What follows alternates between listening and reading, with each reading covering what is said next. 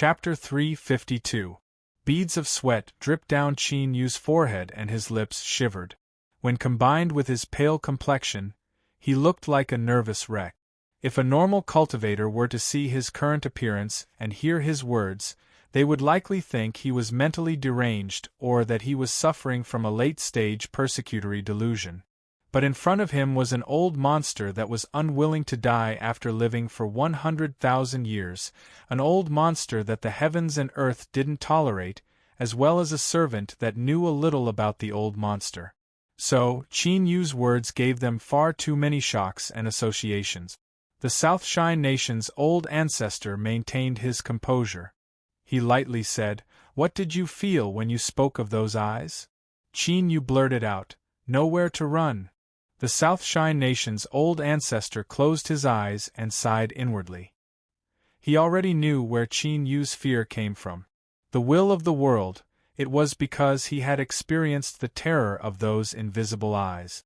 That feeling of nowhere to run was something that only someone who had personally experienced it would be able to speak of without hesitation. This seemed like an absurd judgment, but one couldn't forget that the South Shine Nation's old ancestor had already experienced a world-killing tribulation that targeted Ning Qin.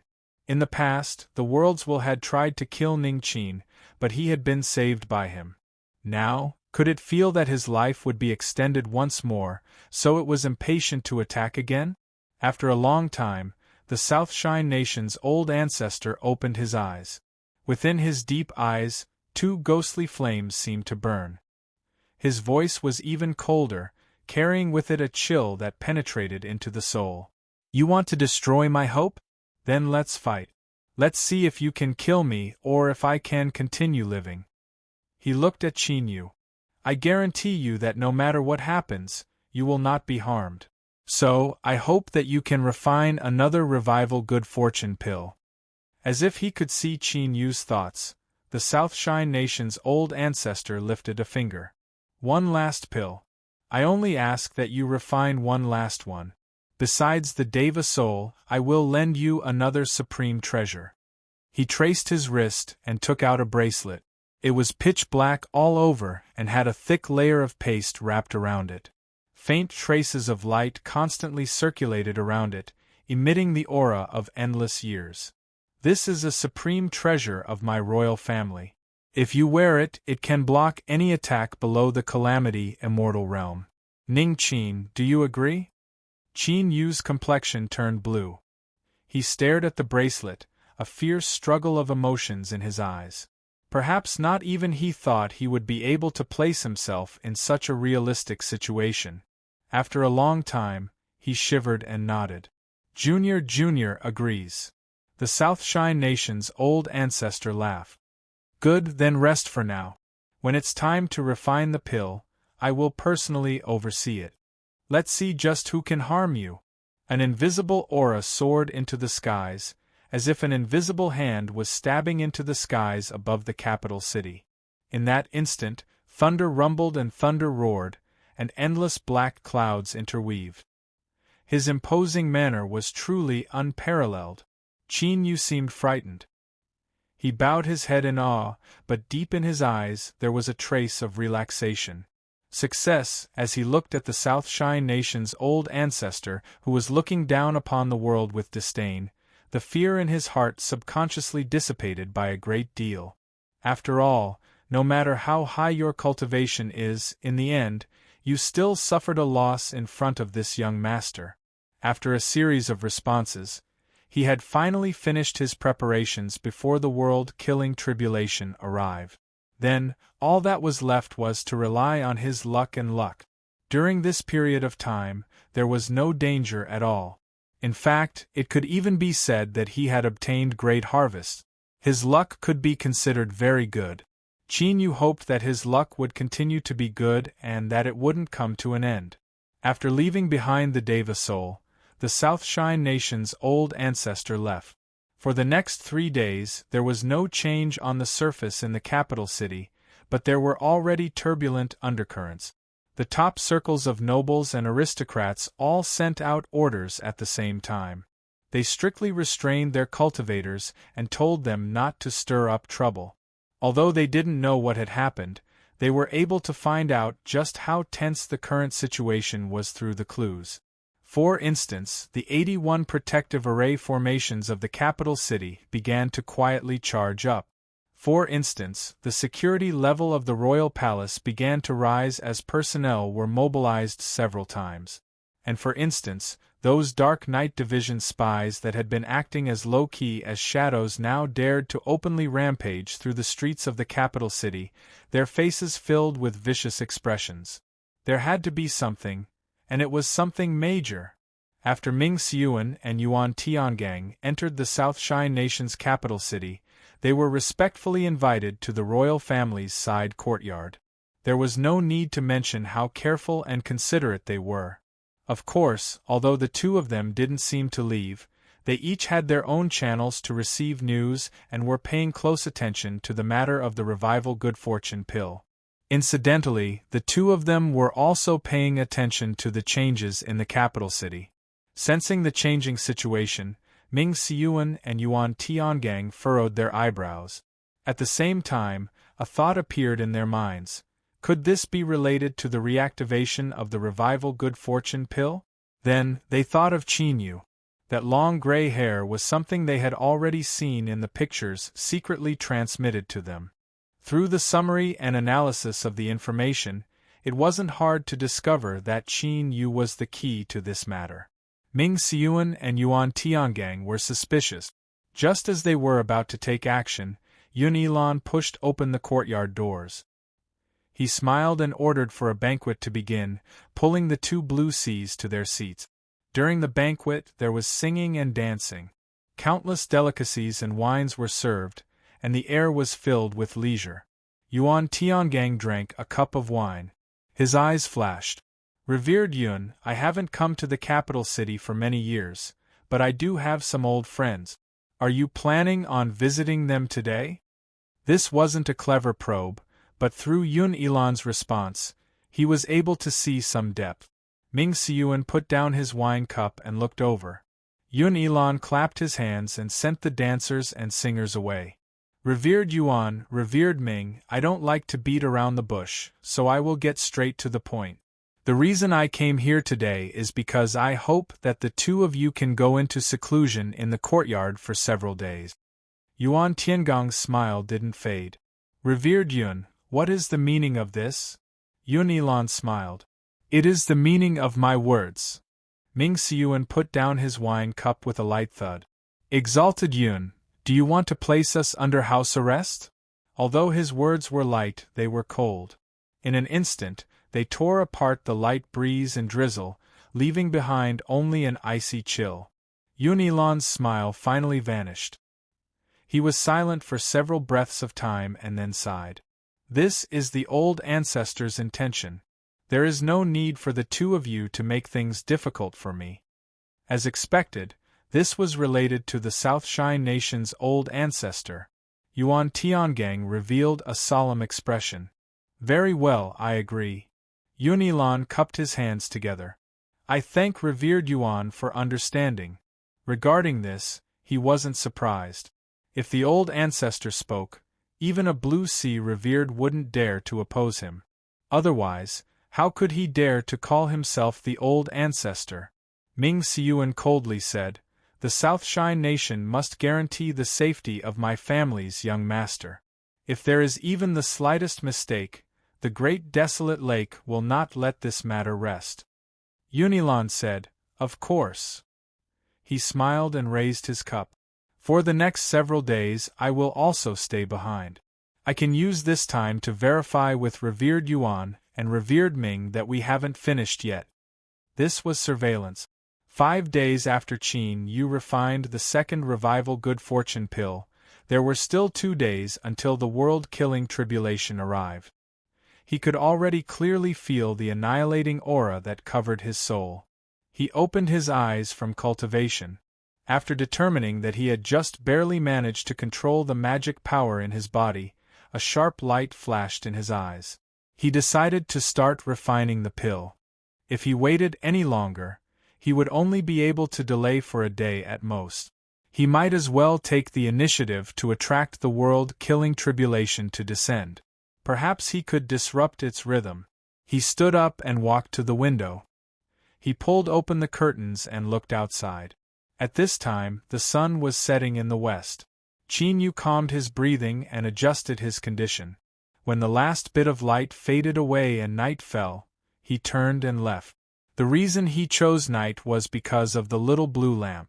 Only at night did it have the heaven-defying effect of turning something rotten into something magical.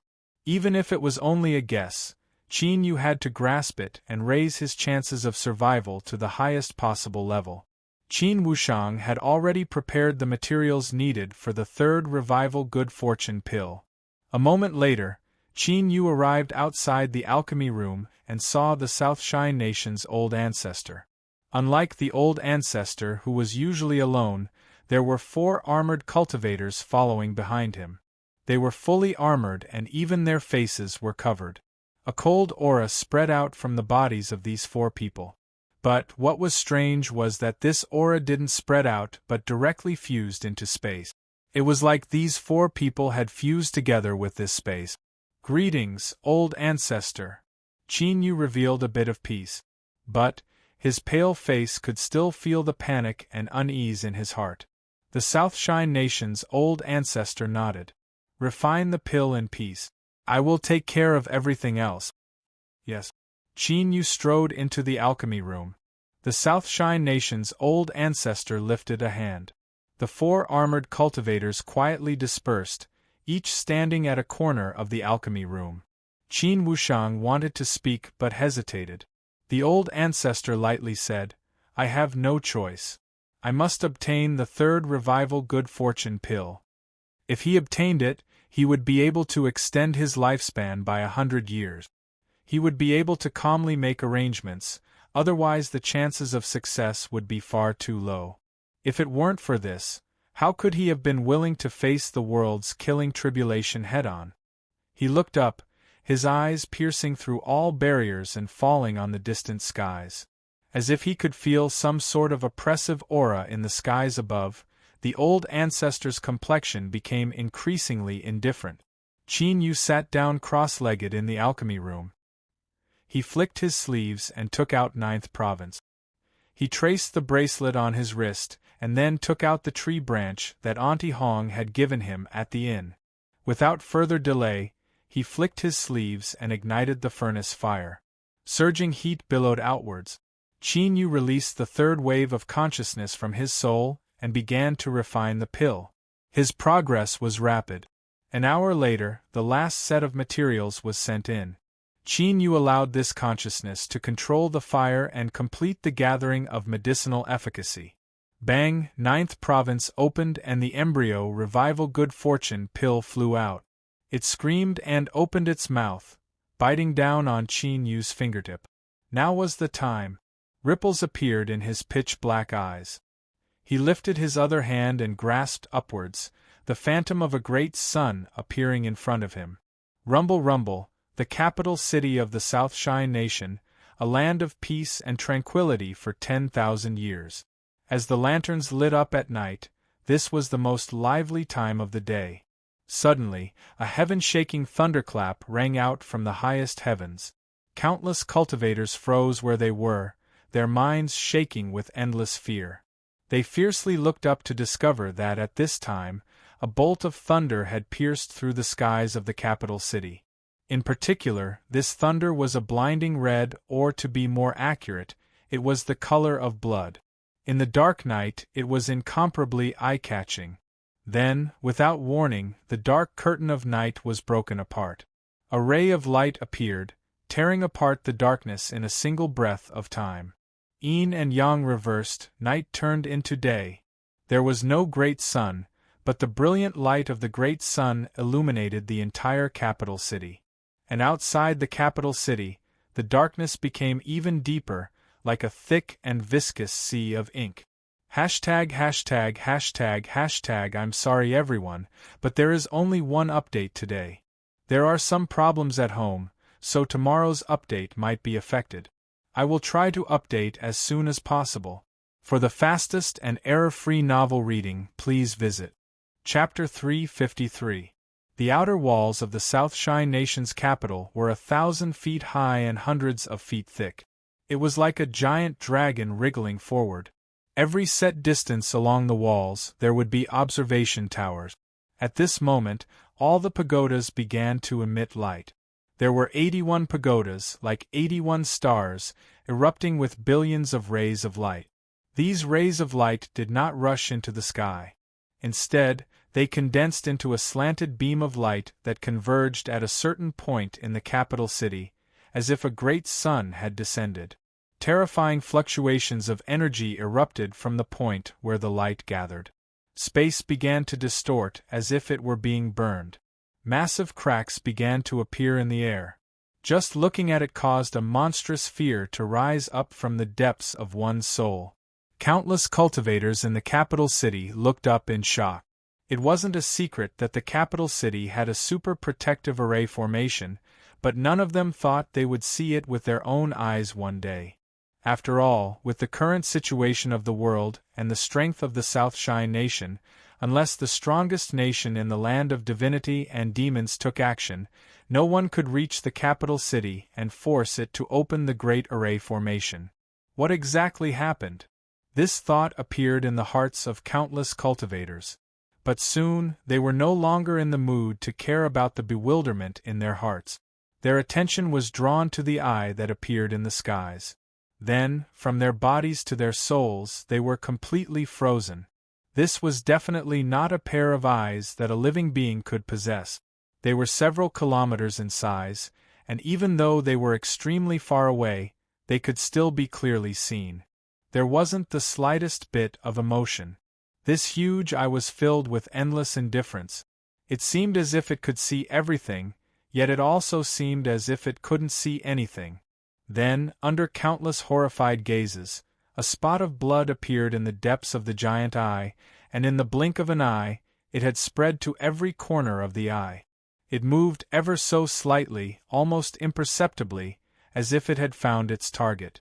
Then, like a broken dam, an endless stream of blood flowed out, transforming into a perfectly straight beam of light that shot down from the highest heavens and slammed into the capital city's grand protective array. No one could describe this collision. The entire world seemed to stand still for a moment. Time, space, and all other dimensions lost their concept. It was like all the air in his body had been sucked out. This feeling of emptiness made him want to roar, but he couldn't open his mouth, much less make a sound.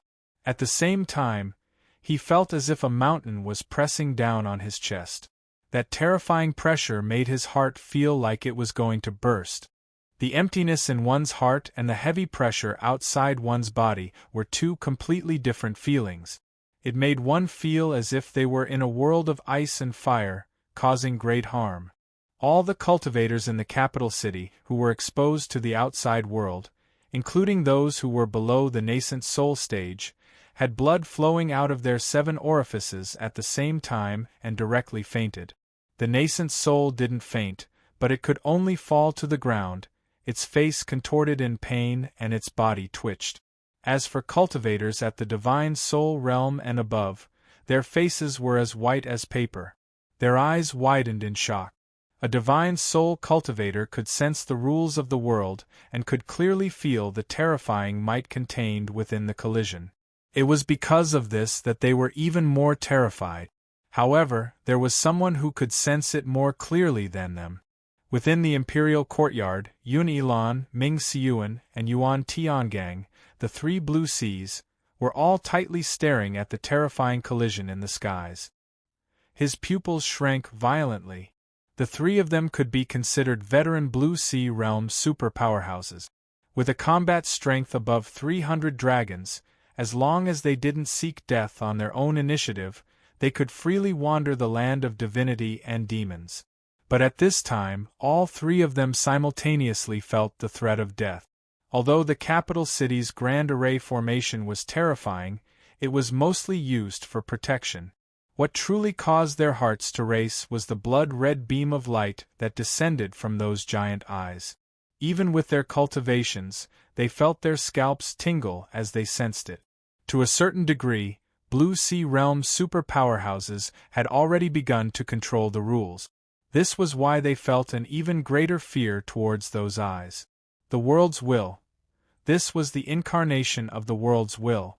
Just what had the Southshine Nation's old ancestor done? He had actually drawn down such a terrifying world-killing tribulation and didn't hesitate to pay any price to kill him. Yun Ilan gripped his fist. As Ming Siyuan and Yuan Tiangong's hearts trembled, the battle between the blood-red beam of light and the capital city's great array formation had already been decided. The winding dragon-like city walls of the capital city began to tremble. Countless cracks appeared on them, and the great array formation lines were exposed as the nodes began to collapse one after another. Bang! The 81 array formation hubs collapsed together. The entire capital city walls completely collapsed. The blood-red pillar of light paused for a moment before continuing to advance towards its target. Below it, a square building rapidly grew larger. The blood-red light illuminated the densely packed army of 100,000 armored soldiers. Their entire bodies were covered in armor, and only their eyes were exposed. There was a cold glint in their eyes. Kill! With a loud roar, the 100,000 armored soldiers lifted their hands in unison. The sound of swords tearing through the air gathered into a heaven-shaking rumble. Where 100,000 swords pointed, space instantly collapsed. The cracks were smooth and flat as they cut towards the blood-red beam of light. Roar! With a cruel and ruthless roar, the blood-red light that was cut twisted and turned into a world-destroying blood dragon. It fiercely swung its tail to avoid the attack. The invisible sword intent collided with its scales. With loud crackling sounds, countless sparks flew out. Kill again! The roar was still icy cold, without the least bit of trembling. The 100,000 armored soldiers slashed out once more. A sword fell, 10,000 swords cried out. This sword strike was no longer a simple slash, but one that contained a supernatural sword art. A sword transforming into 10,000 swords wasn't too profound a supernatural sword art. In fact, it could even be called shallow. But any supernatural ability, after being superimposed 100,000 times, would experience a qualitative leap and possess the might to destroy the heavens and earth. Hum, the void trembled. In the next moment, it turned into a shattered mirror. The interweaving cracks split it into countless smaller pieces that covered the blood dragon. It was unavoidable. The blood dragon flicked its tail, using action to respond. It had no intention of dodging at all. Like this, it decisively broke into the shattered space. In that instant, countless heaven-shaking explosions sounded out. Trillions of sword lights tumbled about and dreadful sword intent shot into the highest heavens. From every crack in space, a sword light erupted, cutting into the blood dragon's scales. Even if it had unimaginable defensive strength, large sections of its scales still broke apart and crisscrossed with wounds. But what left one's heart shaking was that the blood dragon didn't stop at all. It was like these sword lights weren't able to cause any real damage to it. It tore apart the net of swords, and with an unrivaled momentum, it descended onto the square buildings. Its icy cold dragon eyes were filled with killing intent that could pierce through the world. Triple kill. The 100,000 armored soldiers turned their swords at the same time. The sword tips didn't tremble at all as they tore through their chests and pierced through their backs. There wasn't a single stuffy cough, and even their bodies didn't tremble. They didn't seem like people, but more like wooden stakes. In the next moment, a crimson sword phantom appeared above the heads of the 100,000 armored soldiers. In the blink of an eye, it condensed into a blood-red sword filled with monstrous killing intent that cut towards the blood dragon. Puff! The flesh and blood on the blood dragon's back was easily torn apart. Large tracts of scales fell to the ground and pain appeared in its eyes for the first time. Its invincible aura began to tremble. But immediately, the blood dragon opened its mouth and sucked in a deep breath. The 100,000 armored soldiers suddenly froze. Clattering sounds resounded through the world as the black armors fell to the ground. The bodies of the cultivators inside had already turned to dust. In a single breath, the 100,000 armored soldiers had been completely annihilated. Outside the alchemy room, the Southshine Nation's old ancestors' eyes flashed open.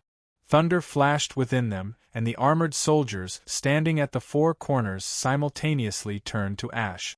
There wasn't the least bit of emotion on his old face. Even if 100,000 of his troops died, his mind still wouldn't be shaken.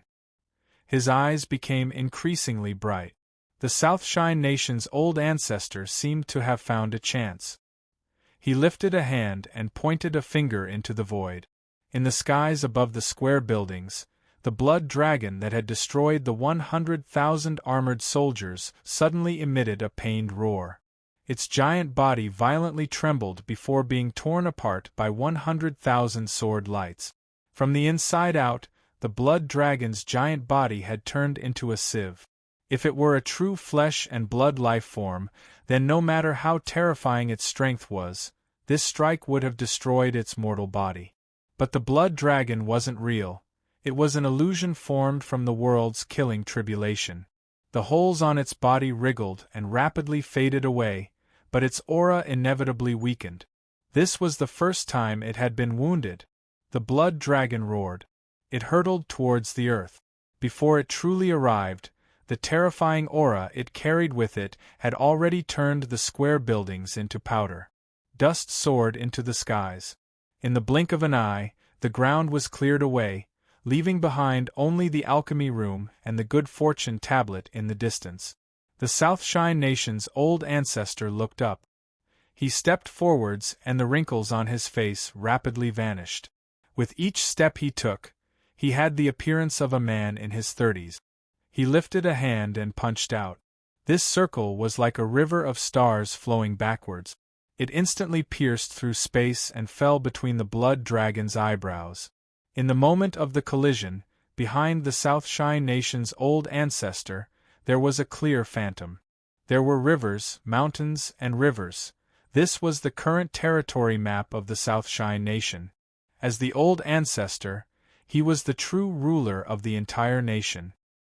He had the qualifications to mobilize the destiny of the nation to support himself.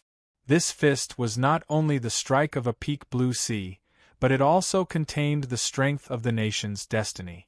This was why it was able to strike out with such a terrifying attack. The blood dragon was shaken backwards. With the scale between its eyebrows as the center, there was a loud cracking sound that rapidly spread outwards. But at this time, the blood dragon's eyes locked onto the Southshine Nation's old ancestor. Within its cold and cruel eyes, the phantom of a net appeared. The Southshine Nation's old ancestor's complexion changed. As if he could feel a terrifying crisis looming over him, he retreated again and again. With every step he took, his figure would disappear and then reappear in the distance. But even though he continuously shifted, he couldn't avoid the invisible net between the heavens and earth. This was because this was the power of the rules that existed in every corner of the world. The reason he retreated was not to escape, but to buy time. The Southshine Nation's old ancestor took a deep breath. There was a helpless sigh in his eyes that finally turned into a cold and harsh one.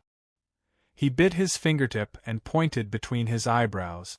A black seed appeared, beating like a heart as if it were alive. Then, this black seed began to vigorously beat. An inexplicable aura spread out from the Southshine Nation's old ancestor's body. Su Xiao was the commander of the Royal Palace's guard department. In the past, after he refined the revival good fortune pill, he was recognized by the Southshine Nation's royal family and had been placed in an important position ever since. 2 hours ago, he was ordered to go deep into the Royal Palace's dungeon to guard the condemned prisoners. Although he was puzzled, he didn't express any doubts. At this time, Su Xiao was sitting cross-legged in a dark cage. He had a dignified expression as he sensed the terrifying aura outside. His heart raced and his eyes widened. At this time, a black seed appeared between his eyebrows. An incomparably terrifying plundering strength wildly erupted from it. Su Xiao had a peak divine soul cultivation, and he had hopes of reaching the blue sea in this life. Even so, he wasn't able to make a single sound. He fell to the ground, his body curled up. After several breaths of time, all that was left on the ground were the clothes on his body. He had completely vanished. At the same time, a phantom stepped out from the South Shine Nation's old ancestor's body. Although its appearance was blurry, it was clearly the Su Xiao who had died in the dungeon. ######.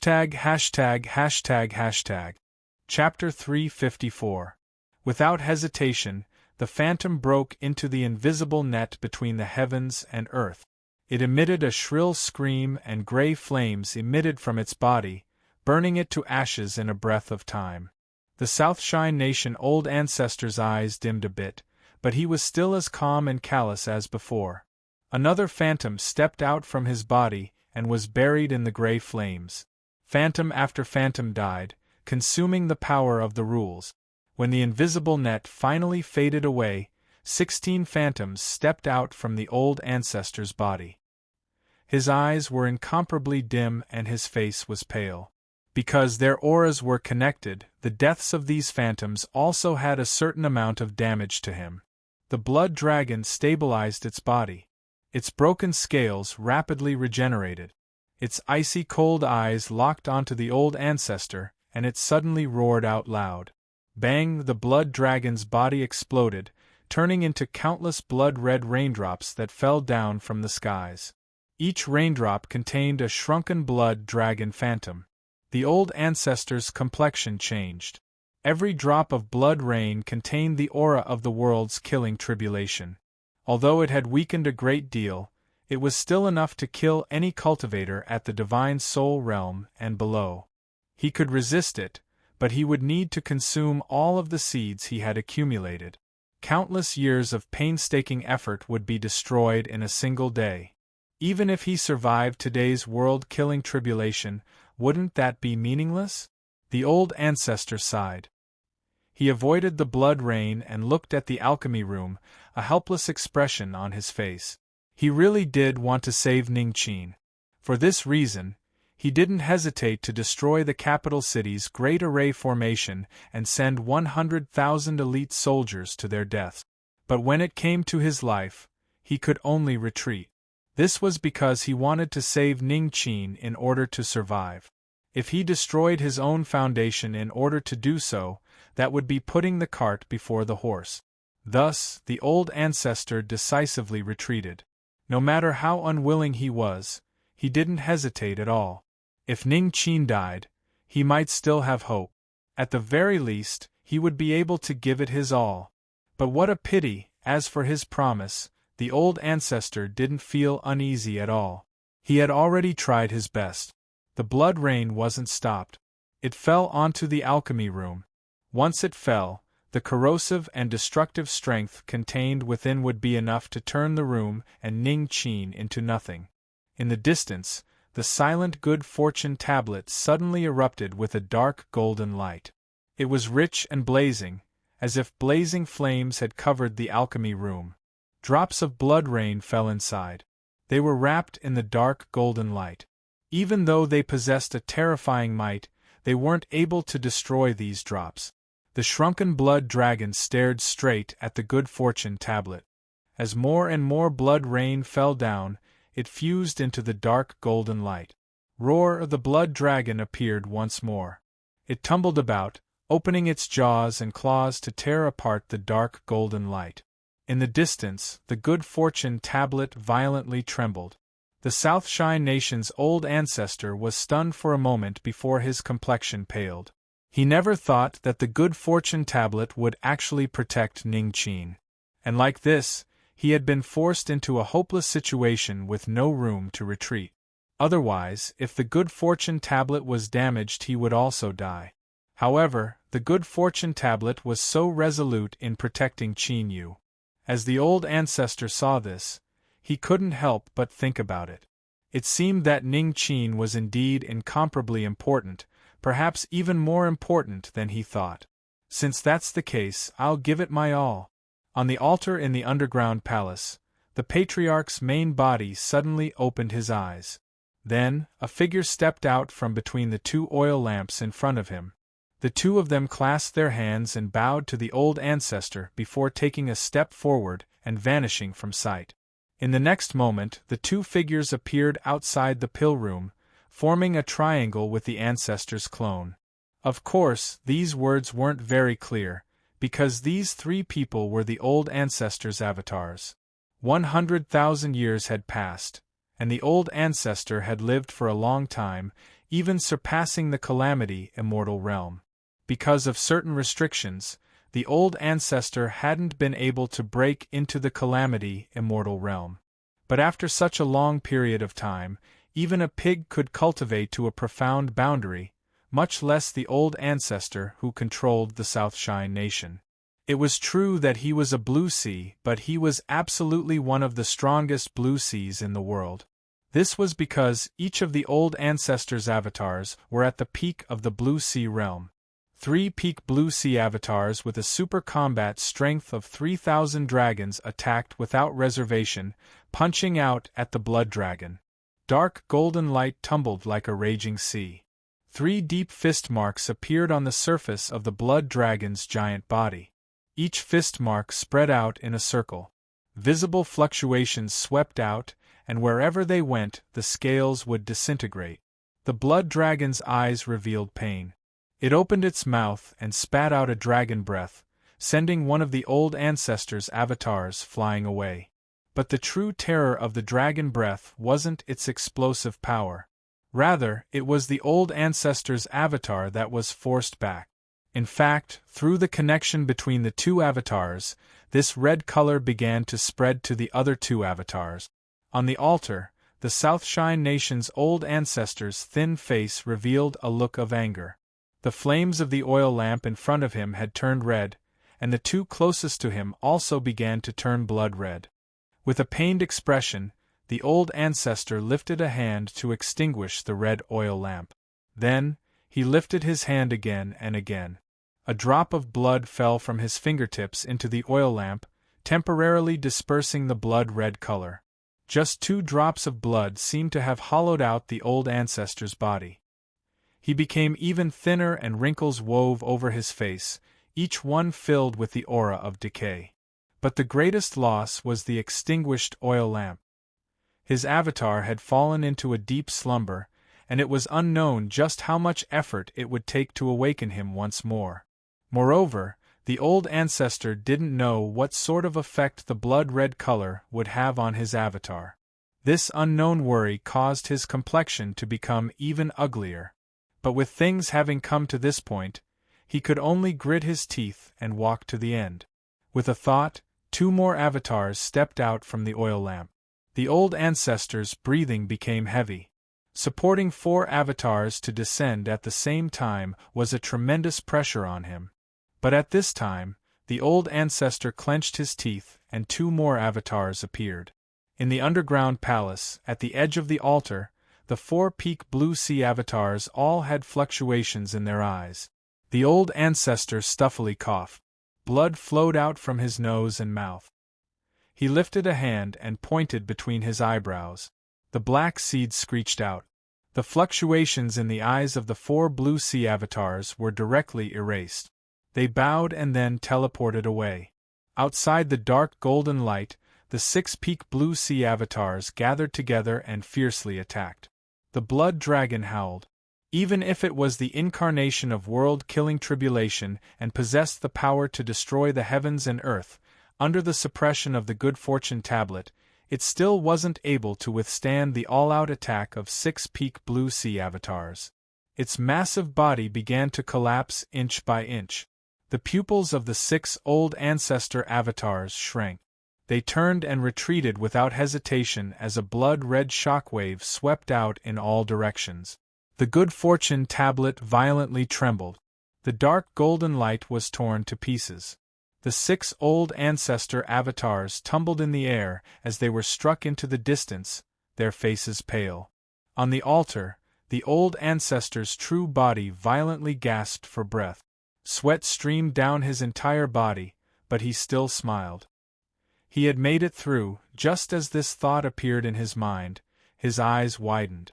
A change occurred the moment the blood dragon self-detonated. As the blood-red shockwave erupted, a blood dragon phantom as thick as an arm broke into the alchemy room. No! The 6 old ancestor avatars roared out together. But he knew that it was already too late. Although the blood dragon was only as thick as an arm, it still contained the last wisp of its pure strength. It was more than enough to kill Ning Qin. Even if he had the bracelet he had, it still wouldn't be enough to resist it. The good fortune pill was still swallowing his blood essence and lifespan. Qin Yu's pitch-black eyes were icy cold, without the least bit of emotion. Suddenly, he looked up. The blood dragon phantom shot out. As his icy cold eyes met, Qin Yu could clearly feel the thought it sent out: "I've found you." Without any hesitation, the blood dragon brazenly rushed forwards. At the same time, a bone-chilling chill gushed out from the depths of his soul. His blood nearly froze and his heart stopped beating. Qin Yu was unable to resist.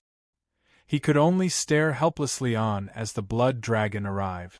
It sank into the point between his eyebrows and completely erased his soul and life force. At this moment of life and death, the black bracelet on his wrist erupted with light, blocking the blood dragon outside. But this block only lasted for an extremely short period of time. Perhaps it wasn't even a breath of time before it was broken. The black bracelet shattered into powder that fell to the ground. But in the blink of an eye, Qin Yu had time to react. He grabbed the blue tree branch in front of him and activated its protective strength without hesitation. The blood dragon crashed into the blue tree branch. It was clearly weakened, and the blue tree branch was far weaker than the black bracelet. Even so, it was still able to block it for a breath of time. In front of Qin Yu were the soul protecting treasures he obtained from the treasury, as well as the ancient divine sword. Unfortunately, the blood dragon's speed was far too fast, and he didn't have time to respond. It was like he had been struck in the head and his brain was about to be torn apart. A terrifying pain swept through his entire body, but in the next moment everything froze over. Within his soul space, the blood dragon circled around Qin Yu's immobile soul. Its icy cold eyes swept around, a trace of disappointment in them. But all of this happened so quickly that it seemed like an illusion. The blood dragon opened its mouth, and he could see a blood-red light condensing in it. Qin Yu was well aware that if he was struck by this blood-red light, his soul would surely perish. Even though he had prepared so much, he still couldn't escape death in the end. A bitter feeling rose in his heart that soon turned into unwillingness. Qin Yu was unwilling to die. He hadn't truly experienced the vastness of the land of divinity and demons. He hadn't stepped into the distant immortal sect. He hadn't found that girl. He had promised that the two of them would meet again. He couldn't die. He absolutely couldn't die. Perhaps it was because of his strong will to live, but Qin Yu's frozen soul actually managed to struggle free. Looking at the lowly soul that lifted its hand as if it wanted to resist, the blood dragon's eyes remained indifferent, without any fluctuations. Because all of this was meaningless, then it was time to end this. Blood-red light gushed out. But at this time, another figure appeared without warning. Then, countless motes of starlight sprinkled down from the sky within his soul space. They were incomparably weak, and there were so many that it was impossible to count them all. In the blink of an eye, a thick layer of them fell onto the blood dragon's body. Spirity's face tightened. Her body shivered as if she were withstanding a tremendous pressure. As Qin Yu's partner soul, for some reason she had been silent this entire time, so silent that one would nearly forget her existence. But when the blood dragon invaded his soul space to destroy Qin Yu's soul, her silence was broken and she erupted with her complete strength. Kacha, the motes of starlight condensed, turning into a layer of ice that froze the blood dragon within. but this clearly wasn't able to harm it at all. This was because the frozen blood dragon's eyes fell on Spirity, its gaze still icy cold and indifferent. Bang! The layer of ice shattered and a blood-red light gushed out. The blood dragon didn't attack Spirity, because as a partner soul, when its master died she would also vanish into thin air. Chapter 355. Cultivators absorb the spiritual energy of heaven and earth to refine it into their own magic power. Using this magic power to unleash a large-scale killing technique was known as Dharma spells. When one stepped into the divine soul realm, they would open their soul space. Their soul would become clear, strengthening their soul, increasing their strength, and using the power of their soul to release their might. This was called a supernatural ability. Spells and divine abilities, for low-level cultivators, there wasn't much of a clear division. But differences were differences. They had always existed, it was just that you didn't have the qualifications to know about them. Of course, this wasn't nonsense, because spells and divine abilities were completely different, but in some very special cases, they were fused together. To explain it clearly, it can be activated with magic power, it is a spell. It could also unleash its soul, which was a divine ability. In the land of divinity and demons, any existence that was both a magic art and supernatural power had a completely new name, Tao laws. The Tao was the rule, and the Tao contained the power of the rule. It could be used by different forces because the rule was omnipresent and could not be tolerated. Even in the land of divinity and demons where powerhouses were as common as clouds and where magic arts and supernatural powers were innumerable, Tao arts were extremely rare existences. Only large influences with truly deep backgrounds and long inheritances had a chance of grasping them. Qin Yu had nothing to do with these things, but sometimes his luck was really good. As the blood dragon stared at him, he discovered that he still had the strength to resist. The first of the blue fingers, boundless blue finger. As the finger fell, the eyes of Qin Yu's soul dimmed. A terrifying strength was drawn out, nearly tearing apart his soul. However, he gritted his teeth and persevered, keeping his consciousness clear. If he passed out now, he would definitely die. This was only a breath of time, but to Qin Yu it felt like an eternity. The terrifying extraction finally stopped and a crystalline finger collided with the blood-red light. Without the slightest fluctuation, the transparent finger and the blood-red light began to collapse at the same time. It seemed as if they had perished together, but countless cracks instantly appeared on the surface of Qin Yu's soul. Every one of them was incomparably fine, like porcelain that had failed to be fired. It was as if the slightest touch would cause it to shatter on the ground. This was because the might of the blood light surpassed the limits of the boundless blue finger. Luckily, it wasn't too much, otherwise even if he shattered the blood light, his soul would have collapsed.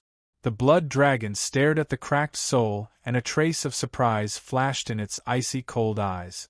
For the first time, it revealed a fluctuation of emotion, but it soon composed itself. So what if he blocked the bloodlight? It still had the power to easily annihilate souls. The blood dragon did not want to delay any longer. It swung its tail and swam towards the soul, preparing to tear it apart bit by bit with its mouth. Without any warning, Blood Dragon's body stopped and an icy cold glow appeared in his eyes. Then, countless cracks appeared on the surface of its body. It seemed to be in a similar state to Qin Yu's soul. An incomparably ruthless aura spread out from these cracks.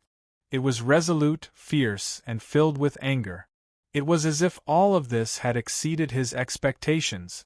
But this destructive aura wasn't able to erupt because the phantom of a great sun appeared.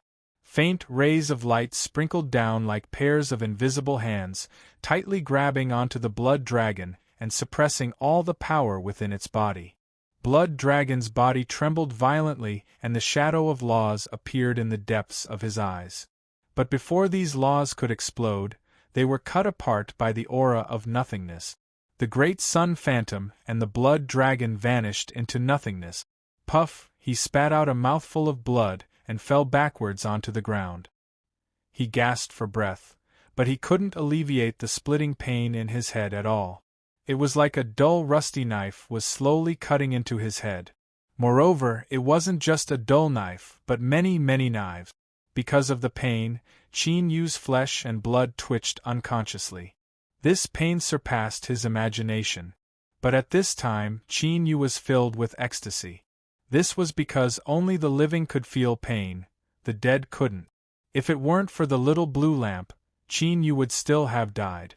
But his intuition told him that if he couldn't resist the blood dragon's final strike, the little blue lamp wouldn't appear. This wasn't a test, but a cruel and realistic choice. Only when the blood dragon was weakened to a certain degree would the little blue lamp have the chance to hunt it down. Otherwise, it would rather let Qin Yu die than place itself on the brink of destruction. Qin Yu bitterly smiled. He didn't complain. If he really had to die, he hoped that the little blue lamp could survive.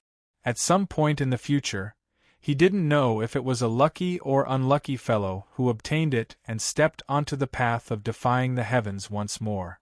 It would be best if that fellow could help him take revenge. Well, he really was overthinking things. So, the violent sound of a door breaking apart interrupted Qin Yu's thoughts. When the Southshine Nation's old ancestor saw Qin Yu's current appearance, he was stunned for a moment. Then, his eyes brightened as if he had returned to heaven from hell. He was alive, he was still alive. And at this time, there was a revival good fortune pill rolling on the ground. Just the aura alone told the old ancestor that it had been refined. On the altar in the underground palace, the old ancestor's body was even more withered, like a corpse that had been dried out for many years. A rich death energy tumbled about him. Of the 9 oil lamps around him, besides one that had been extinguished, 6 of them trembled, drawing out blurry faces that roared as if they wanted to break free. The remaining 2 lamps also began to gently fluctuate, as if they were testing the waters. The old ancestor diabolically grinned. If I could refine you in the past, then I wouldn't have given you the chance to escape. He lifted his hand and slowly pointed down. With each finger, a drop of blood appeared. The 8 drops of blood each fused into an oil lamp. The light of the flames suddenly brightened, and one could faintly hear pained roars as they were burned. The faces drawn out by the flames vanished from sight and the flames calmed down once more. But the old ancestor knew that this was only a temporary suppression. If he couldn't restore his vitality soon, he would suffer a backlash at any moment. The parts of the old ancestor's body that were exposed to the outside world had withered away like a dead tree branch. Countless cracks had appeared on the surface, and although they were small, they seemed to have pierced deep into his flesh and blood, and even into his soul. Outside the alchemy room, the 5 old ancestor avatars were expressionless. Their calm eyes revealed a cold chill as they stared at the door. The old ancestor helped Qin Yu walk out. He held a revival good fortune pill in his hand. Although the aura it emitted was weak, it was as dazzling as a great sun in the avatar's senses. The eyes of the 5 avatars revealed a struggling look. They took a step forwards, but this was all they could do. Blood-red shackles appeared from their flesh and blood, imprisoning them where they stood. They couldn't move at all. The old ancestor coldly sneered. But his voice was incomparably gentle. "Ning Qin, we will begin the sacrificial ritual." His tone was calm, but it did not leave any room for objection. Qin Yu swept his eyes over this scene. He forcefully endured the pain of his soul being torn apart and slowly nodded. Just this simple action caused sweat to pour down his body and his complexion to pale further. The old ancestor stopped 30 feet away from the good fortune tablet. He handed the revival good fortune pill to Qin Yu and released his hand. A dark golden light wrapped around the tottering Qin Yu and pulled him closer. Qin Yu took a deep breath. He raised his hand with all his strength and the revival good fortune pill was swept away by the dark golden light, vanishing into the good fortune tablet. After doing this, he could no longer resist the pain in his soul. Before his consciousness faded away, his last thought was, "From this day forth, this stone tablet will finally be surnamed Qin." The old ancestor closed his eyes. He could feel the vitality that he hadn't felt for a long time rushing through his body. His body shivered, an intoxicated expression on his face. This was it. This was a fresh vitality, the strength to continue living on. Even though he had lived for 100,000 years, he was still filled with nostalgia towards this world. Now, he finally had another 100 years to live. 100 years was nothing more than a snap of a finger when compared to 100,000 years. But to the old ancestor who had already reached the end of his life, it was extremely precious. With these 100 years, he could carefully polish himself and make the best preparations possible. Then, he could break through the shackles that imprisoned him. Calamity immortal. The old ancestor had never felt so close to it before. He opened his eyes and looked at the unconscious Qin Yu. He revealed a gratified expression. He hadn't misjudged Qin Yu. Saving him was the best decision. No matter how it was said, he had received a great favor from this junior today. Then, he might as well give him some good fortune. Moreover, everything he gave him today would be repaid in double in the future. The old ancestor smiled. With a thought, the good fortune tablet trembled. The 5 silent avatars outside the alchemy room all revealed pained expressions. Phantoms appeared on their faces, twisting and wailing. Faint wisps of pure soul force were extracted from their bodies. Then, with the dark golden light as a medium, they fused into Qin Yu's body and were absorbed by his cracked soul. This soul force was the remnant souls that were unwilling to die. Before this, the old ancestor hadn't been able to erase them and could only forcefully suppress them. Today, since these departed souls had jumped out, he would take advantage of this chance to thoroughly cut them down once and for all. The mournful cries of the remnant souls became a feast for Qin Yu's soul. He greedily swallowed and absorbed them. The cracks on the surface of his soul rapidly shrank and closed. Soon, Qin Yu's soul was restored to its original state. Spirity's face flushed red. She could no longer suppress her impulses. She stretched out her arms and the soul force crazily surged towards her. When these remnant souls were alive, each one had been incomparably powerful. Even the soul fragments that hadn't scattered to this day were incomparably pure because of their obsessions. The soul force they produced was far greater than imagined. Even if Qin Yu's soul and spirity tried their best, they still wouldn't be able to completely absorb them. And soul force couldn't be preserved. Once they couldn't absorb it, it would quickly dissipate and vanish from the world. Spirity's face flushed red with worry. But she had already risked her life and couldn't absorb any more soul force. She could only watch helplessly as the remnant souls tried to run away. She bit her lips so hard that she nearly broke them. If she were to cultivate this much pure soul force by herself, it would take at least dozens of years or even longer. At this time, no one discovered that a line on the good fortune tablet suddenly lit up. Within Qin Yu's soul space, a marvelous change suddenly occurred. The soul force that rushed and seemed to be pulled together. A round bead phantom appeared, rapidly condensing into reality. It was only the size of a fist, but it was like a bottomless abyss. When the surging soul force fused into it, there was no response at all. Spirity's eyes widened. Soul bead. She trembled. She was Qin Yu's partner soul, and could sense everything he did. Understanding flashed in her eyes. She couldn't help but sigh inwardly. This master's luck was far too good. Spirity closed her eyes and fell into a deep sleep. Chapter 356. After being unconscious for 15 days, Qin Yu finally opened his eyes. He was in a daze for a moment. As he looked at the soft light sprinkling through the window, he felt as if a lifetime had passed. After a dazed look, Qin Yu didn't get up. He closed his eyes and sensed the state of his body. His soul felt unprecedentedly good. Not only had his terrifying injuries been completely healed, but he was even stronger than before. The most direct change was that his sensing ability had greatly increased. Spirity's eyes were closed as she slept. Her breath was calm and even. Although there weren't any changes, he felt as if something had changed within her. The fist-sized bead emitted a pale yellow halo of light. Faint traces of pure soul force sprinkled down. As it approached his soul and spirity, it was directly absorbed. Soul bead. Yu didn't know why he knew its name or even its abilities, but that wasn't important. What was important was that after today, the speed at which his soul strengthened would reach an astonishing degree before the soul bead dissipated.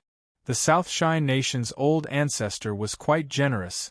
As Yu thought of the distorted faces that appeared on his avatars, he could roughly guess what was going on. Within his Dantian Sea, the 5-element nascent souls each emitted a radiant light. Their auras were incomparably condensed and filled the air with an invisible pressure. Each one was at the peak of nascent soul. After condensing pure magic power, their true combat strength surpassed 1,000 horses. Although he was still a nascent soul, Yu calculated that he could easily roll over most Divine Soul Realm cultivators. Moreover, he was just a step away from Divine Soul. Once he made a breakthrough, his combat strength would rapidly rise. It was too early to say that he could freely wander the land of divinity and demons, but as long as he was careful, it shouldn't be a problem for him to preserve his life. At that time, he could leave for the distant immortal sect. Yu opened his eyes and stood up. As he twisted his body, crackling sounds came from his joints. He stood at the bedside and looked through the window towards the distant horizon.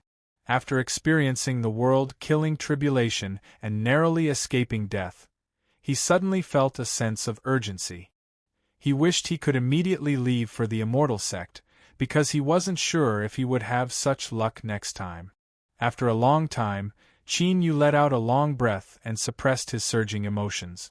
Soon, once he broke through to Divine Soul, he would immediately leave. An hour later, Yu had finished packing his things. After washing his face and changing his clothes, he sat down on the sofa and casually looked at the spirit screen. Everything was calm and tranquil, as if the terrifying scene that occurred half a month ago in the capital city had never occurred. It seemed that the Southshine Nation officials had invested a great deal of effort into this matter, otherwise it would have been impossible. There was a knock on the door. Yu's eyes flashed. "Please enter." Qin Wushang pushed open the door and entered, his face full of smiles. "Ning Qin, how do you feel? If you feel uncomfortable anywhere, you must tell me." Qin Yu cupped his hands together. "Thank you, Chief Steward. I am very well now." He paused for a moment and continued, "I've never been better." Qin Wushang's smile became increasingly brilliant. "You have improved the good fortune tablet's condition and have performed a great merit for my Southshine Nation. The old ancestor will naturally reward you generously. By the way, the old ancestor asked me to tell you that the Deva soul is no longer of use to you. You can keep it until you break through to the Divine Soul Realm. You'll naturally know its wondrous uses then." Qin Yu said, "Thank you for your reminder, old ancestor." Qin Wushang cut straight to the point. He earnestly said, "Ning Qin, the old ancestor appreciates you quite a bit. If you are willing, you can stay in the capital to cultivate. The treatment will surely satisfy you." This was recruitment. For someone of Qin Wushang's status to speak so bluntly, one could tell that his attitude was sincere. If it were any other cultivator, they would have been pleasantly surprised. With the recognition of the Southshine Nation's old ancestor, it would be difficult for their future achievements to be low. Qin Yu sneered inwardly. He revealed a hesitant expression and shook his head. "Thank you for old ancestors' good intentions, but I have some private matters to attend to, so I cannot stay in the capital city for too long." Qin Wushang nodded to show that he understood. Unexpectedly, he didn't try to persuade him any further, as if he really was just casually mentioning it. Qin Yu was slightly surprised. Then, he immediately understood. The old ancestor should have already guessed his choice and didn't force him to stay. Did he think that no matter where he went, he wouldn't be able to escape? Qin Yu's eyes drooped down, covering up the ridicule that flashed in them. It was still unknown who would be able to escape today. Qin Wushang didn't stay for long. He gave Qin Yu an official token and a storage ring before bidding his farewells and leaving. This token represented one's official status. Not to mention anything else, but if one encountered trouble in the South Shine Nation, they would be able to obtain help from the officials. Aside from the spirit stones in the storage ring, most of it was filled with pills that could nourish the soul and increase one's sensing ability. They could help him form a divine soul as soon as possible. After inspecting it, Qin Yu placed it in his storage ring. Looking at Qin Wushang's intentions, if he wanted to leave, he could leave now. But what about 9th Province? This clearly extraordinary pill furnace seemed to have been forgotten. No one actually mentioned it. He shook his head and suppressed these thoughts. Since the South Shine Nation didn't mention it, Qin Yu was happy to play dumb. After all, no one would complain about having too many treasures. Then, he might as well leave. He stood up and pushed open the door. There was already a maid waiting outside. After Qin Yu said his goodbyes, she respectfully led the way. It was clear she had been reminded. The courtyard was quiet and luxurious. This wasn't the royal palace, but it wasn't an ordinary place either. Qin Yu followed behind the maid. He suddenly sensed something and turned to look into the distance. Hidden by the trees, he could see a small wooden building hidden within. The feeling of being watched disappeared. Qin Yu frowned. He looked away and continued forward, soon disappearing from sight. Zhao Jiutian's complexion paled. "Revered Yuan, are we just going to watch helplessly as he leaves?"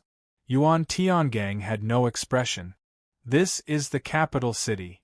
Zhao Jiutian revealed a happy expression. It seemed that revered Yuan had decided to make a move. Beneath the might of a blue sea, Ning Qin would undoubtedly die. It was just that he didn't discover that in Yuan Tiangong's deep eyes there was a faint aura. From the 4th level of nascent soul, he had risen to the peak of nascent soul. His soul had become incomparably condensed, and he had reached the threshold of breaking through to divine soul. The good fortune tablet had actually given him such a formidable strength. In addition to the old ancestor's previous performance and the world-killing tribulation that descended half a month ago, Yuan Tiangang couldn't help but develop an interest in Qin Yu. It was just that the old ancestor had given him a warning and he had promised not to attack again. But once he left the capital city, he would have plenty of opportunities. At the underground altar, Qin Wushang respectfully knelt to the ground. "Old ancestor, Ning Qin has already left the royal family courtyard." Between the 8 lamps, the old ancestor chuckled. As expected, this junior should have sensed something. Qin Wushang revealed a worried expression. The old ancestor has invested a great deal in him. If an accident were to occur, the old ancestor smiled. "Don't worry, there won't be any problems with this seed of mine." Qin Wushang knew that the old ancestor was prepared. He respectfully nodded and took several steps back before leaving. The old ancestor was silent for a moment. Then, a strange light appeared on his slightly plump face. "Ning Qin, I have high expectations for you. I hope you don't disappoint me." As Qin Yu stepped out of the main entrance, he discovered that this was a royal family courtyard. No wonder it was built so luxuriously. The maid respectfully bowed and excused herself. Before leaving, there was curiosity in her eyes. She didn't know who this young man was and had only been ordered to wait there. So, why was he in such a hurry to leave? It had to be known that living in the royal family courtyard was in itself a symbol of status. Every year, countless people would do everything they could to squeeze in. "Wait a moment." The maid hurriedly drew back to the side, making way for the young girl. Awe filled her eyes. She watched as the young girl ran to the side of that strange young man, her face filled with joy and intimacy. Her heart shook. The maid recognized this young master of the great desolate lake. It was only then that she realized that this common-looking young man was actually a truly great figure. The maid turned and hurried away, afraid that she would hear something she shouldn't know. "Ning Qin, are you all right?" White Feng Feng asked worriedly. Qin Yu smiled. I'm fine." White Feng Feng grabbed the hem of her clothes. When she heard that Qin Yu had left, she had hurriedly chased after him. But now, she didn't know what to say. Her face flushed red. Luckily, the sound of footsteps behind her helped her. White Feng Feng quickly turned around and coquettishly said, "Uncle Ming, why are you so slow?" Ming Siyuan bitterly smiled. For better or worse, he was still a blue sea cultivator. Did he really have to run over like her? Qin Yu cupped his hands together. "Greetings, revered Ming." Ming Siyuan smiled. "Ning Qin, there is no need to be so polite. During the time you were unconscious, my family's miss was extremely worried. She especially asked for some vitality-restoring pills from her family. Take them." As he spoke, he took out a jade box. Qin Yu waved his hand. "It's too precious." Ming Siyuan's voice was calm. "Compared to my family's miss, this isn't anything at all." Qin Yu looked at the expectant White Feng Feng and helplessly smiled. "All right. Thank you, revered Ming." Without even looking at it, he received the jade box and put it away. This temperament suited Ming Siyuan's taste. "Ning Qin, where are you going?" White Feng Feng's ears perked up. Qin Yu said, "This junior has already asked Chief Steward Qin for his resignation. I am preparing to leave the capital city today." "You're leaving?" White Feng Feng anxiously asked. Qin Yu nodded. "I need to go into seclusion for some time." Ming Siyuan's eyes flashed. He pulled back White Feng Feng, who wanted to say something. "Then, I wish you luck in advancing to Divine Soul as soon as possible." With his eyesight, he could naturally see that Qin Yu was on the verge of a breakthrough. Qin Yu cupped his hands together. "Then, this junior bids his farewells."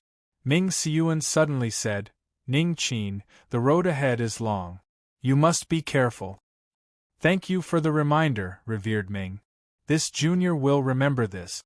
Qin Yu turned and left, soon vanishing from sight. White Feng Feng cried out, "Uncle Ming, how could you let him leave? Didn't you say that you would invite him to join the great desolate lake?"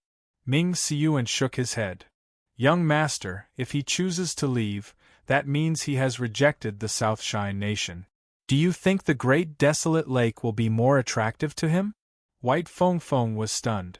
She was only confused about certain matters, but she immediately understood that with her big brother Baoyu's reincarnated Deva body, there were likely many secrets he didn't want others to know about. But she still wasn't willing. "Uncle Ming, you said that he would be in danger if he left the capital city." A sharp light flashed in Ming Siyuan's eyes. "I've already warned him and Ning Qin has remained calm. It seems he has already responded. Don't worry, little friend Ning Qin will be fine. On the contrary, if someone really tries to attack him, he will surely suffer misfortune." Qin Yu left the royal courtyard. Moments later, he stepped into a transmission array. Then, he went through several more transmission arrays. When he finally stepped out of the transmission array, a black robe covered his body. Without stopping, Qin Yu hurried towards the city gates. Under the indifferent eyes of the city guards, he left the capital city through a side gate that led to the southeast. After walking for a while more, he left the no-fly zone. Shwar, with a flash of light, Qin Yu shot into the skies, rapidly flying far away. Chapter 357. Qin Yu roared out loud and boundless magic power erupted. But as his strength crashed into the void, it was cleanly offset by the ripples. A suppressive strength gathered from all directions, suppressing him so that he couldn't move at all. Another black-robed figure walked out from nothingness. He was tall and strong. "Do not resist and you will suffer less pain. You cannot escape from my hands." Qin Yu asked, "Who are you?" The black-robed figure's eyebrows arched up. "Junior, you don't seem worried." Qin Yu was silent for a moment. Then, he said, "What a pity." The black-robed figure stiffened, and a trace of unease surged in his heart. He decided not to delay any further. With a thought, a wave rose up from the ripples in space. But this wave wasn't able to fall onto Qin Yu's body. It was caught by an old hand and crushed to pieces. Then, with a swipe of the hand, the ripples in space collapsed and dissipated. The black-robed figure cried out, "Southshine Nation's old ancestor." His body exploded and black fog flooded the world. At the same time, 21 figures fled in all directions. The old ancestor had no expression. It has been many years since someone has dared to cause trouble near the capital. He lifted a hand and grasped out. The world seemed to contract as if it were grasped in his palm.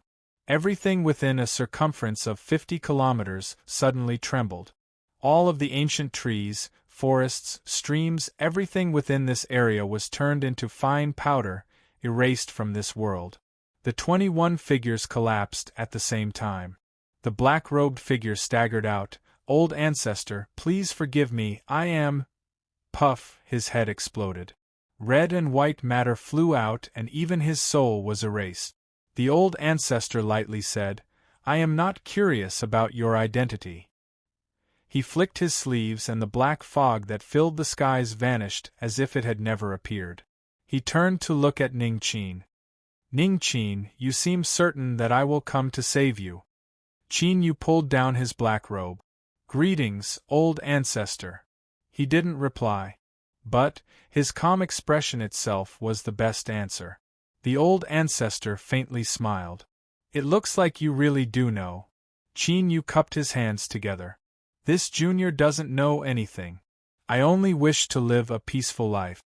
The old ancestor narrowed his eyes. "Aren't you afraid that I will make you stay behind?"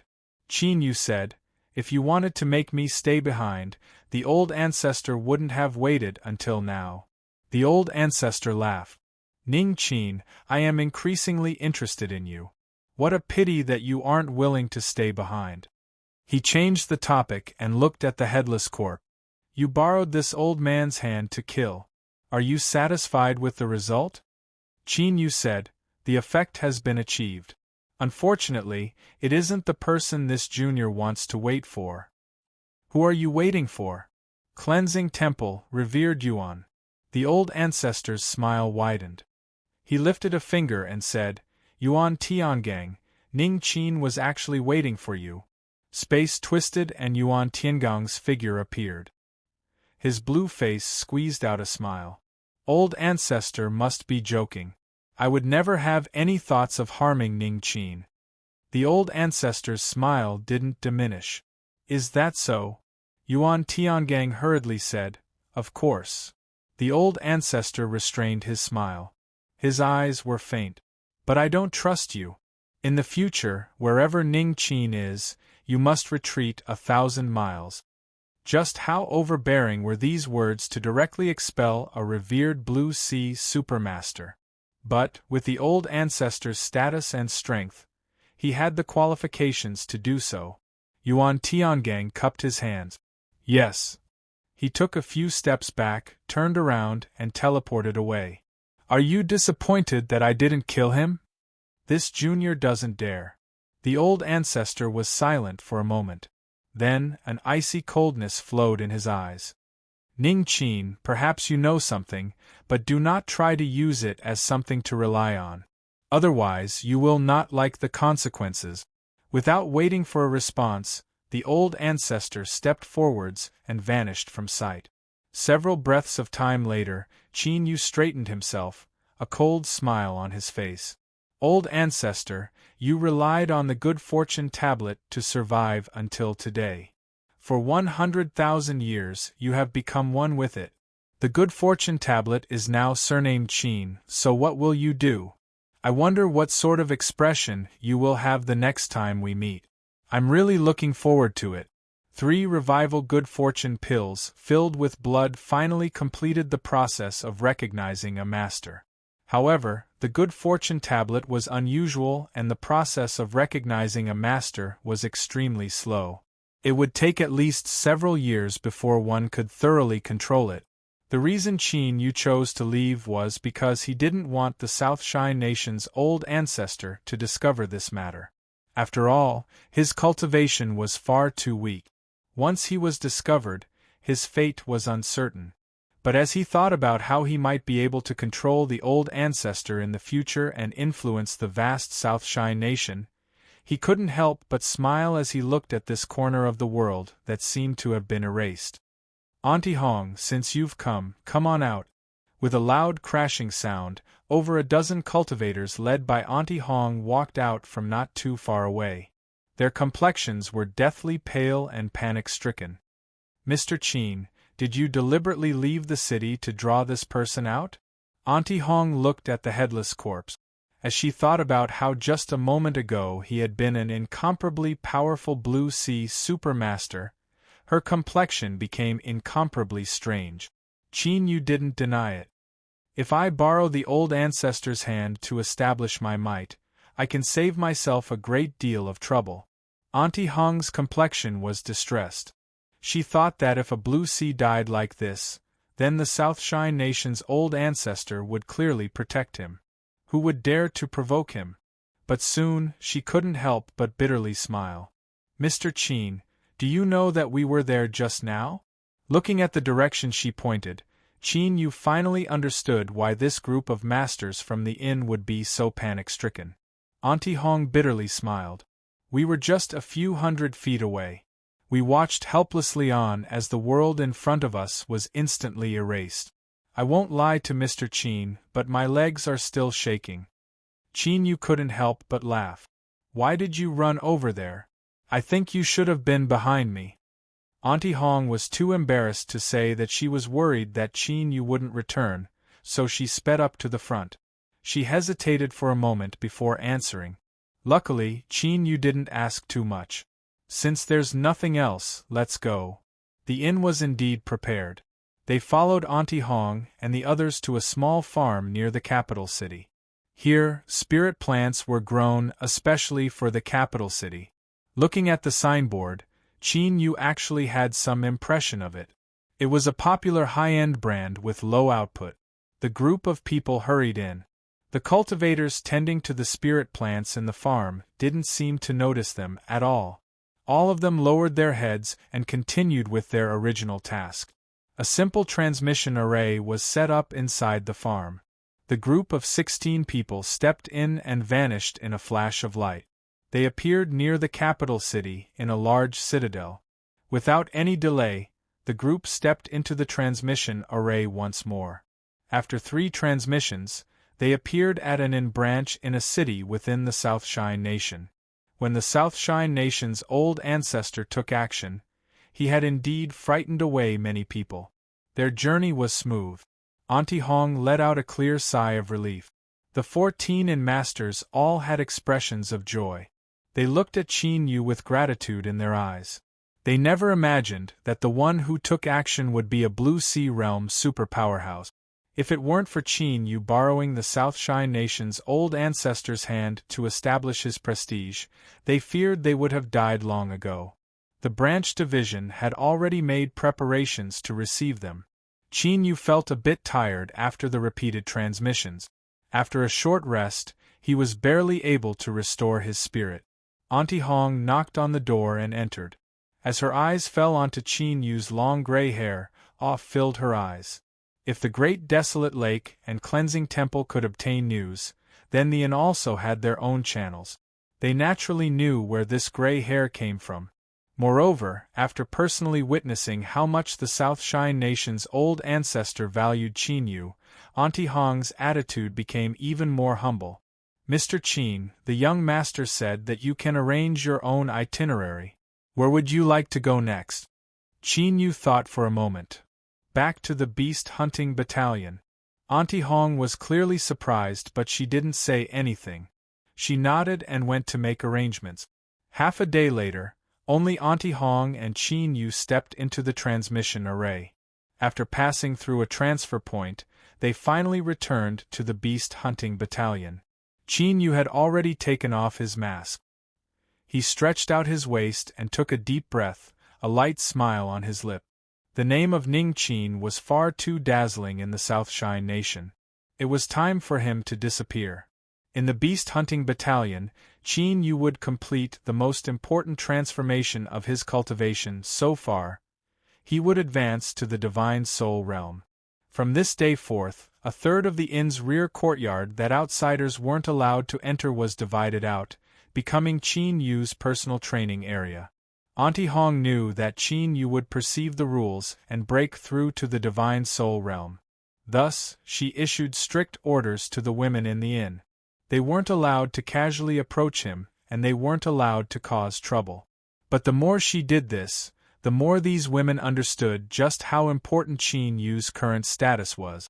Although they didn't know what was happening, they were skilled at observing others' expressions. Thus, when Qin Yu pushed open the window in the early morning, he could see beautiful women playing across the pond, each one gorgeously dressed. And most importantly, each of them wore less than the last, their private parts faintly discernible. Afterwards, this became increasingly serious, and the pond became the favorite place for women to stroll.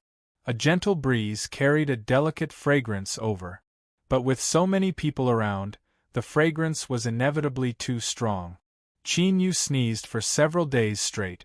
Seeing that things were becoming increasingly outrageous, Auntie Hong heavily punished several radical women who nearly ran around naked. Only then did this seduction show unwillingly come to an end. Qin Yu rubbed his nose and bitterly smiled. He didn't look down on these women. After all, they only hoped to find a powerful backer. There was nothing wrong with this. The seduction ended. But as the inn's most valued alchemist, he certainly needed someone to serve him. Even if he didn't need one, he still needed one. Thus, a young maid named Song Song with a towering chest was sent here with a transfer order. She became the only woman allowed to enter the vicinity of the pond, or perhaps calling her a girl would be more appropriate. Song Song came here on the orders of the young miss. Although the young miss didn't say it clearly, the assistant aunt had given her clear instructions. She was not allowed to approach Mr. Qin. The young maid dutifully performed her duty. She puffed up her bun-like cheeks and closely observed the situation. But these women were far too wanton. They actually dared to say such shameless words. If the young miss took a liking to Mr. Qin and married him in the future, she would also be a dowry. She might as well help the young miss test Mr. Qin's combat strength ahead of time. Bah, what a shameless woman! The young maid hatefully thought. Even if the young miss really did marry him, she absolutely wouldn't allow her to climb onto the young master's bed before the young miss did. This was the rule of the family. But soon after, she discovered that she was thinking too far into the future. Her face flushed red. She suppressed these thoughts and rushed into the courtyard. She pushed open the door a bit too much. A black shadow flashed backwards and Song Song cried out in fright. Qin Yu helplessly said, "If anyone is afraid, it should be me. Just now, you nearly slammed my nose into the door." Song Song was at a loss. Her hands clutched at the hem of her clothes, her face so red it seemed as if it would drip blood. Qin Yu found this a bit strange. He liked to tease the young maid, but looking at her today, she seemed a bit too shy. He shook his head, not thinking too much about it. "All right, I'm going out for a stroll today. You don't need to follow me." When Qin Yu walked far away, Song Song let out a long breath of relief. She patted her chest, her face filled with joy. Luckily, he hadn't seen through her, otherwise she would have died of shame. But, with the current situation of the young miss and second miss, if they were to marry, what would they do? Chapter 358. After leaving the inn, Qin Yu walked down the street. The beast-hunting battalion was very large with many people. It could be considered a small town. Thus, there were places of entertainment such as inns and other business unit. As long as one had enough spirit stones or points, they could find any form of entertainment. Without any goal in mind, Qin Yu was just casually walking around. It had already been half a month since he had returned to the beast hunting battalion. Every day, he would attempt to break through the bottleneck and step into Divine Soul. His magic power foundation was solid and deep.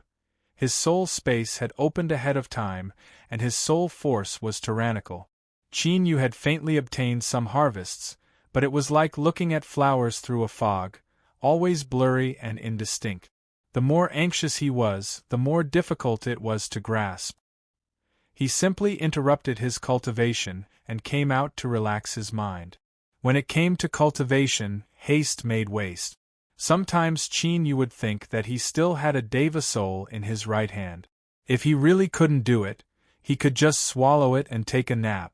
But after reaching this step, it would be a waste to use a deva soul to make a breakthrough. Moreover, he faintly felt that perceiving the rules of the world on his own would be better. A place with many people couldn't be considered quiet. Qin Yu came out to relax and naturally didn't want to be too noisy. As he turned to a corner of the battalion, he saw several young cultivators walking towards him. Qin Yu frowned and turned to leave. There was a sneer behind him. "Qin Yu, you and I can be considered old acquaintances. How could you just leave after meeting?" The sound of footsteps quickened. Several people blocked his path. Wang Yuanan's lips curled up in an icy smile. He hadn't forgotten the enmity of the Fire Kirin. Qin Yu frowned. "Move aside." Before Wang Yuanan spoke, a young cultivator beside him gloomily said, "Brat, I find your face displeasing to the eye. I really want to smash it to pieces." The others remained silent. Their unkind gazes were more than enough to express their attitude. There were many people on the street. The conflict that occurred here attracted a great deal of attention. "That person is Captain Yang's brother-in-law. That one seems to be Steward Wu's son. Look carefully, the one in the middle is the main character. I've seen him before. He's Lord Yuan Jingzhe's nephew." Everyone began to speak. Even though the beast-hunting battalion was filled with fearless thorns, they still couldn't help but suck in a breath of cold air, pity in their eyes. These youths weren't considered much by themselves, but when their backgrounds were added together, they were a formidable strength that no one wanted to provoke. An early-stage nascent soul brat had a conflict with them. How could he end up well? The surrounding discussions and respectful gazes made the few youngsters raise their chins, and they became even more arrogant. One of them said indifferently, "Brat, I don't know how you offended Brother Wang. Kneel down and kowtow 10 times, then prepare a table of wine to apologize. I'll give you a chance to reconcile." 10 kowtows, isn't that too little? Steward Wu's son asked loudly. The young men burst into laughter. Wang Yuanan's status was the highest. He didn't say anything, but his eyes were filled with arrogance. Qin Yu's expression was calm. It wasn't that he was suppressing his anger, but that there really wasn't a single ripple in his heart. After experiencing the great competition and the events of the capital city, he had come into contact with the South Shine Nation's old ancestor, a great figure that soared above the highest heavens. Now that he saw these insolent youths, he simply couldn't find any interest in them. Without saying a word, he turned around and left. The laughter behind them stopped abruptly, as if they had been slapped in the face. The atmosphere was filled with awkwardness.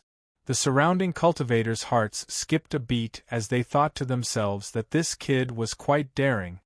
"Stop right there." Steward Wu's son's face flushed red. He reached out a hand, making piercing sounds. He wasn't weak at all. Qin Yu didn't turn around. He only stopped and lightly said, "This is the beast-hunting battalion." A second before he could grab Ning Qin, his palm was blocked. Wang Yuanan's complexion darkened. "Brother Wu, don't be impatient. There will be plenty of chances in the future." Within the battalion, besides a few places, no one was allowed to fight. Otherwise, they would be severely punished.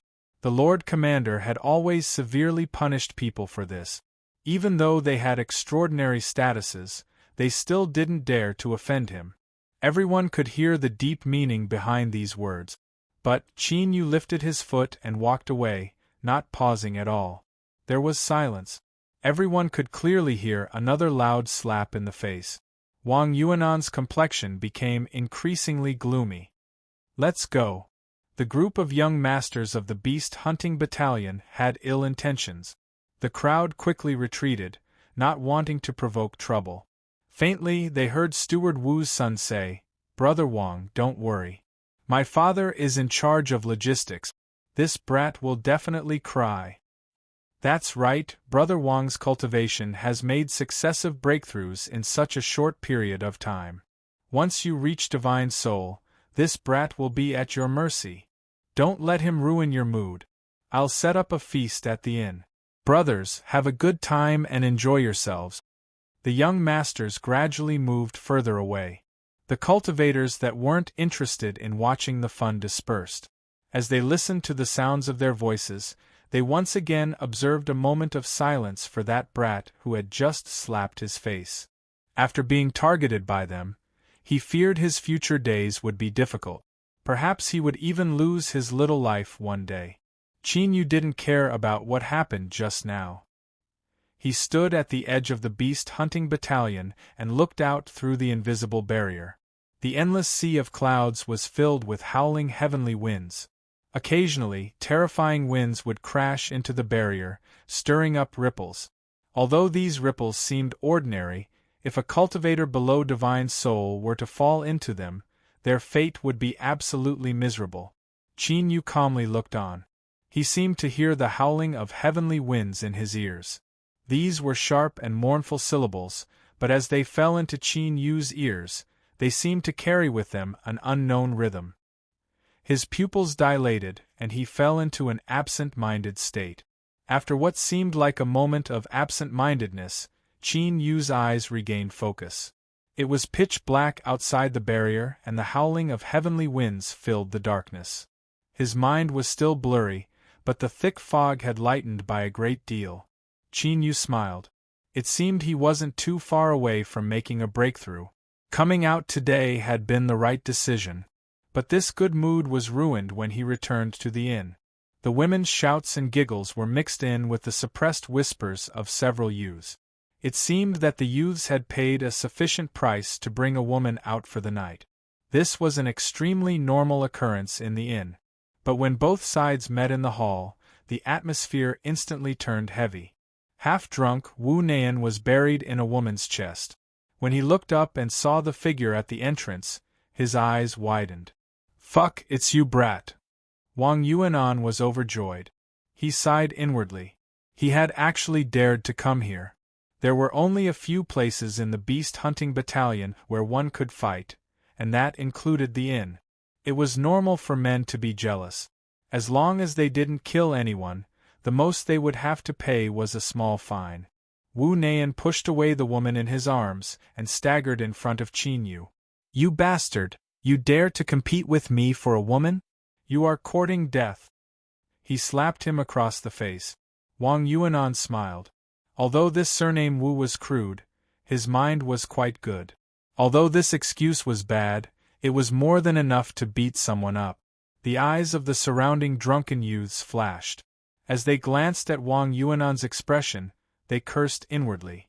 If this surname Wu took the first step and left a favorable impression on Wang Yuanan, then even if they taught this brat a lesson today, the greatest merit would be his. As they were unwilling, they heard a dull bang. It was so deep and heavy that it made their scalps tingle. Several youths looked up to see Wang Neian fly back at an even faster speed. He smashed through the wooden floor of the inn, causing wood to stab into his face. He clutched his stomach and wildly vomited. Filthy blood mixed together. Just looking at it caused a chill to rise from their hearts. As they looked at the calm entrance, as if none of this had anything to do with him, they lost the courage to attack. Wang Yuanan had a dignified expression. After a moment of silence, he stepped forwards. "Qin Yu, you injured my friend. You cannot leave today." Although everyone knew that today they were here to take revenge for the Fire Kirin's matter, it was still much better to put on the mantle of standing up for a friend. Qin Yu didn't care about his thoughts at all. He frowned and said, "Don't provoke me." Wang Yuanan smiled. I'm really curious. What qualifications do you have to remain so calm in front of us? He shook his head. Is it because of your late nascent soul cultivation? But in my eyes you are nothing at all. Bang! A powerful aura broke out from his body, instantly reaching the peak of nascent soul. Wang Yuanan lifted a hand and pressed forwards. Heaven and earth spiritual strength gathered, condensing into a round seal. The bottom was carved in 4 directions, containing the potential of a round sky and square earth. Lord Yuan Jingzhe's secret technique. Several cries of alarm sounded out in the inn. Although no one appeared, it was clear that the conflict here was being noticed. Qin Yu stepped forwards. The ground collapsed and he didn't dodge at all. His body was like a mountain-splitting saber as he cut down at the round seal. There was a loud explosion, causing everyone's ears to ring. The round seal stiffened for a moment before directly collapsing and dissipating. Qin Yu's figure didn't stop. He approached Wang Yuanan and lifted his leg. The air exploded with a crackling sound. Wang Yuanan's complexion changed. He crossed his arms in front of him, and with a stuffy cough was sent flying away, crashing into a pillar in the hall. The pillar itself was intact, but the jade bottle behind it trembled and shattered. Puff! Wang Yuanan spat out a mouthful of blood. He staggered, his eyes wide with shock. When he first arrived at the beast-hunting battalion, although Qin Yu was strong, he was at most on par with him. But now, he had his uncle's help and obtained several treasures from the beast-hunting battalion. His cultivation had risen by leaps and bounds, but he still wasn't Qin Yu's match. There had to be some secret on Qin Yu's body. His thoughts raced. Wang Yuanan roared out, "Qin Yu, you dare to injure me! Men, take him down!" Outside the inn, several cultivators from the armored army strode in. They frowned slightly upon hearing this, but they had no intention of refusing. The one leading them was a second lieutenant. His aura was at the peak of nascent soul and his body tumbled with slaughter energy. It was far from what Wang Yuanan could compare with. He reached out a hand, but with a cry of surprise, his hand turned into a palm that collided with Qin Yu's. Blood tumbled in his chest. Looking at Qin Yu, who had only taken a single step back and whose complexion hadn't changed at all, the second lieutenant's eyes brightened. He coldly said, "You dare to resist arrest?" Qin Yu remained expressionless. "Why are you arresting me?" The second lieutenant didn't answer.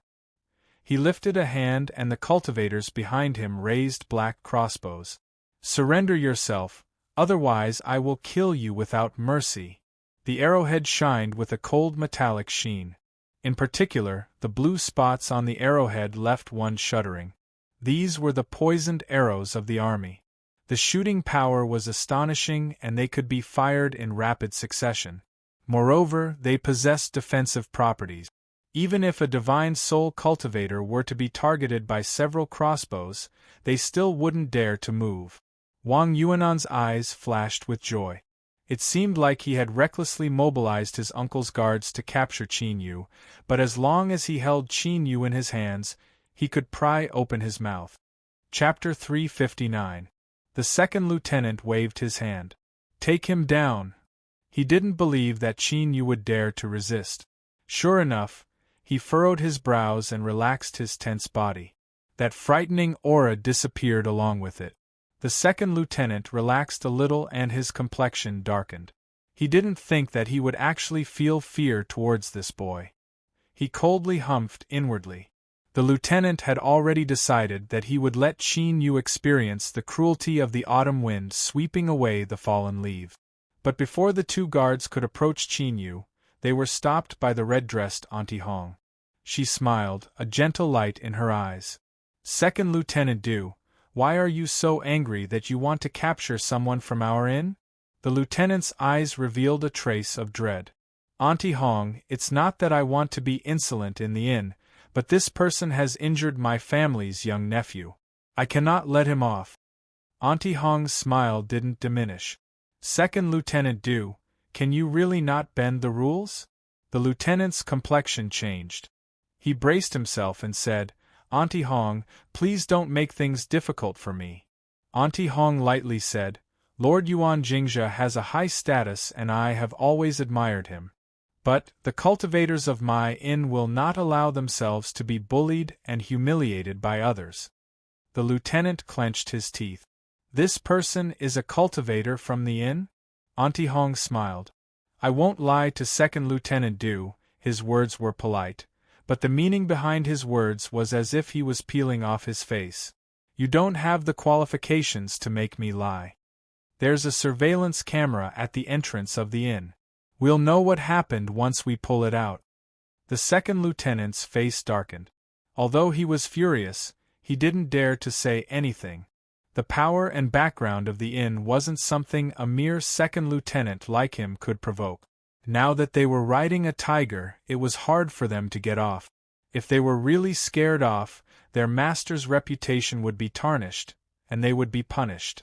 Thinking that this was all because of Wang Yuanan, the second lieutenant's eyes were filled with resentment.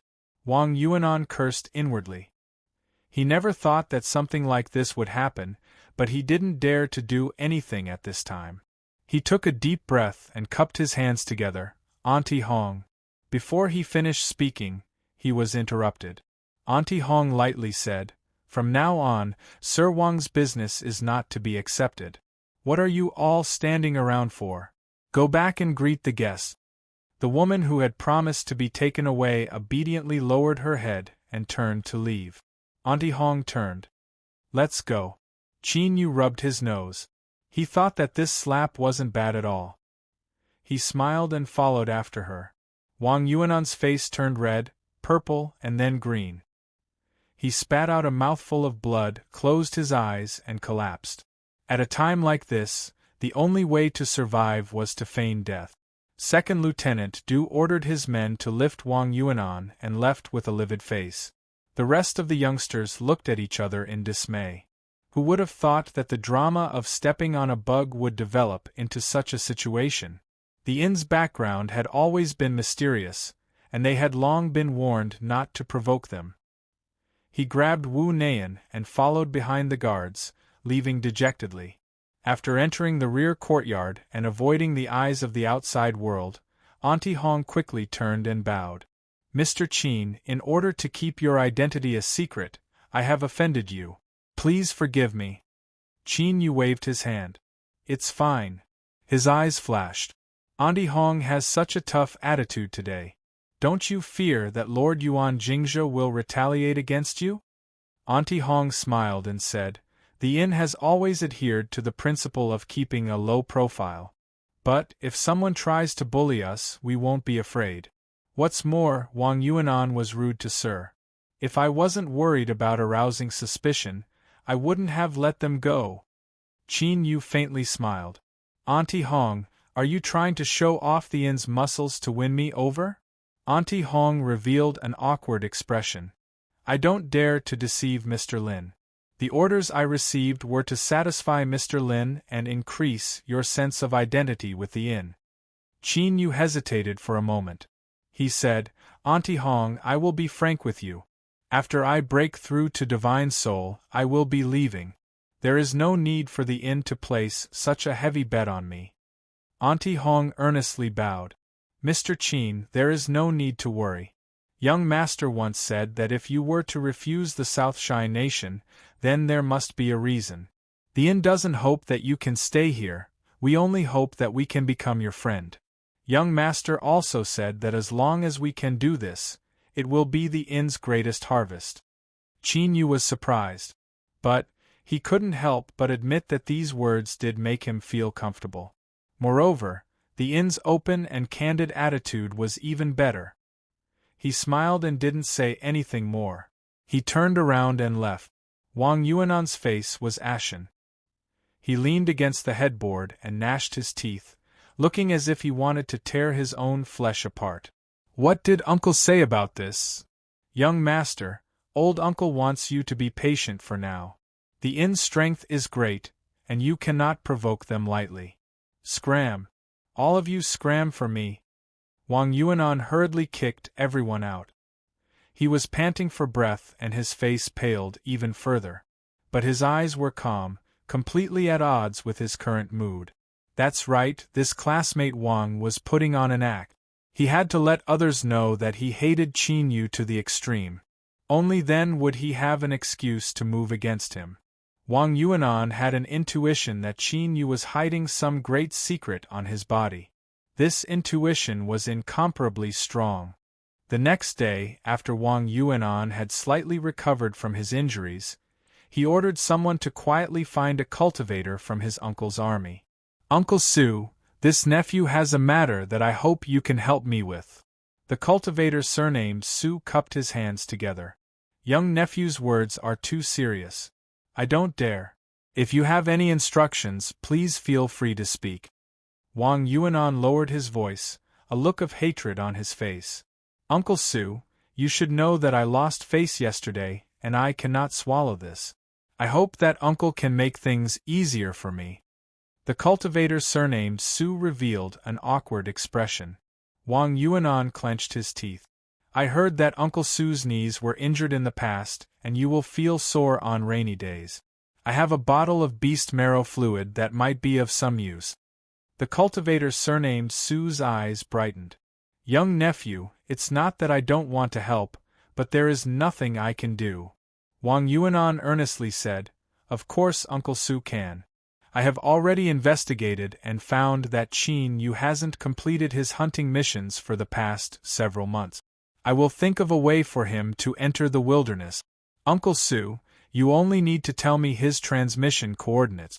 I remember that the transmission array has always been under Uncle Su's responsibility, so it shouldn't be difficult to accomplish this."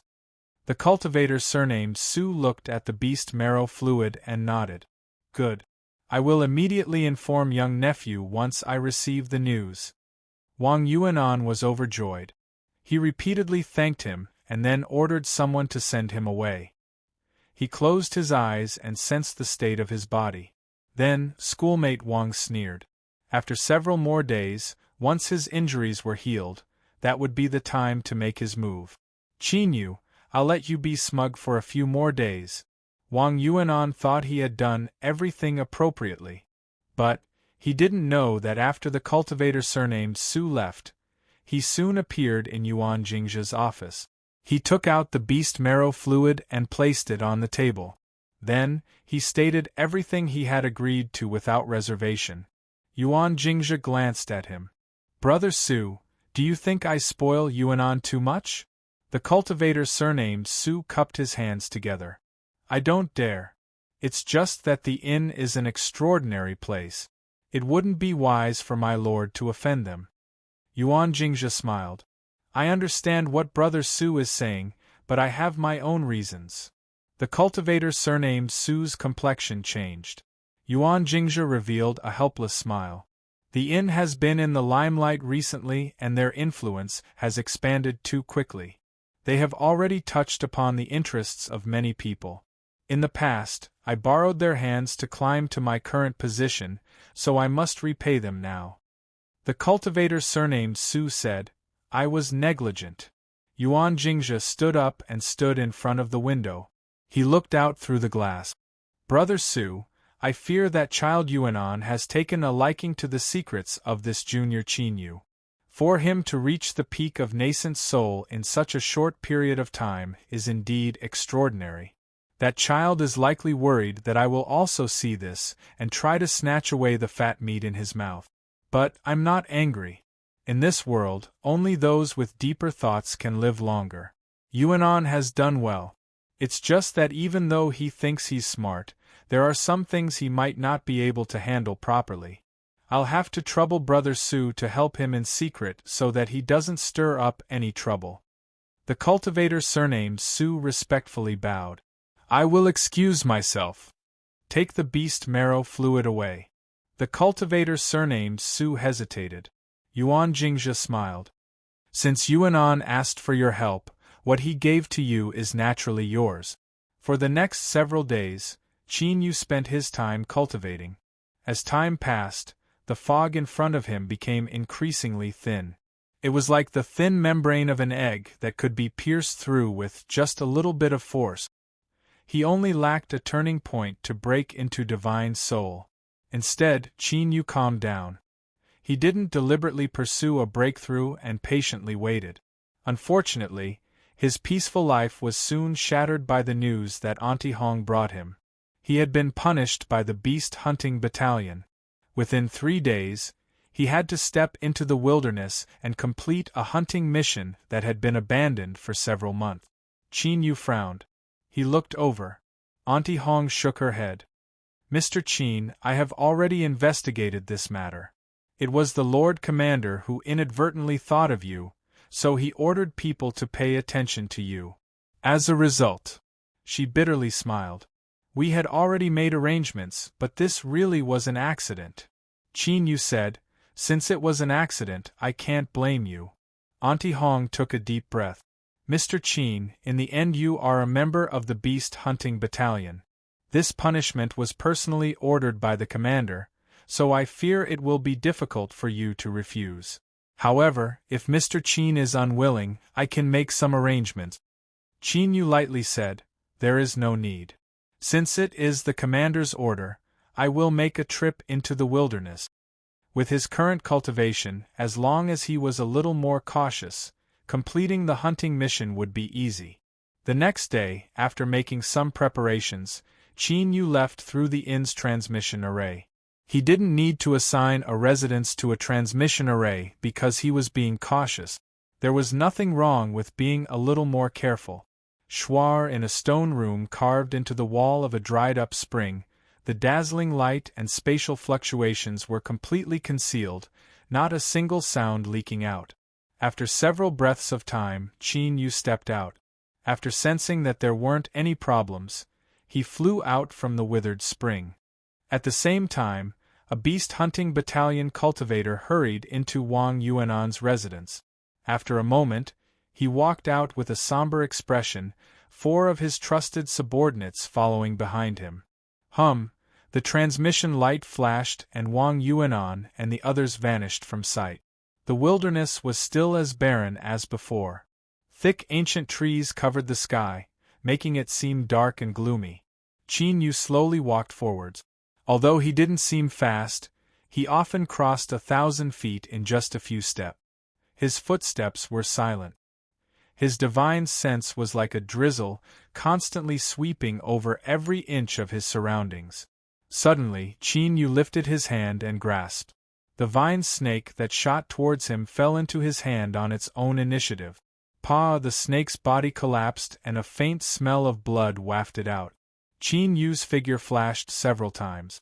Before the blood stained his body, he had already left this area. The wilderness was unfathomably deep. Terrifying monster beasts could exist anywhere. With his current strength, he was far from being able to disregard danger. It wasn't wrong to be a bit more careful. 2 hours later, Qin Yu stopped. He looked at his points card and found that he had completed the punishment requirement. There was nothing to be proud of. With his current combat strength, completing this punishment was a matter of course.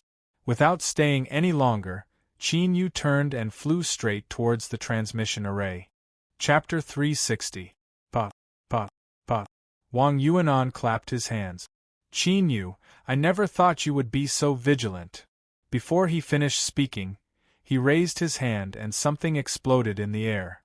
A foul black gas covered Qin Yu. With a loud shout, 4 beams of saber light appeared, sealing off all angles. They were ruthless and brutal to the extreme. They didn't hold anything back. Even if they were severely wounded or even killed by the counterattack, they still wanted to cut down Qin Yu on the spot. With such ruthless methods, even a divine soul realm cultivator wouldn't be able to escape unscathed. Moreover, once a saber cut through flesh and blood, the poison on the saber would be fatal. Wang Yuanan shot up into the skies. A pitch-black spear appeared in his hand. The spear point glowed with a blood-red light, its demonic nature soaring to the heavens. Like this, even if Qin Yu had a method to escape, he would still have to face a fatal strike after using the 4-saber strike. Bang! The 4 beams of saber light collapsed without warning. The 4 saber-wielding cultivators cried out pitifully as their bodies were instantly torn apart. Wang Yuanan was frightened, shock in his eyes. The foul black gas parted and Qin Yu walked out without expression. His black robes didn't have a single wrinkle. Ah! With a loud shout, the black spear shot out, the spear point glowing with a blood-red light. With a single strike, Wang Yuanan turned and fled. To instantly kill 4 of his trusted subordinates, Qin Yu's strength far surpassed his expectations. Damn! How could he be so strong? A blue leather boot on his feet erupted with a rich halo of light. Wang Yuanan's speed was astonishing, leaving only afterimages behind him. Luckily, he was prepared. His uncle had given him the wind-treading technique. Even a divine soul cultivator might not be able to match him, so escaping shouldn't be a problem. But just as this thought appeared, Wang Yuanan's heart violently shrank and fear surged through him. Stop! With a loud shout, a figure flew out, lifting a hand and pressing down. Wang Yuanan was overjoyed. Uncle Su! There was a loud explosion behind him, as if 2 giants had collided. Wang Yuanan was frightened and immediately fled.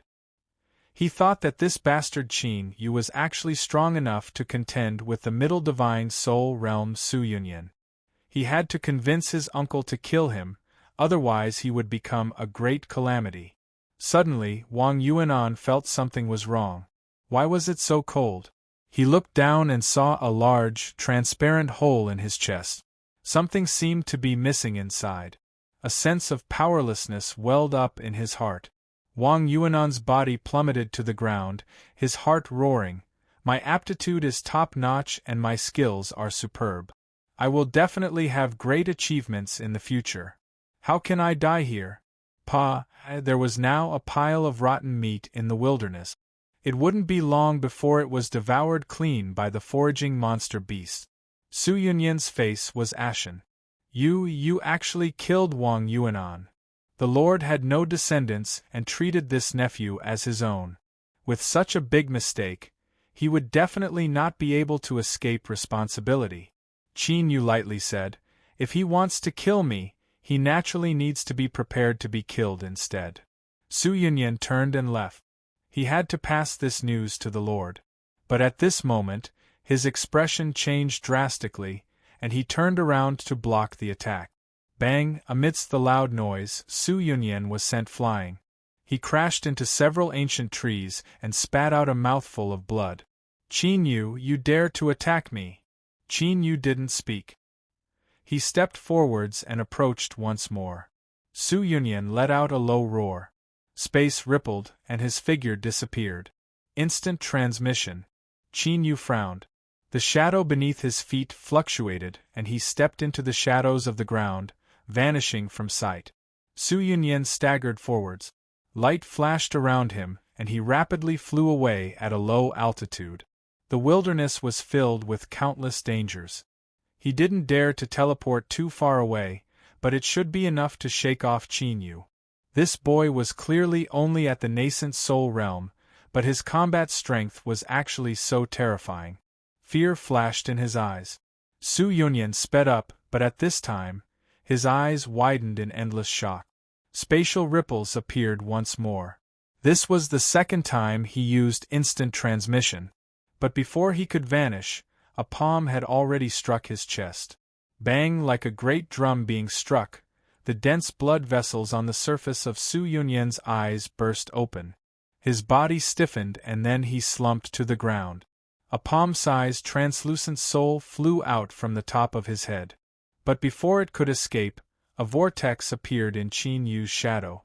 No! With a desperate scream, the soul was pulled in and its aura instantly vanished. Qin Yu frowned. He never thought that the summoned life form that fused into his soul would actually have the ability to extinguish souls. It had to be known that divine soul cultivators had many methods to survive. Besides instant transmission, escaping with their souls was also one of them. However, it was clear that it would be extremely difficult for Qin Yu's enemies to rely on their souls to survive in the future. He bent over Su Yunyan's body and searched it. Unfortunately, after visiting the South Shy Nation's treasury, Qin Yu had become extremely wealthy.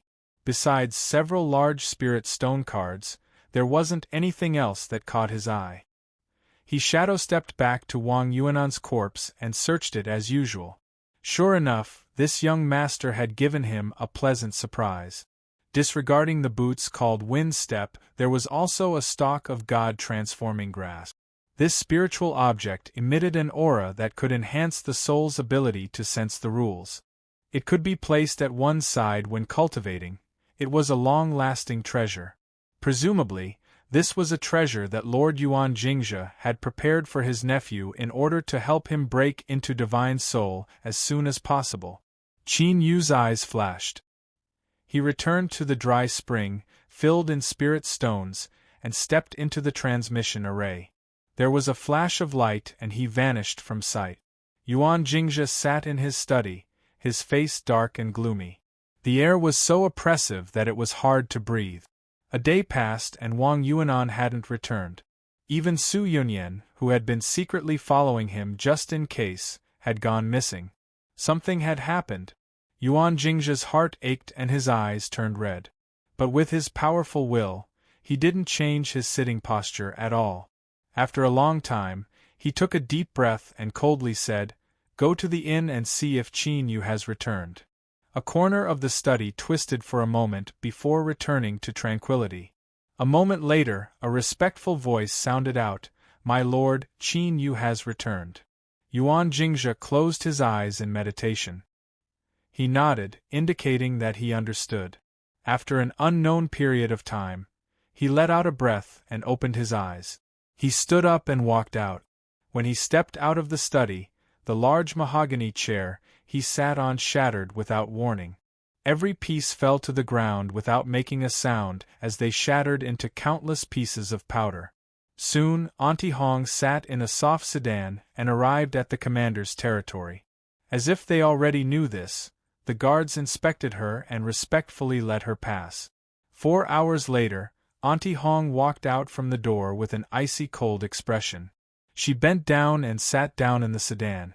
She couldn't help but rub her eyebrows, a look of weariness on her face. Luckily, Mr. Qin had returned and informed her of what had happened. If she hadn't been prepared, it would have been difficult to deal with Yuan Jingzhe today. It seemed that the rumors were likely true.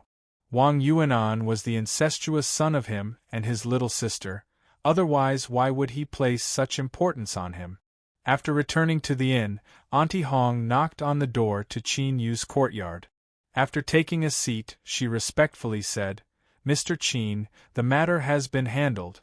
With the commander suppressing it, Yuan Jingzhe won't dare to casually attack. But to ensure your safety, it is best if you don't go out for the next period of time." Qin Yu nodded. "I understand. I'll have to trouble Auntie Hong." Auntie Hong repeatedly said that she wouldn't dare. She bowed and bid her farewells once more.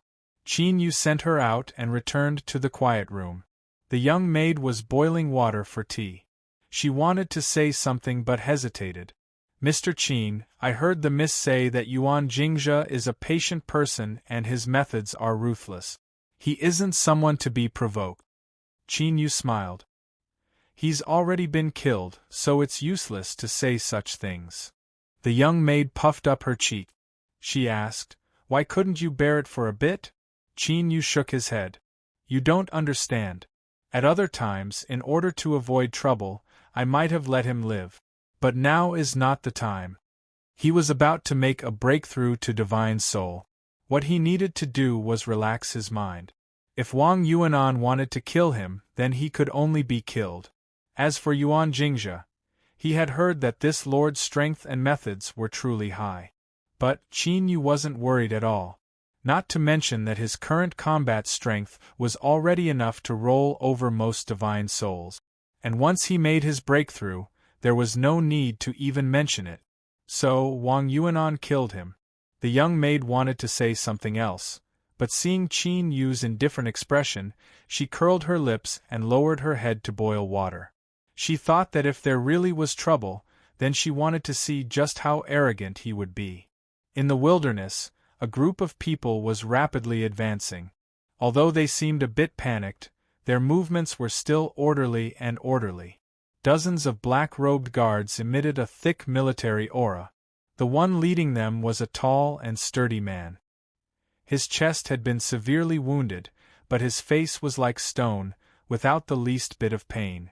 An invisible infernal energy was emitted from the guards' bodies, gathering together. It caused the monster beasts in the wilderness to flee, not daring to approach. But at this time the sky was dark.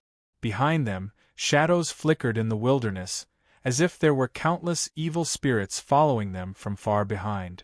After another hour, the leader lifted his hand and the group came to a stop. Without needing any orders, the guards automatically spread out, forming a simple defensive formation. The leader walked to the only speed car in the group. He cupped his hands together and bowed. "Noble one, we have suffered great losses. We must stop and rest for a while." The window rolled down a bit and a gentlewoman's voice sounded out. "I do not understand these matters. Captain Stone, you can decide for yourself." She paused for a moment and then continued, "All the way here, it was all thanks to Captain Stone's protection. Once we return home, I will definitely repay you." Captain Stone respectfully said, "This is my duty. Noble one is too serious." He turned and left. The group immediately reorganized. Dozens of guards rested in batches, tending to their wounds. The air was thick with the smell of blood. Captain Stone allowed his subordinates to help him clean up his wound. His chest was torn open and the edges were blue and purple, making him look extremely fierce. But from start to finish, his complexion didn't change at all, as if this wound didn't exist on his body at all. Suddenly, Captain Stone pushed aside a subordinate in front of him. An arrow burst out and was caught an inch from between his eyebrows. The arrowhead trembled and buzzed. "Enemy attack!" With a loud shout, Captain Stone rushed out first. Miserable screams filled the dark wilderness, accompanied by the sound of flesh and blood being torn apart. The guards reacted quickly. They formed a circle around the speed car, protecting it. But at this time, the ground suddenly exploded. The terrifying impact sent the speed car flying away, and the guards were either killed or wounded. "Kill!" With a loud shout, a massive number of black-faced cultivators rushed forwards. Whenever they encountered an injured guard, they would finish them off. "Protect the noble one!" The guards that could still fight jumped up and began to fight with the enemy. There was a terrifying explosion in the darkness. Several ancient trees were uprooted and Captain Stone was sent flying backwards. The wound on his chest had split open and his face was pale. But his opponent was in an even worse state. He spat out several mouthfuls of blood and slumped to the ground. Poor Captain Stone fell beside the speed car. It had clearly been specially reinforced. Even though it had been sent tumbling to the ground by the explosion, there were only a few more cracks in the glass. "Noble one, the enemy is too strong. I will help you kill our way out." The door was pushed open from the inside but was blocked by the dirt. Captain Stone grabbed the door and pulled, causing the two women to tumble together. Captain Stone hurriedly said, "Noble one, please forgive me." The green-clothed maid hugged the woman in her arms. "Noble one is injured, hurry and save her." Chapter 361. Captain Stone's complexion changed. He grabbed the unconscious woman's wrist and then let go.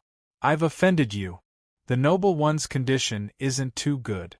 She must be treated immediately. Let's leave here first. You support the noble one and follow behind me." Picking up a long sword, Captain Stone strode forwards. His wrist waved, sword energy crisscrossing as he cut out a bloody path.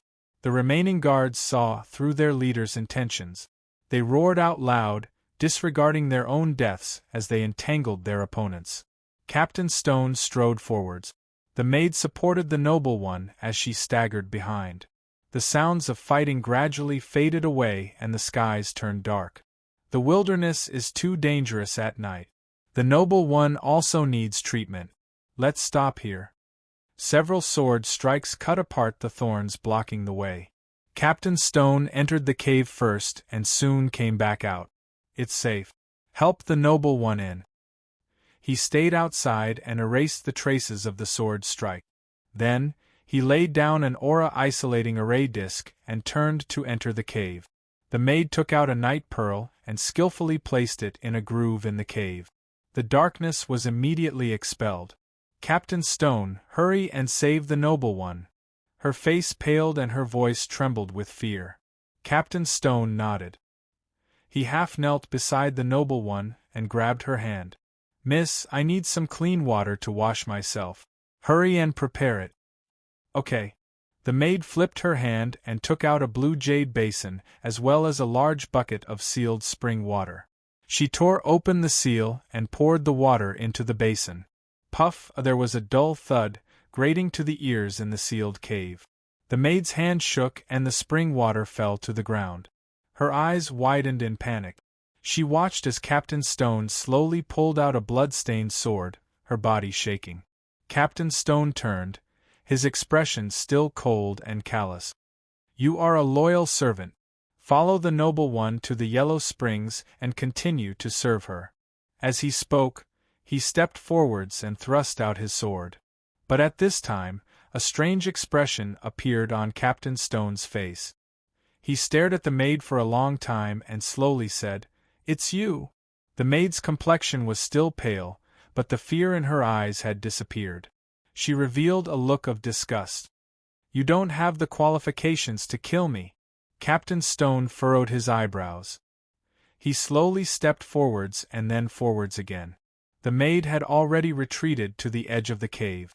The two were less than a meter apart. However, this 1 meter was an insurmountable gap. His tall and sturdy body fell on his back and landed heavily on the ground. Black blood gushed out from the 7 orifices of the host's mouth and nose. Countless tiny creatures could be seen struggling in the black blood. Soon, they lost their vitality as their host died. The maid picked up the long sword and cut off his head. Her face became even paler and her body began to tremble again. She looked to be only 15 or 16 years old, and there was an irrepressible fear in her childish eyes.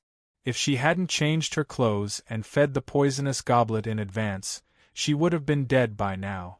Captain Schur was actually one of their people. The maid's body trembled even more violently. Fear washed over her like a tide, almost drowning her mind. After a long time, she took a deep breath and forced herself to calm down. Her eyes flashed quickly. Looking at it now, she had no other choice. She could only wait here and see if there was a turning point. Otherwise, even if she killed Leader Schur with her cultivation, she wouldn't be able to leave this wilderness. After putting away the luminous pearl, the cave fell into darkness. The maidservant hugged her legs and leaned against the cold stone wall. She forced herself not to think about the 2 corpses beside her. After an unknown amount of time, she finally managed to fall asleep. A faint sound woke the maid up. She instantly stood up, her complexion pale once more. Lord Schur, are you and the noble one inside? The maid's eyes brightened. She quickly walked forwards and placed something on the 2 corpses. Then, she turned and walked out of the cave. It was already bright outside.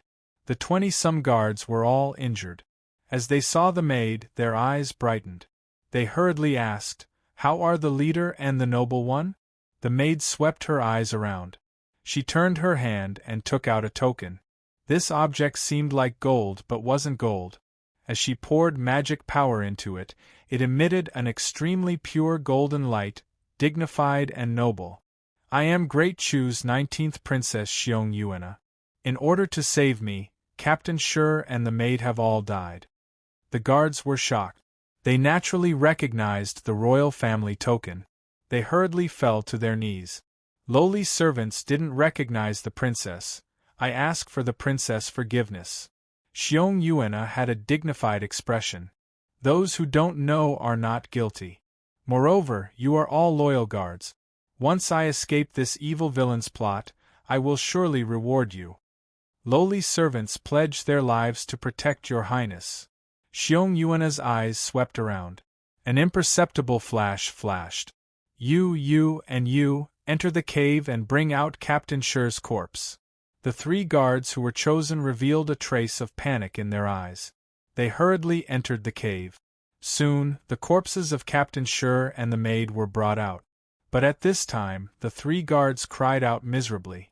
Their bodies tumbled to the ground and they soon died. The guards were restless.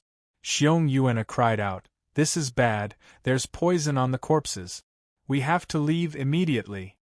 No one objected. It was only at this time that the princess relaxed a little. Although she didn't know whether or not there were still spies amongst the guards, at least they were much safer. She asked around. It turned out that a powerful monster beast had suddenly appeared last night. The people who attacked the camp were forced to leave, allowing these guards to survive. She didn't know where the blown-up speed car came from, but the quality was simply amazing. After cleaning it up a bit, it could still be started.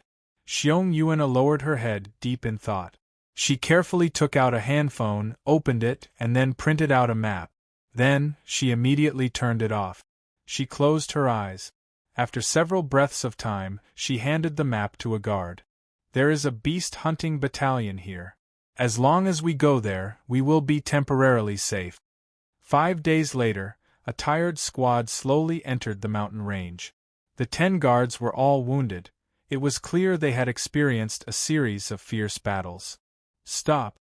Who are you that you dare to trespass into the beast hunting battalion's restricted area?" Several guards were on high alert, but they didn't take another step forwards. This was because they could smell the thick scent of blood coming from these guards. It was clear that they were all veterans of 100 battles. Of course, the most important reason was that flying car with a tattered surface. The guards' cultivations might not be high, but after staying in the beast hunting battalion for a long time, their eyesight wasn't bad. Along the way, this speed car had clearly suffered many impacts, but it was still mostly intact. It was clearly extraordinary. Could it be some great figure that had entered the wilderness to hunt?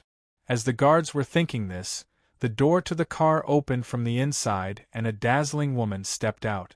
She wore a long and luxurious dress. The hem of her skirt was embroidered with auspicious clouds, and every line emitted formidable fluctuations of strength. Between her dark hair, there were only 3 or 4 hairpins. Beneath the sunlight, they shimmered with a divine light. Besides dazzling, the guards really didn't know how to describe her.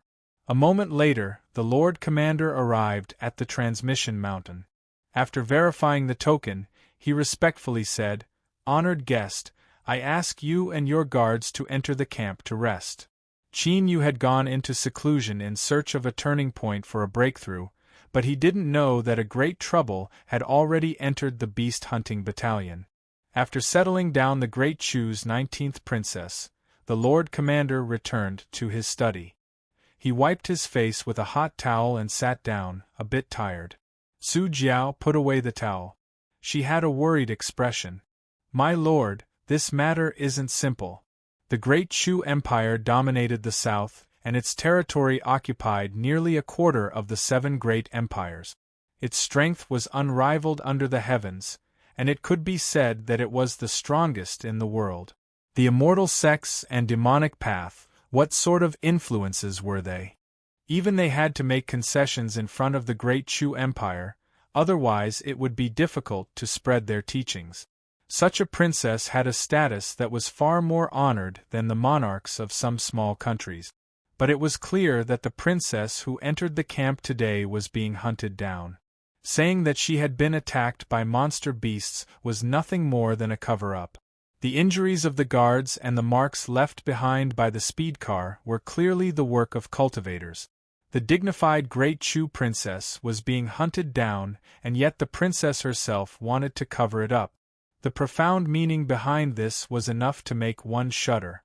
The Lord Commander bitterly smiled. "Brother Su, you and I both know that this is an unexpected disaster." He paused for a moment and then said, "People will die." Su Jiao was deeply worried. My lord, since Her Highness is concealing this matter, we can only pretend that we don't know and send them away as soon as possible. I fear that Her Highness won't leave so easily. Agree to all conditions, Su Jiao said in a low voice. I believe that Her Highness won't force us into a desperate situation, otherwise it will be easy for something to happen. The Lord Commander faintly smiled. Brother Su, you have quite the evil spirit.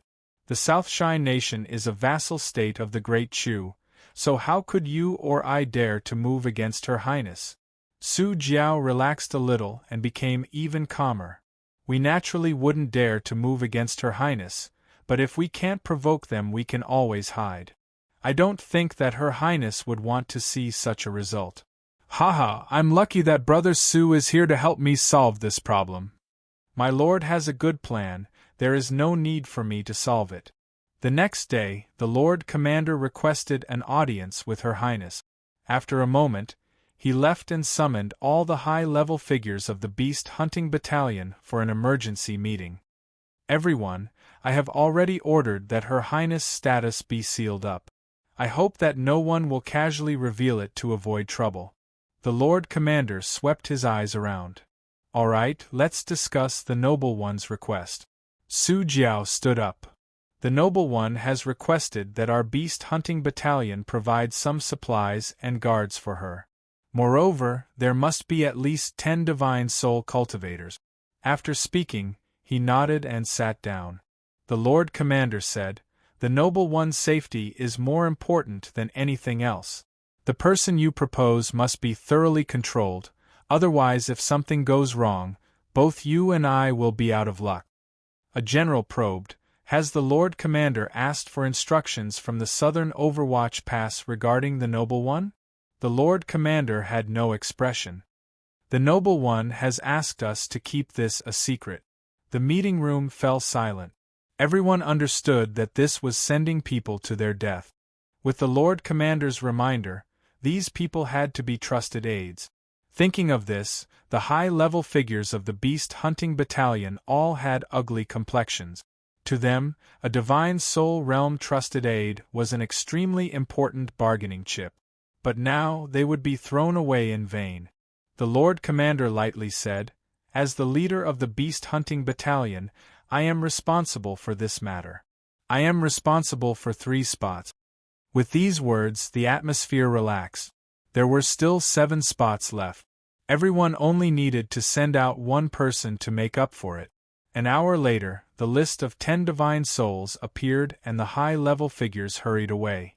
Following this, there were still many matters to be arranged. For instance, having subordinates willingly die.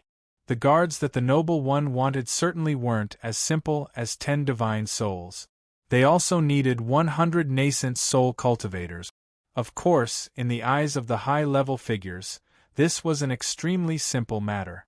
Yuan Jingzhe returned to his study. After a brief pause, he paid a visit to 4 of his colleagues. Without spending too much time, he bid his farewells and returned. There was a knock on the door. Yuan Jingzhe said, Come in. A white-haired cultivator with cloudy eyes pushed open the door. Greetings, my lord. Jinghai, are you clear on the situation? Yes, my lord. Do you have any complaints? My life was saved by my lord. Yuan Jingzhe lightly said, After you leave, I guarantee that I will take your son as my adopted son. Zhenghai revealed an excited expression. He fell to his knees. Thank you, my lord. A cold light flashed in Yuan Jingzhe's eyes. Among the guards, there is a person named Qin Yu. I want you to personally kill him. Chapter 362. The complete list of guards was delivered to the commander's mansion. The 10 Divine Soul cultivators didn't change it at all. After carefully reading through it, Su Jiao frowned. The Lord Commander didn't open his eyes. What is it? Su Jiao put down the list. My lord, Qin Yu's name is on it. The commander grunted softly. Su Jiao remained silent. Brother Su, do you think I should cross off his name? Su Jiao cupped his hands across his chest. The inn must hold Qin Yu in high regard, Otherwise they wouldn't have forcefully resisted Yuan Jingzhe's request. Placing him on the list might cause the inn to be dissatisfied and affect your future promotion. The commander nodded. What Brother Su says is correct. But, if someone is to blame for this matter, it shouldn't fall onto my head. Pausing for a moment, he continued, moreover, the inn has indeed been in the limelight recently. Some people hope that I can find an opportunity to give them a warning. Su Jiao was startled. What a pity. This junior Qin Yu is quite good. The commander smiled. I can only say that his fate isn't good. Su Jiao said, to avoid conflict, Ji Hongrua might be a good choice. And then I'll have to trouble Brother Su. Su Jiao respectfully acknowledged. An hour later, Auntie Hong gave some instructions and stepped into the transmission array, vanishing from sight. A big customer wanted to discuss the price with her. The other party's identity was not ordinary, so she had to show enough respect. Then, Qin Yu received orders from the beast hunting battalion. Song Song had a worried expression. Mr. Qin, could it be Yuan Jingzhe? Qin Yu smiled. This is the Lord Commander's order. I will return shortly. After leaving the inn, Qin Yu silently followed behind the messenger, and soon arrived at the gathering point. This was a large military tent, and there were already dozens of cultivators here. Sweeping his gaze across, he relaxed slightly. Since there were so many people, there shouldn't be any problems. Looking at everyone's expressions, it seemed like they didn't know what was going on either. More and more cultivators were brought in. When there were 100 people, the tent was opened from the outside. Yuan Jingzhe was the first to enter, followed by 10 divine soul cultivators. Greetings, my lord. Qin Yu's heart skipped a beat. He overturned his previous thoughts. It seemed that things weren't as simple as they seemed. Yuan Jingzhe said indifferently, I summoned all of you here today because I have a mission to hand over. Immediately, he briefly explained the situation. The general gist of it was that a noble of the Chu Empire was attacked by monster beasts in the wilderness and needed the beast hunting battalion to provide protection. Once they arrived at the receiving point, the mission would be considered complete. Remember, the noble's status is extremely high. You must obey all orders. After this matter is over, you will be rewarded with generous points based on your performance. After saying all this, Yuan Jingzhe turned around and left. From start to finish, he did not look back. Qin Yu frowned. This was because a pair of eyes had been staring at him for a long time. Turning his head, he saw a white-haired divine soul cultivator. His turbid eyes were a bit vacant. The two of them looked at each other. He didn't seem to notice anything, as if he hadn't been paying attention to Qin Yu from the start. The tent was silent. Yuan Jingzhe had said it very simply, but there were not many fools in this world. 10 divine souls and 100 beast hunting camp nascent souls were dispatched. This guard mission was definitely not simple. But even if they knew something was wrong, the orders of the high-level figures of the beast hunting battalion weren't something they could resist. Luckily, there were 10 divine soul powerhouses accompanying them, allowing them to feel a bit more at ease. Soon, someone brought in new clothes. All traces of the beast hunting battalion had to be erased from their bodies.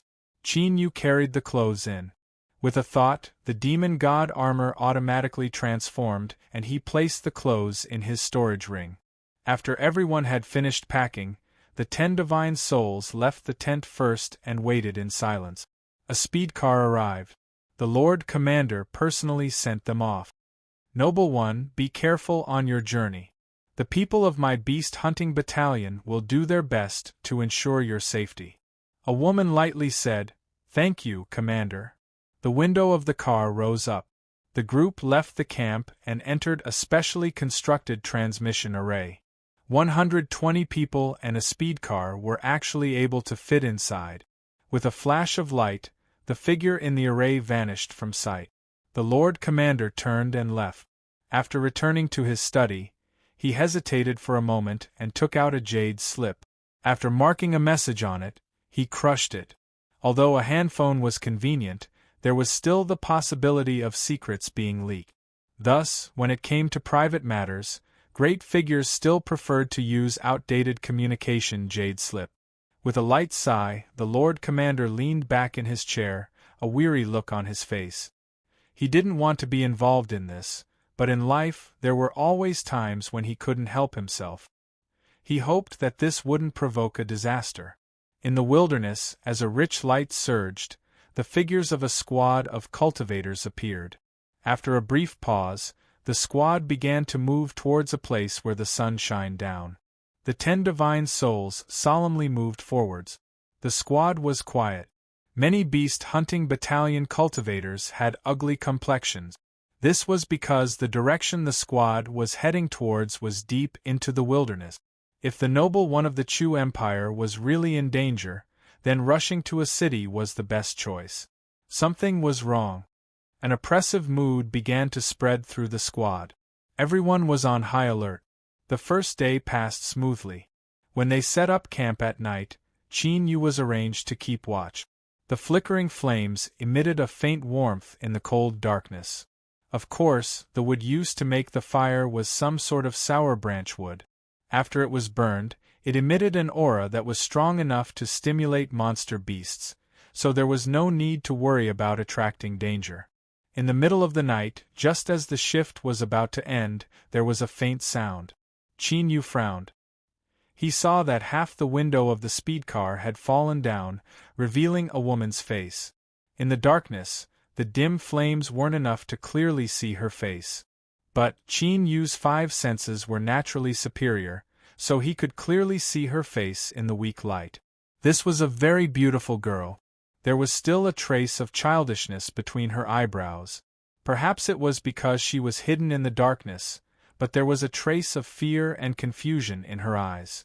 Qin Yu revealed a look of surprise. This was the noble one of the Chu Empire? There was the sound of footsteps. Someone had arrived to change shift. The window slowly rolled up, covering the face. Qin Yu turned and left. He crawled into his sleeping bag and closed his eyes to meditate.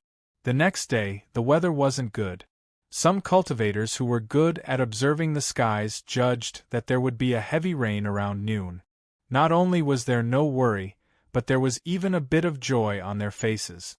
This was because the rain would completely erase all traces and smells they left behind. And as expected, at noon, the rain began to pour down. When they pulled up their hats, the cold rainwater fell onto their bodies and flowed down, unable to seep through. But soon, everyone's complexions were no longer relaxed. This was because the rain became increasingly heavy. It was like a heavenly river had opened up, crashing down on them. The curtain of rain formed a waterfall, blocking out all sight. All they could see was a vast expanse of white. Qin Yu frowned. He looked up with some difficulty and saw a figure approaching from his left. Looking at their robes, they were clearly of a higher grade.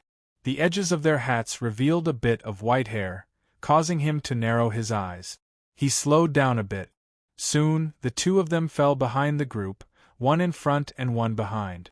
The divine soul cultivators responsible for supervising the group and preventing anyone from escaping didn't seem to see this at all. They flew to the front of the group. Thus, between the endless curtain of water, there were only 2 people left. Qin Yu stopped. He turned around. Yuan Jingzhe? There was a bit of surprise in his cloudy eyes. You seem to be very confident. Qin Yu lightly said, You should know that divine soul cultivators aren't unkillable to me. Zheng Hai smiled. But I still came. He reached out a hand, allowing the rain to soak his palm. What a good rain! Before his voice fell, Zheng Hai stepped forwards. The curtain of rain for 1,000 feet around him instantly froze. His figure vanished. In the next moment, he emerged from the rain and lifted a hand. Qin Yu's pupils shrank. He raised his palm to block. His arm shook and the ground beneath his feet shattered. The raindrops around the 2 of them instantly exploded to pieces, condensing into a fine mist. Zheng Hai revealed a look of praise. No wonder Su Yunyan died under your hands. Who would have thought that a nascent soul like you would have such formidable combat strength? If we were to fight face to face, I might not be your match. But, there is heavy rain today, and my strength is related to this rain. Before his voice fell, Zheng Hai vanished. Qin Yu stepped forwards, barely avoiding the attack by a hair's breadth. Zheng Hai had a calm expression. It's useless. The curtain of rain is my world. Where can you run to? He stepped out from the curtain of rain and brought his palm down again. Qin Yu didn't dodge at all. He met it with a fist. Zheng Hai's eyes brightened. He placed his palm on Qin Yu's chest and at the same time punched him. Bang! Within a radius of 500 feet, all the raindrops instantly shattered. Zheng Hai's complexion paled, but he actually smiled. You want to trade injury for injury? You won't be able to. Blood dripped from the corners of Qin Yu's lips. The might of a divine soul palm wasn't easy to bear. But at this time, his complexion didn't change at all. He lightly said, "What I want to trade for is my life." Zheng Hai furrowed his eyebrows.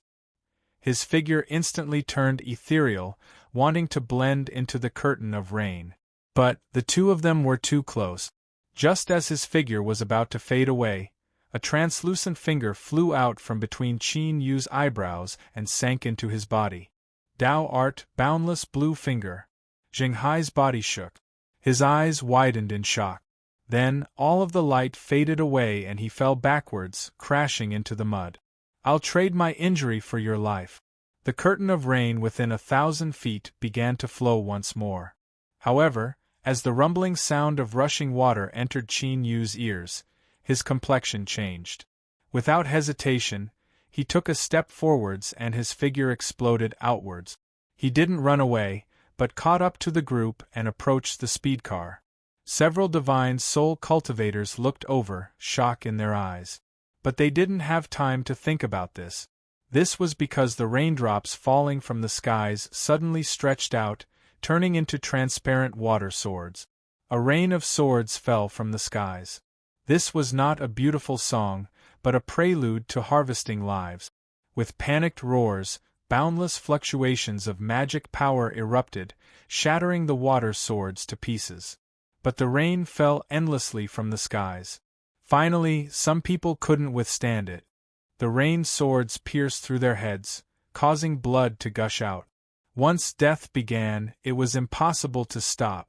The 100 beast hunting battalion nascent soul cultivators were rapidly being reduced. And at this time, the person who attacked hadn't even appeared. Controlling the rules. A divine soul cultivator paled. This was the might of a blue sea. Moreover, to have the ability to change the rules in such a large area, it was likely someone at the revered realm. Against such a terrifying existence, no matter how many divine soul cultivators there were, they would only be sending themselves to death. Protect the noble one. Hurry and run. The group instantly accelerated. No one cared about those that fell down. They could only pray that this formidable existence wouldn't directly attack because of his status. If so, then when they rushed through this curtain of rain, perhaps they would have a slim chance of survival. Qin Yu rushed forwards. The power of the 5 elements surged around him, shattering all the approaching water swords as he followed closely behind the speed car. The terrifying powerhouse that brought down the curtain of rain was targeting the noble one in the speed car. But at the same time, the noble one also had the strongest life-saving method. Chapter 363. Heavy rain poured down and black clouds covered the sky. It was as if the curtain of night had descended. The temperature in the air began to drop. It became colder and colder, as if it was about to penetrate one's bones. The transparent rain swords falling from the sky condensed into bone-piercing ice swords, their killing power increasing exponentially. More and more figures screamed and fell to the ground, nailed to death by the dense ice swords. The flying car emitted muffled bangs, and the radiance on its surface grew dimmer and dimmer. It wouldn't last much longer. Protect the noble one. A divine soul cultivator roared out. With a flick of his sleeves, magic power condensed into clouds that protected the speed car. As the ice sword pierced into the cloud, it was as if it had sunk into a swamp. Its speed rapidly decreased, and it was no longer able to cause any damage. However, right at this moment, the ice sword that was falling towards the flying chariot suddenly began to spin on its own, forming an ice sword vortex. Puff, puff, with a muffled sound, the cloud was cut into pieces in the blink of an eye. Not too far away, the divine soul cultivator who attacked froze where he was. In the next moment, his body shattered into countless pieces, dyeing the ground red. The ice swords that had shattered the clouds had actually followed the source of his aura and killed him as well. Schwar, the ice sword vortex disappeared, its terrifying might dispersing. It continued to fall on the flying carriage, shattering into pieces. The remaining 8 divine souls paled. This was clearly a warning to them that they couldn't help the noble one on the speedcar. Whoever helped would die. A divine soul revealed a distressed expression. He teleported above the speedcar and flicked his sleeves to shatter the ice sword. The next moment, the surface of his body froze, and the ice swords shattered it into pieces. "Everyone, I'll be leaving first." Another divine soul laughed bitterly, blocking the sky above the flying carriage. In the next instant, a sword pierced through his chest. The tip of the ice sword pierced through the flying car and nailed him to it. Before leaving the beast-hunting battalion, the 10 divine soul cultivators already knew that this mission would be a suicide mission. But there was a difference between having the determination to die and helplessly sending themselves to their death. The remaining 6 divine soul cultivators all revealed looks of fear. Fortunately, at this time, the noble in the speed car came to their rescue. "You don't need to do anything. I can do it myself." It was unknown what the noble one did, but the surface of the flying carriage actually ignited with a layer of golden flames. The flame leaped about quietly, unaffected by the outside world, and did not emit the slightest bit of heat. However, when the ice swords entered it, they disappeared in the blink of an eye. This showed how terrifying it was. The 6 divine souls relaxed. They hurried forwards with all their strength. From afar, they could see the end of the black clouds above their head. If he could get out of this area, he might be able to survive. In the entire team, there were only a few nascent soul cultivators left, and they stuck close to the flying car. It was because those who weren't smart enough had already fallen on the road, chopped into meat paste. Most of the ice swords falling from the sky were attracted by the flying car. Following it would reduce the pressure. However, the flying car was only so big. The number of people who could approach it was destined to be limited. "Brat, get the hell out of my way!" the scarred man roared, his hands suddenly slapping out. Qin Yu furrowed his eyebrows. He raised his hand and punched out. With a dull thumping sound, his body didn't move at all, but the big fellow was sent flying backwards with wide eyes. The energy that invaded his body wreaked havoc, causing him to lose his ability to defend himself. In the blink of an eye, his body was pierced by 17 or 18 ice swords, and he fell heavily to the ground, dead.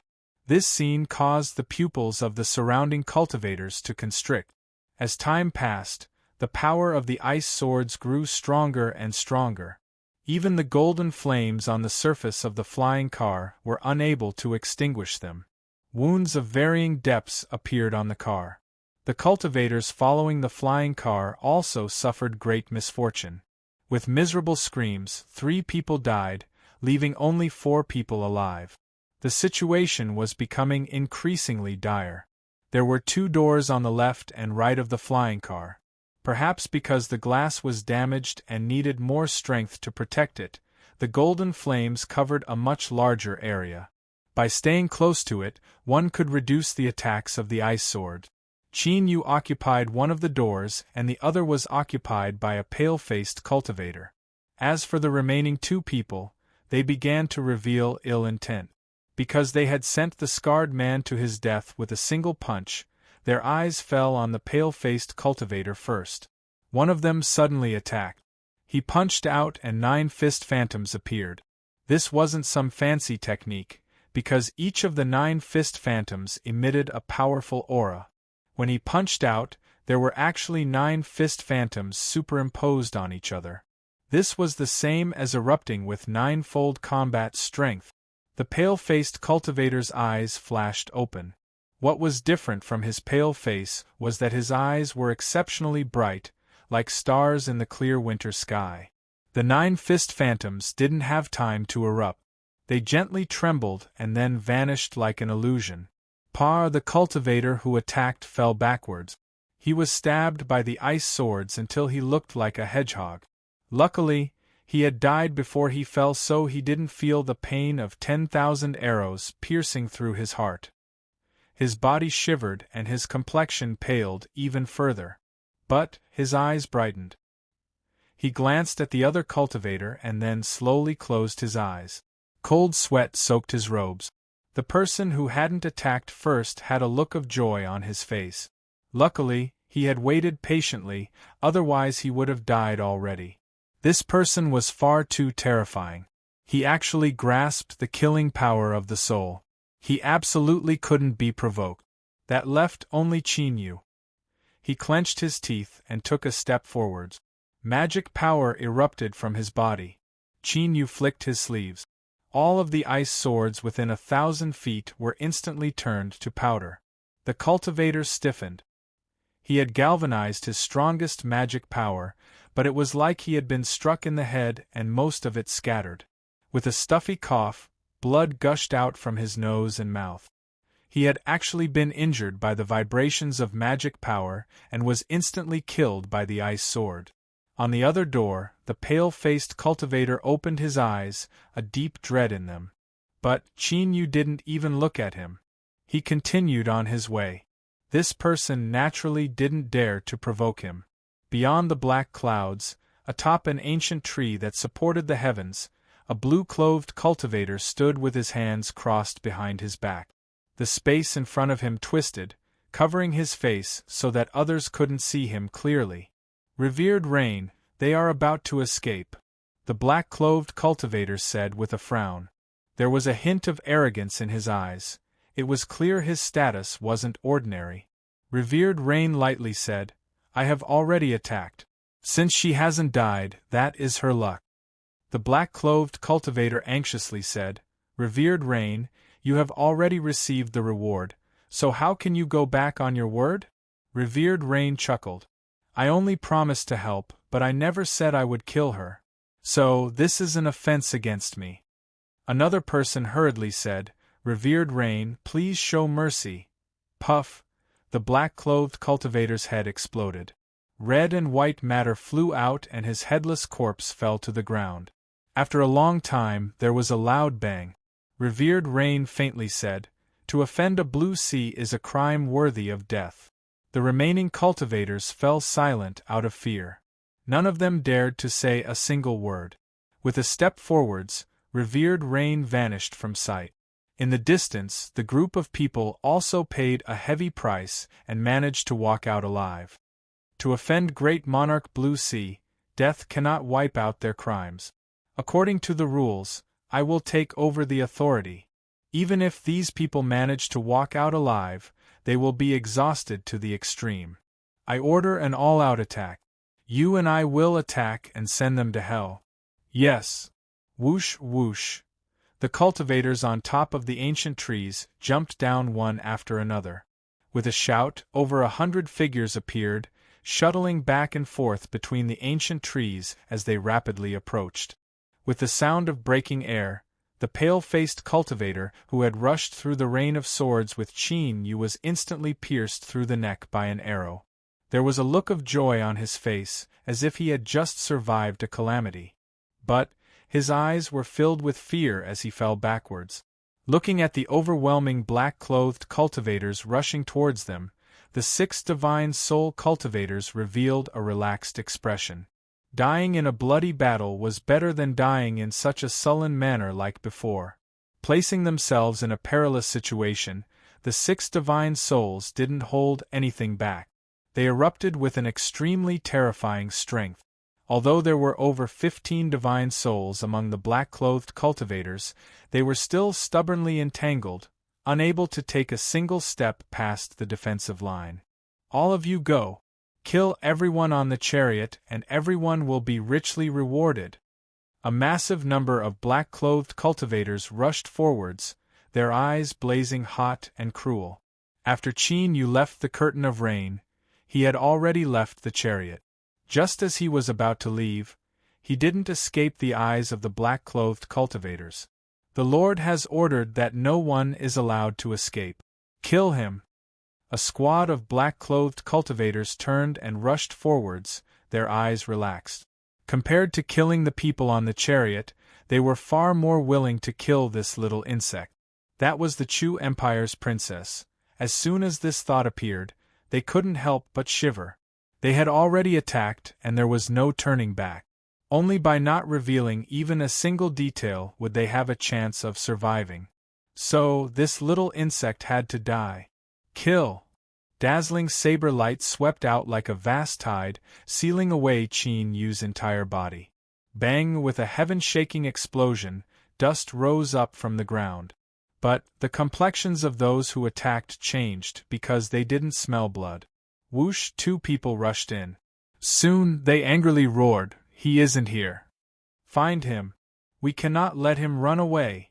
Once today's events were leaked out, all of them would be silenced. Shuar 2 divine soul cultivators arrived. Of the beast-hunting battalion's 6 divine souls, 1 had already died. "Useless things, go kill the people on the chariot. We will chase after this little insect." The 2 divine souls teleported away. When revered Rain attacked just now, although he wasn't able to kill him, this little insect's body was still stained with the aura of the rules. To the 2 divine souls, this aura was like a lighthouse in the dark night. They were naturally confident in themselves. Qin Yu walked out from the shadows. His complexion changed, and he turned and stepped back in. He vanished from sight and the 2 divine souls appeared. They coughed and their eyes became even colder. "You can't escape." Shuar the 2 teleported away. After using Shadow Step over a dozen times, he was caught up to every time. Qin Yu knew that there must be some reason why he couldn't escape their pursuit. He couldn't continue like this. Otherwise, once the slaughter on the other side ended and more divine soul cultivators gathered, he would be in danger. Qin Yu walked out from the shadows. He didn't run away anymore. Instead, he coldly looked forwards. Space rippled and 2 divine souls walked out. "Little insect, why aren't you running anymore?" He stepped forward. The ground cracked and Qin Yu exploded outwards. He didn't have any thoughts of speaking nonsense. Since the 2 of them were careless, he naturally had to seize the opportunity. Caught off guard, one of the divine souls hurriedly attacked and collided with Qin Yu. 5-colored divine light instantly erupted. White, black, blue, red, and yellow wove together. The divine soul cultivator miserably cried out as half of his body exploded. Shua, his soul escaped, his face filled with anger and hatred. "Brat, I want you to die without a grave." A vortex quietly appeared beneath Qin Yu's feet. A terrifying suction force erupted, and the divine soul cultivator's soul cried out in pain as he was pulled in. The second divine soul cultivator turned to flee. But at this time, a bronze mirror appeared in Qin Yu's hand. Shuar, the soul-setting divine light fell on this person's body. He stiffened, unable to move at all. Qin Yu flew forwards and smashed apart this person's head with a palm. The shadow vortex swallowed up the soul as usual. In several breaths of time, the 2 divine soul cultivators died on the spot, their bodies and souls destroyed. Chapter 364. In the wilderness, Qin Yu's nose and mouth were filled with the rotting smell of fallen leaves. He buried his head in them and used the shadows to rapidly fly away. He used Shadow Step dozens of times and ran several hundred miles away. In the wilderness, this was considered a safe distance. But when the 2 divine soul cultivators chased him like maggots, Qin Yu knew that he had been locked onto for some reason. Before he could figure out the reason, He could only run as far away as possible in order to avoid being hunted down. Otherwise, with over a dozen divine souls chasing after him, no matter how powerful he was, he would die without a doubt. The reason he killed those 2 divine souls was because they had been careless, and he also had the might of the copper mirror spirit treasure. It wasn't as simple as it seemed. The skies gradually darkened and night arrived once more. Qin Yu stopped. He took out several pills and swallowed them. Then, he sat down cross-legged in the shadows and began to refine the medicinal efficacy. Using shadow step again and again took a tremendous toll on his body. Moreover, Qin Yu could faintly feel that the summoned life form hiding in the shadows had weakened by a great deal. It was clear that shadow step mainly relied on its strength. He feared that after using it a few more times, shadow step would fail. Qin Yu revealed a look of hesitation. He had the Deva soul in his hands, and after refining it, he could immediately become a divine soul. But now, he was only a fine line away from making a breakthrough. Moreover, he had already fled nearly 1,000 miles away. No matter how powerful a divine soul cultivator's soul was, they still might not be able to sense him. Qin Yu suppressed the thought of using the Deva soul, and focused on refining it. An hour later, he opened his eyes, a sharp light flashing within them. Although he hadn't recovered yet, he couldn't stay here any longer. Just as he was about to use shadow step to leave, his complexion suddenly changed. Bang! The space in front of him collapsed without warning. A woman staggered out. Her luxurious and exquisite dress was now in tatters. The 2 people's gazes collided and they were both frightened. Qin Yu forcefully pulled back his fist. After a moment of astonishment, his complexion became incomparably ugly. This woman was none other than the noble lady from the state of Chu who had been in the flying carriage. Qin Yu didn't know how she escaped, but he was sure of one thing: she was about to bring great trouble to him. The noble one also seemed to recognize Qin Yu. Looking at his ugly complexion, it wasn't hard to guess what he was thinking. A cold light shined in her eyes. Just as she was about to say something, a deep green jade pendant on her chest suddenly shattered into powder. The noble one's complexion changed, revealing a bit of panic. Then, in the next moment, a terrifying suppression gushed out from the entire space.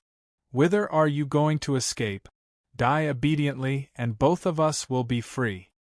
With an icy cold voice, 14 figures walked out from the space distortion, each one emitting a powerful aura of the divine soul realm.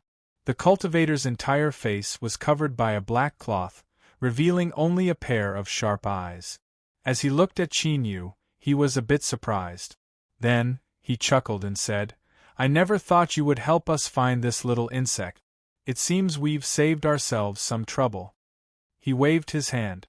The eyes of a divine soul cultivator behind him lit up and he glared at Qin Yu.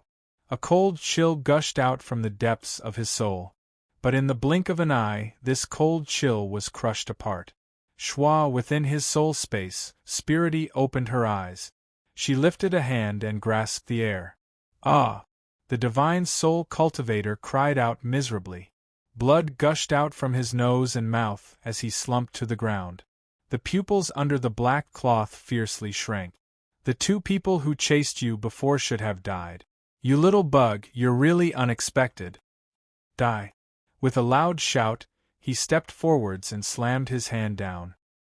His tyrannical soul might have come from some fortuitous encounter, but his cultivation couldn't be fake. Nascent soul was nascent soul. The disparity between it and divine soul was unimaginable. Moreover, he was a dignified 9th-level divine soul. Killing this person would be as easy as flipping his hand. Qin Yu cursed inwardly. If there was a medicine for regret, he would definitely buy 10 of them and then refine the Deva soul without hesitation. What was the point of breaking through? Even if he wanted to refine it now, it was already too late. There was no time to think. A cruel and ruthless aura rushed towards him, causing his heart to shiver. He drew back, wanting to use shadow step to escape. As for the noble one of the Chu Empire, I'm sorry, but you're on your own. But as soon as he moved, Qin Yu discovered that something was wrong. The suppressive strength that flooded the space actually restricted his shadow step. Without any other choice, Qin Yu could only forcefully block this fist. Unfortunately, he lost the initiative. With a stuffy cough, he was forced backwards. His feet plowed a long furrow in the wilderness. The eyes behind the black cloth became even colder. Junior, I never thought you would have such formidable combat strength. It looks like I really underestimated you. A nascent soul could forcefully block his fist, and his soul was also inconceivably powerful. Even in the land of divinity and demons, this sort of person would be considered a peak proud son of heaven. But what a pity, he would definitely die today. With a loud shout, the assassin leader approached once more. He lifted his hand and pressed it down. Bang! With a loud explosion, the assassin's eyes widened. Within the tumbling air currents, his body was sent flying backwards, and he spat out a mouthful of blood. Cough, cough, impossible, just who are you? The assassin leader shouted out loud, his eyes filled with anger. He had actually been injured in a battle, and his opponent was only a mere nascent soul. This brat is strange. Don't let him escape. Join hands and kill him.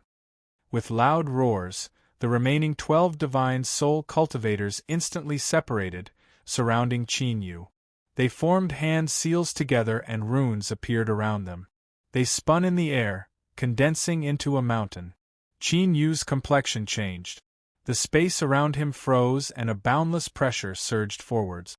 It was like a mountain was pressing down on him. Peepa, Peepa, his bones trembled and groaned. There was a sudden movement beneath his feet. Qin Yu lowered his head, speechless. The Chu Empire's noble one hugged his thigh, her body shivering. He suddenly had a feeling that one couldn't judge a book by its cover. She looked like she was flat, but he didn't expect her chest to be so thick. As soon as this thought appeared, Qin Yu couldn't help but spit on himself. Did he feel like he was about to die? He actually had such a dirty thought. Above his head, the pressure from the mountain phantom became increasingly great. Qin Yu's complexion immediately changed. He never thought that this suppressing killing technique would become increasingly strong as time passed. If this continued, he would be crushed to pieces sooner or later. His vision began to blur. Traces of warm blood flowed out from his head. He could almost hear the faint cracking sounds coming from the bones in his body. Within his soul space, Spirity had a conflicted expression. After a long time she sighed and turned into a beam of light that fused into Qin Yu's soul. In that moment, the feeling of their souls fusing together was so stimulating that she couldn't help but cough out loud. She restrained her thoughts and began to quietly chant. The young girl's voice turned into simple syllables that reverberated within his soul space. A strange fluctuation appeared with it. After an unknown period of time, a clear shattering sound rang out from within Qin Yu's soul, as if some invisible shackles had been broken. Spirity flew out, her eyes shining with a bright light. She turned and vanished from sight, hiding somewhere unknown. Shuar Qin Yu opened his eyes. The world in front of him hadn't changed, but it was also different. He revealed a blank look. How did he suddenly make a breakthrough? Could it be because of this mountain peak? Qin Yu felt that something wasn't right, but before he had time to think about it, he was shrouded in an invisible suppression above his head. Rumble, rumble, thunder roared in the skies. Billowing black clouds gushed out from nothingness. The assassin cultivators looked up in astonishment. Their eyes subconsciously widened in disbelief. This was actually the legendary breakthrough on the spot? The leader's eyes shook. When Qin Yu was at the peak of nascent soul, he already had the strength to injure him. Once he made a breakthrough, hurry and kill him. With a loud roar, the leader lifted a hand and pressed down. The entire suppressing killing mountain emitted a thunderous roar. Qin Yu stuffily coughed. His feet sank into the ground, but a cold sneer appeared in his eyes. Although he hadn't crossed tribulation yet, he had already broken through that barrier. His 5 elements' nascent souls were transforming, and his strength was rapidly increasing. This killing mountain couldn't kill him. Rumble, within the black clouds, a bolt of thunder came roaring down. It was like a winding lightning flood dragon as it smashed down on Chinyu. Originally, when the heavenly tribulation was obstructed, it would directly teleport over. However, the killing mountain that the assassins had set up had completely covered the entire space. Therefore, the first to suffer the heavenly tribulation was the suppression mountain peak, or to be more precise, the assassins who set up the suppression technique. Miserable screams filled the air. The 12 divine soul cultivators were sent flying away. Their eyes widened in horror. What kind of heavenly tribulation was this? Its power was actually so great. The leader coughed up blood. His injuries worsened, and his chest felt incredibly tight. However, he heaved a sigh of relief. Fortunately, the power of this divine soul heavenly tribulation was ridiculously terrifying. Even if this kid was monstrous, he would definitely be heavily injured. At that time, he would naturally be able to kill him. Retreat. Don't go near the heavenly tribulation. With a low growl, the assassin's divine souls hurriedly dodged. Bang! Lightning submerged Chinyu. The noble one shivered. She subconsciously screamed and hugged the thigh in her arms even tighter. She had no idea that by doing this, she had already given away a great deal of tofu. She had thought that she would die, but being struck to death by heavenly tribulation still surpassed her imagination. How come it doesn't hurt? Could I have already died? The noble one opened her eyes and discovered that the owner of the thigh she was hugging was now like a human-shaped black hole. All of the heavenly tribulation thunder that fell onto him instantly vanished from sight. The two of them were together, and yet she wasn't attacked by the strength of heavenly tribulation at all. After surviving a calamity, the noble one gasped for breath. Her chest heaved up and down, and Chinyu's complexion couldn't help but turn strange. Luckily, under the cover of the lightning, no one could see his expression. Bang! Before the first bolt of heavenly tribulation disappeared, a second bolt of tribulation thunder ruthlessly descended. The divine soul assassins were all amazed. They wondered just how many things that boy had done to anger the heavens that he would actually draw such a terrifying heavenly tribulation. Their eyes fell onto the ground. The blinding lightning and the endless power of thunder spread out, as if a pool of thunder had appeared out of thin air. Beneath this terrifying power of thunder, even the earth was destroyed into nothingness. As the divine soul assassins watched the two people collapse into a giant pit, their hearts relaxed. This boy and the noble one had definitely perished in body and soul. Strictly speaking, the two of them had died under heavenly tribulation. It had nothing to do with them. Thinking of this, everyone's eyes were filled with joy. After all, the rumors of the Chu Empire's royal bloodline being cursed was something that no one wanted to experience. Bang bang, tribulation thunder crashed down one after another. The number far surpassed that of ordinary divine soul heavenly tribulation. In the end, the eyes of the divine soul assassins began to turn numb. Moreover, the divine souls began to worry. With such a large disturbance in the wilderness, if a powerful monster beast were to be drawn in, that would be disastrous. As if sensing the thoughts of the divine soul assassins, a strong wind swept past. The thick black clouds in the skies began to dissipate without warning. The heavenly tribulation had ended. Hashtag. Chapter 365. With loud crackling sounds, the pool of thunder on the ground began to shrink. The lightning gradually submerged into the pit. The leader waved his hand and a divine soul cultivator nodded. Without moving, he floated to the edge of the pit like a shadow. After a moment of hesitation, he laid down a curtain of water in front of him and then looked down. Puff, the curtain of water was pierced through. Then, without stopping, it continued to pierce through the cultivator's head. Blood and brain matter sprayed out, causing everyone to jump up in fright. Their eyes widened. That terrifying heavenly tribulation just now hadn't been able to kill him. A cold chill rose up in everyone's hearts. "Kill them!" the leader angrily roared. But worry began to appear in his eyes. This boy's combat strength was already terrifying when he was at nascent soul, and he was sure to be even more terrifying when he was breaking through.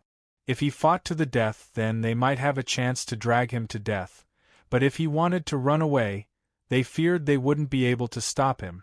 But since they had stepped into today's situation, they might have a chance to live if they did their job well. But if they made a mistake, then they would die without a doubt. Thus, before the roar fell, the leader attacked first. It was unknown what secret technique he used, but a massive amount of blood energy rose up from his body, sucking in and out as if he were breathing. His face suddenly became thinner, and his skin shriveled and wrinkled, as if it had directly dissolved. As his palm fell down, blood energy rapidly rose to the top of his head, condensing into a crimson ghost face that silently roared into the pit. The complexions of the divine soul cultivators changed. This was their leader's final trump card. Every time he used it, he would have to pay a tremendous price. Seeing this, they didn't dare to hold anything back. In an instant, the light of supernatural abilities and magic arts submerged the pit. Terrifying fluctuations of strength shook the area. Even if heavenly tribulation can't kill you, you should at least be severely wounded. If we join forces to attack you, you should die. But just as this thought appeared, there was a loud crack above his head. The point between his eyebrows split open and blood wildly gushed out. In the next moment, all the divine souls that used supernatural abilities to attack the soul trembled. Most of them vomited blood from their mouths and noses, their faces deathly pale. Bang! 5-colored divine light erupted from the pit, instantly tearing open a crack in the radiant light. Chinyu grabbed the noble one and burst out from the pit. "Stop them!" the leader screamed. A crazed look appeared on his face. He raised his hand and clawed at the wound between his eyebrows, tearing off a large piece of flesh. Blood gushed out even faster. However, the blood did not drip down his face. Instead, it gathered in the air. The leader used his hand as a brush and the blood as ink to quickly draw in the air. A blood symbol gradually formed. An invisible shackle suddenly appeared and descended upon this space. As the leader's fingertips moved quickly, the shackling power became stronger and stronger. Chinyu frowned. Without pausing, he lifted a hand and thrust out his palm. 5-colored divine light erupted. A divine soul cultivator on the other side revealed a look of panic. But there was no room for him to dodge. In the next moment, he exploded in the air. A single palm strike had killed a middle divine soul powerhouse. This terrifying display caused the pupils of the surrounding soul to constrict violently, and his movements couldn't help but show a trace of hesitation, and this slight hesitation revealed a flaw. Qinyu's eyes brightened. Without hesitation, he used the blood escape art. Blood-red flames burned around him as he grabbed onto the noble one.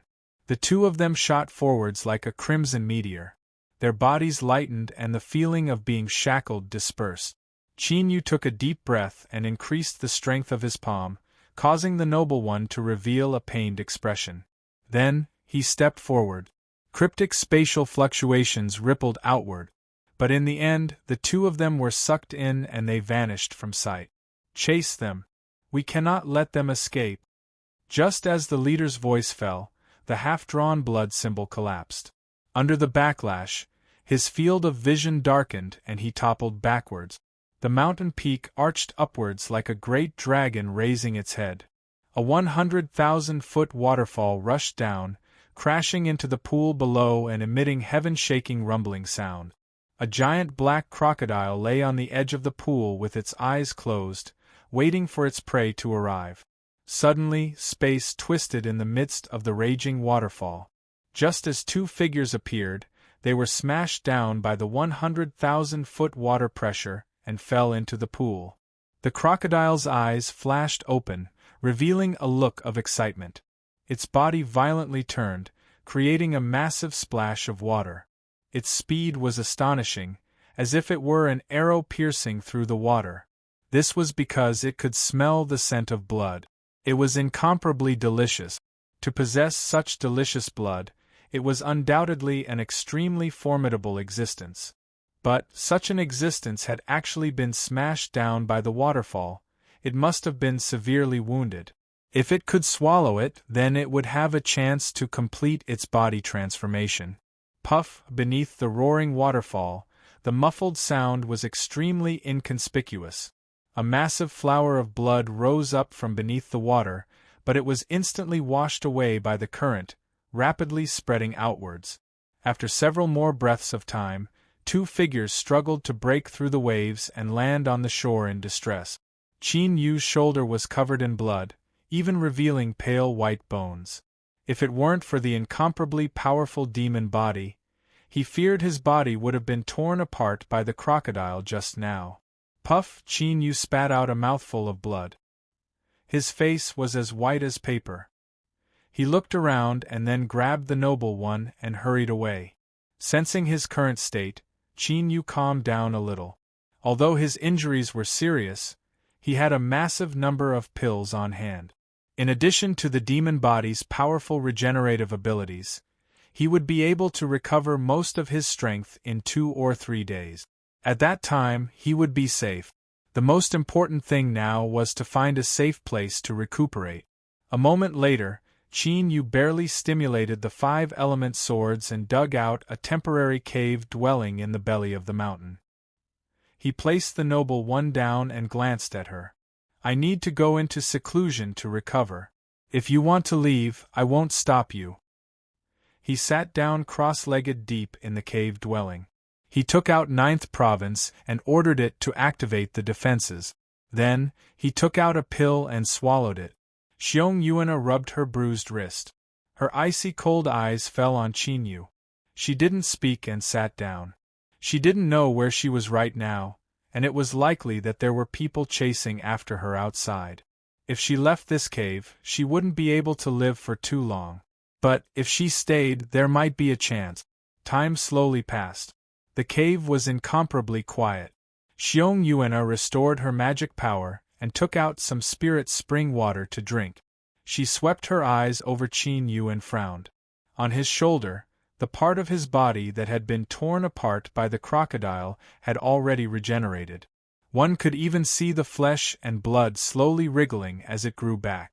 At most, it would be restored by tomorrow. What a powerful mortal body! Xiong Yuana suddenly hesitated. Should she stare blankly on as Qin Yu continued to recover from his injuries? Or what should she do? After hesitating for a long time, the hesitation in Xiong Yuana's eyes was replaced by an icy coldness. She thought back to that Captain Stone who had died. Although the chances were low, she still had to make some preparations. She had to grasp her own destiny in her own hands. Looking carefully, Qin Yu was still cultivating with his eyes closed. He wouldn't wake up for some time. Xiong Yuana flipped her hand and with a flash of light, a white transparent jade bottle appeared in her palm. Inside the bottle were some extremely beautiful little stars. They floated in the air, stretching and contracting from time to time. Their 7 colors were soft and beautiful. Xiong Yuana took a deep breath and pulled out the stopper.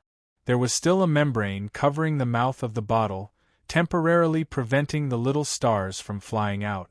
And inside the bottle stopper, there was actually a pill that was firmly sealed by shackles condensed from runes. At this time, the runes began to collapse and the pill was caught by Xiong Yuana. She opened her mouth and swallowed it. The membrane around the bottle rapidly dimmed and would soon disappear. At that time, these little stars would obtain their freedom. It was unknown what she was thinking, but between Xiong Yuana's calm eyes, there was actually a bit of unwillingness. Suddenly, Qin Yu, who was sitting cross-legged deep within the cave dwelling, opened his eyes. Xiong Yuana was startled, but she discovered that he wasn't looking at her at all. Ah! With a pained roar, the blood vessels in Qin Yu's eyes filled with blood. Then, his entire body began to shiver. The wound caused by the crocodile split open once more and blood wildly gushed out. Kacha, kacha, the sound of bones growing filled his body. In the blink of an eye, Qin Yu's body expanded to twice its original size. Black scales began to grow on the surface of his skin, and the nails on his hands and feet turned into sharp claws. Xiong Yuan shivered. She stared at the point between Qin Yu's eyebrows and a single horn that drilled out.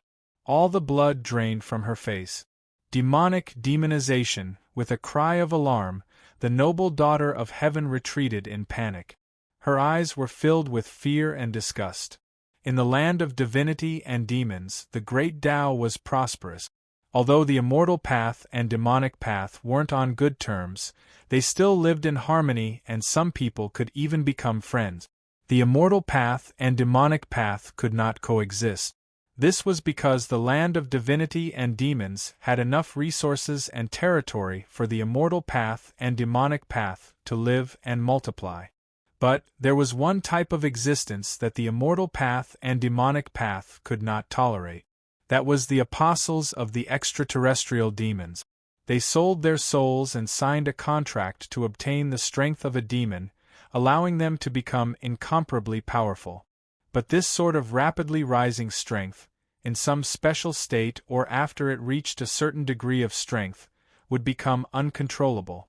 At that time, a cultivator would lose their consciousness and their body would transform into a demon, becoming the incarnation of a killing machine.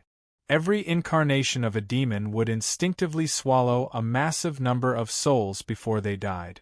This was also the reason that every time they appeared, they would cause the lives of others to be plunged into misery and suffering. Whether it was the immortal path, demonic path, or even greater empires, the devil apostles had issued a kill order for them. Once they were discovered to have obtained the strength of a demon, they would be immediately killed. In Xiong Yuan's eyes, Qin Yu was currently transforming into a demon. Although she was retreating, her pale face revealed a deep despair. Demons loved to eat human souls. There was no way she could escape. As she thought of the legends, if a soul was swallowed by a demon, it would fall into the abyss and be burned by the infernal flames of hell for all eternity. Unable to transcend, Xiong Yuan's body began to shiver. The jade bottle fell to the ground. Go! A low and deep roar echoed out from deep within the cave. His trembling voice was filled with pain. Xiong Yuan was stunned. Wasn't it said that when a cultivator transformed into a demon, their consciousness would instantly fall? But at this time, she didn't have time to think about it. She instinctively turned and rushed outwards, not even caring about the dangers of the wilderness. Dying under the jaws of a monster beast was better than having her soul swallowed by a demon. Deep within the cave, billowing demonic energy erupted, submerging Qin Yu's figure.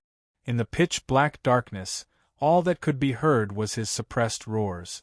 On the ground, the membrane at the mouth of the bottle finally disappeared. Those beautiful, delicate little stars regained their freedom. They seemed to have smelled something delicious. They stretched their bodies and flew into the depths of the cave, drilling into the dark demonic aura. Hashtag, hashtag, hashtag, hashtag, hashtag. Chapter 366. Qin Yu wasn't a devil apostle, so the changes occurring today had nothing to do with his body being demonized. Rather, this was a backlash caused by him breaking into divine soul first and his demon body remaining at the general level. Every inch of his flesh and blood seemed to burn with raging flames, so hot that all his blood seemed to evaporate. Ruthless and destructive emotions drilled out from his heart, making Qin Yu want to destroy everything. From this point of view, the result of the demon body backlash was somewhat similar to the devil apostle's demonization. Unfortunately, a devil apostle that had demonized would be able to continue living for a period of time. But under the demon body's backlash, Qin Yu's body would soon collapse and even his soul would be erased. He tried to resist but was powerless to do so. He could only listen to his heart beat faster and faster until it exploded with a loud bang. The demon god armor had already fused into his body. A demon head appeared behind Chinyu. It had 2 horns on its head and its eyes were tightly shut. At this time, it seemed to feel pain and its eyebrows furrowed together. At this time, the demon head's eyes suddenly opened, revealing a look of joy. In the next moment, from the surrounding pitch-black demonic energy, small stars began to shine with a weak light. They cheered as they fused into Chinyu's body. Beneath the black scales, blood vessels bulged out. Chinyu's eyes widened and he opened his mouth, but no sound came out. These little stars that drilled into his body were like red-hot iron nails that pierced through his body and soul at the same time. Chinyu had already bitterly endured the pain of the demon body backlash. Now, he couldn't withstand it any longer and his consciousness fell into darkness. Behind him, the demon head's eyes opened completely and a smile seemed to cross its lips. Pa, the nearly demonized mortal body suddenly cracked open. Crimson blood wildly gushed out, flowing to the ground. More and more gathered into small rivulets that spread outwards as if they had a mind of their own. A blue and white spotted snake, its 10-foot-long body tightly wrapped around a small beast. It opened its mouth wide, preparing to swallow the small beast into its belly. But then, it suddenly hissed and its eyes turned red. Throwing away the prey in its mouth, the snake turned and rushed away. Wherever it went, there was a loud rumbling sound, and it even knocked down a large tree. Soon, the giant snake passed through the thistles and arrived in front of a stone wall covered with green vines. It violently swept its tail across it, and with a bang, the scene in front of it changed. A cave that was obviously newly dug appeared in front of it. The great snake's crimson eyes fell on the blood that flowed out from the cave. It revealed an inexhaustible greed. It threw itself at the blood, not even noticing that the blood lines on its body were rapidly growing. Following the blood-colored lines, the snake's body began to collapse. What made people's scalps go numb was that it didn't seem to notice it at all. Right before its head collapsed, it was still swallowing the blood flowing out of the cave. The collapsed body of the giant snake was immersed in the fresh blood and began to dissolve rapidly. Finally, it merged with the blood. Roar! A white tiger tore through the thorns and rushed in. When it saw the disintegrated pieces of the snake's corpse, its scarlet eyes revealed a trace of hesitation. But in the end, it couldn't restrain the restlessness in its heart. It threw itself into the blood and swallowed it. Soon, the white tiger followed in the snake's footsteps. Its body was torn apart by the growing bloodlines, becoming a part of the pool of blood on the ground. And this was just the beginning. The blood emitted a smell that monster beasts couldn't resist. As time passed, the area covered by this smell became increasingly large. Monster beasts arrived here one after another, swallowing the blood on the ground. Finally, they became a part of it, causing the amount of blood to increase. But what was strange was that the blood didn't continue to spread outwards. There seemed to be an invisible strength covering it, causing the blood to form a pool of blood on the ground. Soul space, Chinyu's soul had its eyes closed in a deep slumber. 2 figures stood in front of him, facing each other. One was his partner soul, Spirity, and the other was a black phantom. This phantom had no facial features and its aura was completely restrained. It was like a real shadow, but it made Spirity feel as if she were facing a great enemy. "Just who are you?" The black phantom smiled. Who knew how it could laugh without a mouth? "I'm not asking you, so why are you asking me? At the very least, you and I are currently Master's servants." He paused for a moment and then continued to say, "Moreover, Master's current situation isn't good. He needs our cooperation to overcome this crisis." Spirity frowned. "I don't trust you." The black phantom continued to laugh, but his voice was cold. "Me too." Spirity was silent for a long time. "What do you want me to do?" The black phantom said, "My current strength is too weak and Master is in the wilderness where he can encounter danger at any moment. So, I need to borrow a treasure from Master's storage ring." He waved his hand. "You are Master's partner soul, so you can freely open Master's storage ring. I am well aware of this. Spirity remained silent. The Black Phantom frowned. Hurry up, you don't have time to hesitate. Several figures rapidly moved through the wilderness. One of them suddenly said, Have you discovered that the surroundings are too quiet? I feel that something isn't right. The complexions of the several people changed. They sensed their surroundings with rapt attention and their eyes became dignified. Be careful, they might be nearby. The person who spoke paled and his eyes were filled with hatred. If it weren't for that bastard, they would have already completed their mission. These people were the cultivators that had tried to kill the noble people of the Chu Empire. Suddenly, a roar sounded out from in front of them. The eyes of the several cultivators flashed. Let's go. Schwa schwa, the few of them quietly approached the source of the sound. Soon, a massive ravaged thicket of thorns appeared in front of them. These black thorns were covered in thorns and were extremely hard and poisonous. In the wilderness, there were very few monster beasts that were willing to touch them. But now, they had been trampled to the ground by a large group of monster beasts. It was clear that there was something that had attracted their attention, causing them to act so crazily. They carefully passed through the thicket of thorns and climbed over the slope in front of them. Even though these people were experienced and knowledgeable, they still couldn't help but suck in a breath of cold air. In front of the cave, there was a pool of blood that had appeared out of thin air. Several monster beasts were soaking in this pool, gulping down large mouthfuls of blood. But often, after a few mouthfuls, their bodies would break apart and melt into the blood pool, becoming a part of it. As the several people were panic-stricken, there was a loud rumbling sound behind them. A group of jade rhinoceroses were rampaging towards them. Looking behind them, they could see that they had created a flat road in the wilderness. This group of savage and cruel jade rhinoceroses was considered an extremely powerful race even in the wilderness. In particular, when they moved in groups, there were very few monster beasts that were willing to provoke them. Even the group of divine soul cultivators were frightened. If they were struck by the jade rhinoceroses, even if they didn't die, they would still lose half their lives. But what startled the divine soul cultivators was that these rhinoceroses didn't seem to notice these human cultivators that they normally hated the most. Without even glancing at them, they roared and rushed towards the blood pool. Gudong gudong, the sound of swallowing was incomparably loud.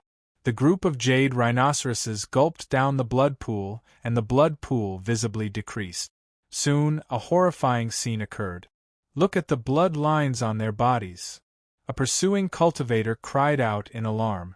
In truth, there was no need for him to say anything. Everyone had already noticed the changes occurring on the jade rhinoceroses. More and more bloodlines appeared on their bodies until they covered their entire bodies. Suddenly, the right hind leg of a jade rhinoceros exploded. Its massive body staggered, but it didn't seem to feel anything as it continued to swallow the blood. Then, in the next 3 minutes, all of the jade rhinoceroses fell to the ground. Even their jade-like horns melted away into the blood. The blood pool that had dropped a great deal was soon restored to its original state. In fact, it was even deeper and larger than before. After all, this group of jade rhinoceroses had filled in their bodies. Gudong, it was unknown who gulped, but the sound was extremely clear in the silence. We should leave. Although this was what he said, there was a hint of reluctance in his eyes. The leader's heart chilled. He thought of a terrifying possibility. Just as he was about to speak, a figure suddenly rushed out. Get out of here. All of you get out of here. Mine, it's all mine. Putong, this person dove into the blood pool. After drinking several mouthfuls, an expression of incomparable enjoyment appeared on his face. Blood lines rapidly appeared, spreading over his body. 11. What are you doing? Hurry and come back. A divine soul cultivator prepared to save him. The leader shouted out, Stop! Do you want to die? Come back with me! As everyone reacted, they all revealed looks of fear. They never thought that this blood water would be similarly effective against cultivators. After they retreated far away, the divine soul cultivator in the blood pool seemed to have become drunk. His entire body floated in the water. Then, just like the monster beasts, he disintegrated into pieces and disappeared. This was far more impactful than the death of the monster beasts. The cultivators paled and their chests tumbled. The leader sucked in a deep breath. Check it. If it has nothing to do with the target, we will leave immediately. The group of divine soul cultivators scattered. They soon discovered something. Not too far away from the cave entrance, they found the corner of a piece of clothing. This gorgeous color and texture, it was the skirt of Her Highness. The leader paled. From the bottom of his heart, he didn't want to cross paths with this terrifying blood pool. But now, it seemed he had no other choice. His eyes swept over the panic-stricken crowd. He said in a low voice, "Everyone, you and I are following orders. If an accident occurs, the result will still be death. And although this blood pool is strange, if you and I rush in, we might still have a chance." This was the truth. The panic-stricken divine soul cultivators all had incomparably ugly complexions, but they were much calmer. The leader swept his eyes around. "Number 4, Number 9, the two of you go and investigate the cave. Remember to be careful and don't look at that blood pool." The two chosen were both trusted subordinate. They knew that at this time, the leader could only let them take the risk. They clenched their teeth and nodded. Number 4 was in front and Number 9 was behind. The two of them separated by 20 feet and flew in one after the other. Like this, if an accident occurred, the people behind could still rescue them. Seeing the two of them fly into the cave, everyone anxiously waited. It was so quiet that they could only hear their increasingly fierce heartbeat. "Ah!" A pitiful scream echoed out. A figure burst out. It was Number 9. Chapter 367. Whoosh! A tentacle tore through the air, wrapping around Number 9. He cried out for help but could only be pulled into the cave. Outside, the leader who saw this felt as if he had fallen into an icy lake, his blood nearly freezing over. Demonic transformation. The leader was the first to regain his composure. His horizons were the highest, and he remembered an ancient scroll he had inadvertently read. There was once a secret about the devil apostles. When a devil apostle's strength reached a certain limit, there was a chance that they would transform into the mortal body of a devil that descended. Although the scene in front of them was different from what was written, the panic-stricken leader was already convinced. Since a devil had descended here, that highness had likely perished. In other words, their mission had already been completed. "Let's go.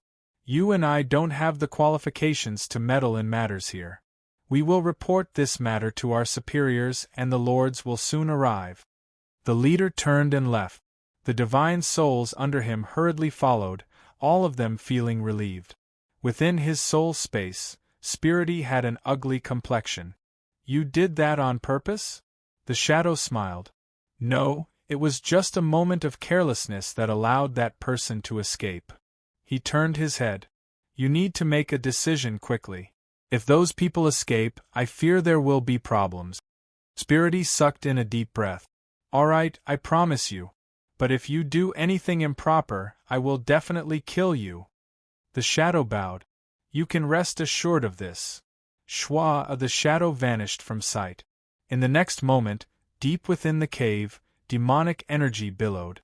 Beneath Qin Yu's demon incarnation, a shadow stepped out, rapidly condensing into reality. He had a black short sword in his left hand and a simple bronze mirror in his right. Behind him was a large black flag. His appearance was neither fish nor fowl, as if he were a character on a stage. The creature that was summoned by Qin Yu looked down and said, Master's current appearance is quite domineering." After he finished speaking, he chuckled several times and vanished from sight. The summoned life form had given Qin Yu the ability to move, so it was much easier for him to use it himself. With several flashes, he caught up to the several cultivators that were trying to escape. How nostalgic! With a soft sigh, filled with endless nostalgia, the summoned life form vanished. In the next moment, heads shot into the skies. The headless corpses on the ground took several steps forwards before crashing to the ground. Enemy attack! The leader bellowed in hindsight. His pupils violently constricted, because from start to finish, he hadn't sensed the slightest bit of abnormality. If the enemy's target was him. Thinking of this, the leader's forehead was instantly covered in beads of sweat. 17 divine souls joined forces to step into the wilderness. They originally thought that they would be able to hunt down Qin Yu with a 90% success rate, but who would have imagined that things would develop into such a situation today? Including the leader, there were only 7 people left. No, there were only 6 now. At this time, there was a dull popping sound.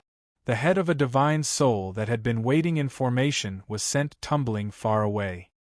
His face was filled with shock and disbelief. Puff, another divine soul, had his head cut off. This time, everyone finally saw that flash of black, but its speed was too fast, and it appeared without the slightest warning. The leader's scalp went numb as he growled, "Split up and run."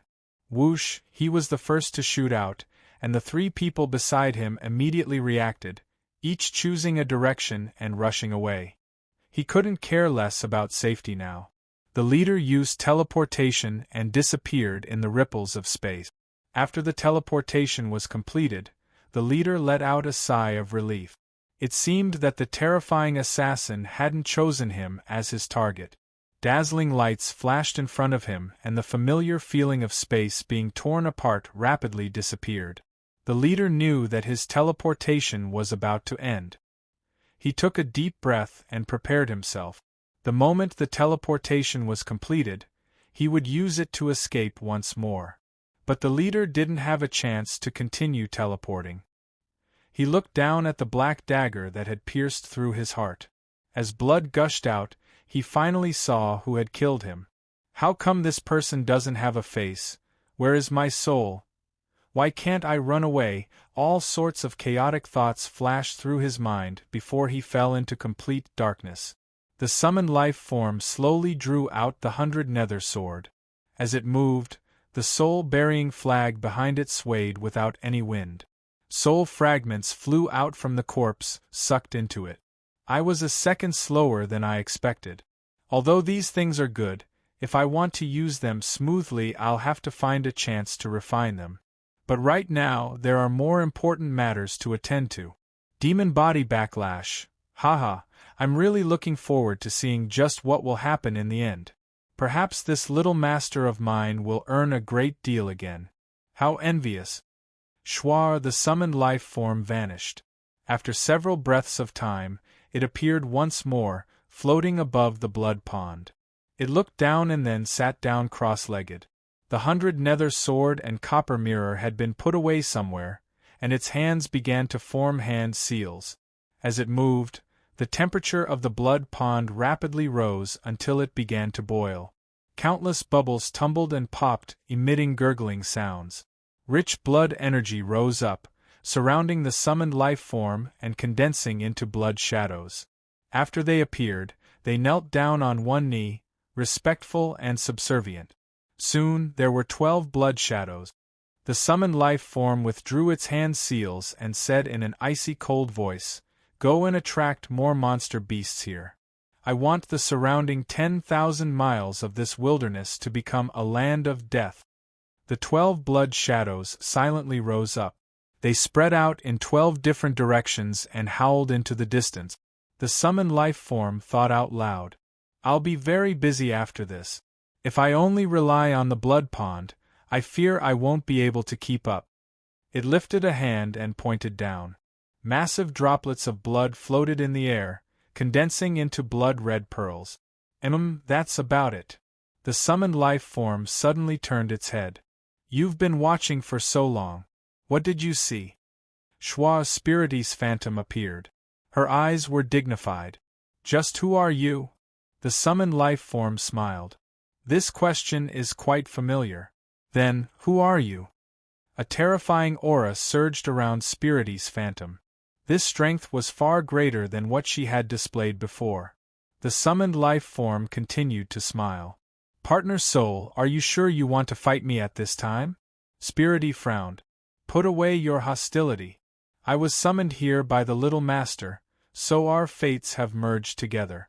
I have no intentions of harming the little master, at least not right now.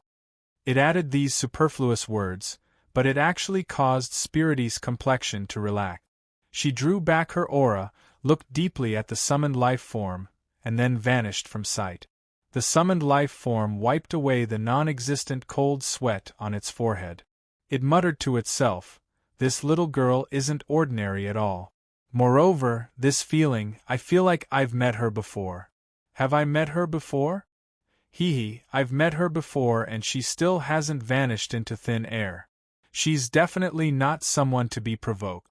Little master, I'm becoming increasingly curious about you." And at this time, the first monster beast arrived. This was an ape. Its entire body was covered in fiery red fur. As it roared, the summoned life form flicked a finger. "Be a good boy, Uncle will treat you to some candy." A bead of blood fell into the ape's mouth.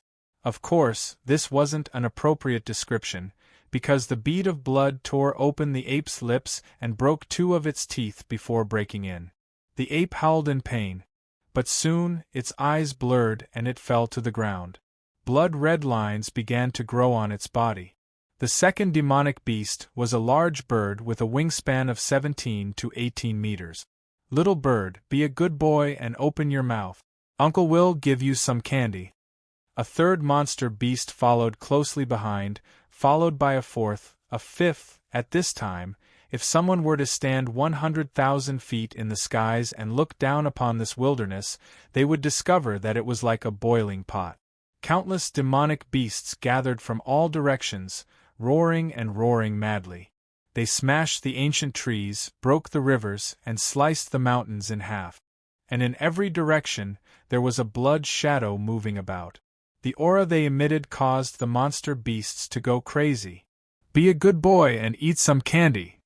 Don't be in such a hurry, everyone has a share. Open your mouth. I'm talking to you. What are you in such a hurry for? I'll give this one to you." The summoned life form rambled on and on, occasionally chuckling in a low voice. Beneath it were monster beasts that were collapsing or on the verge of collapsing. Endless amounts of blood gathered from all directions. The current blood pond was over 1,000 feet long and wide. It was nearly a blood-red lake.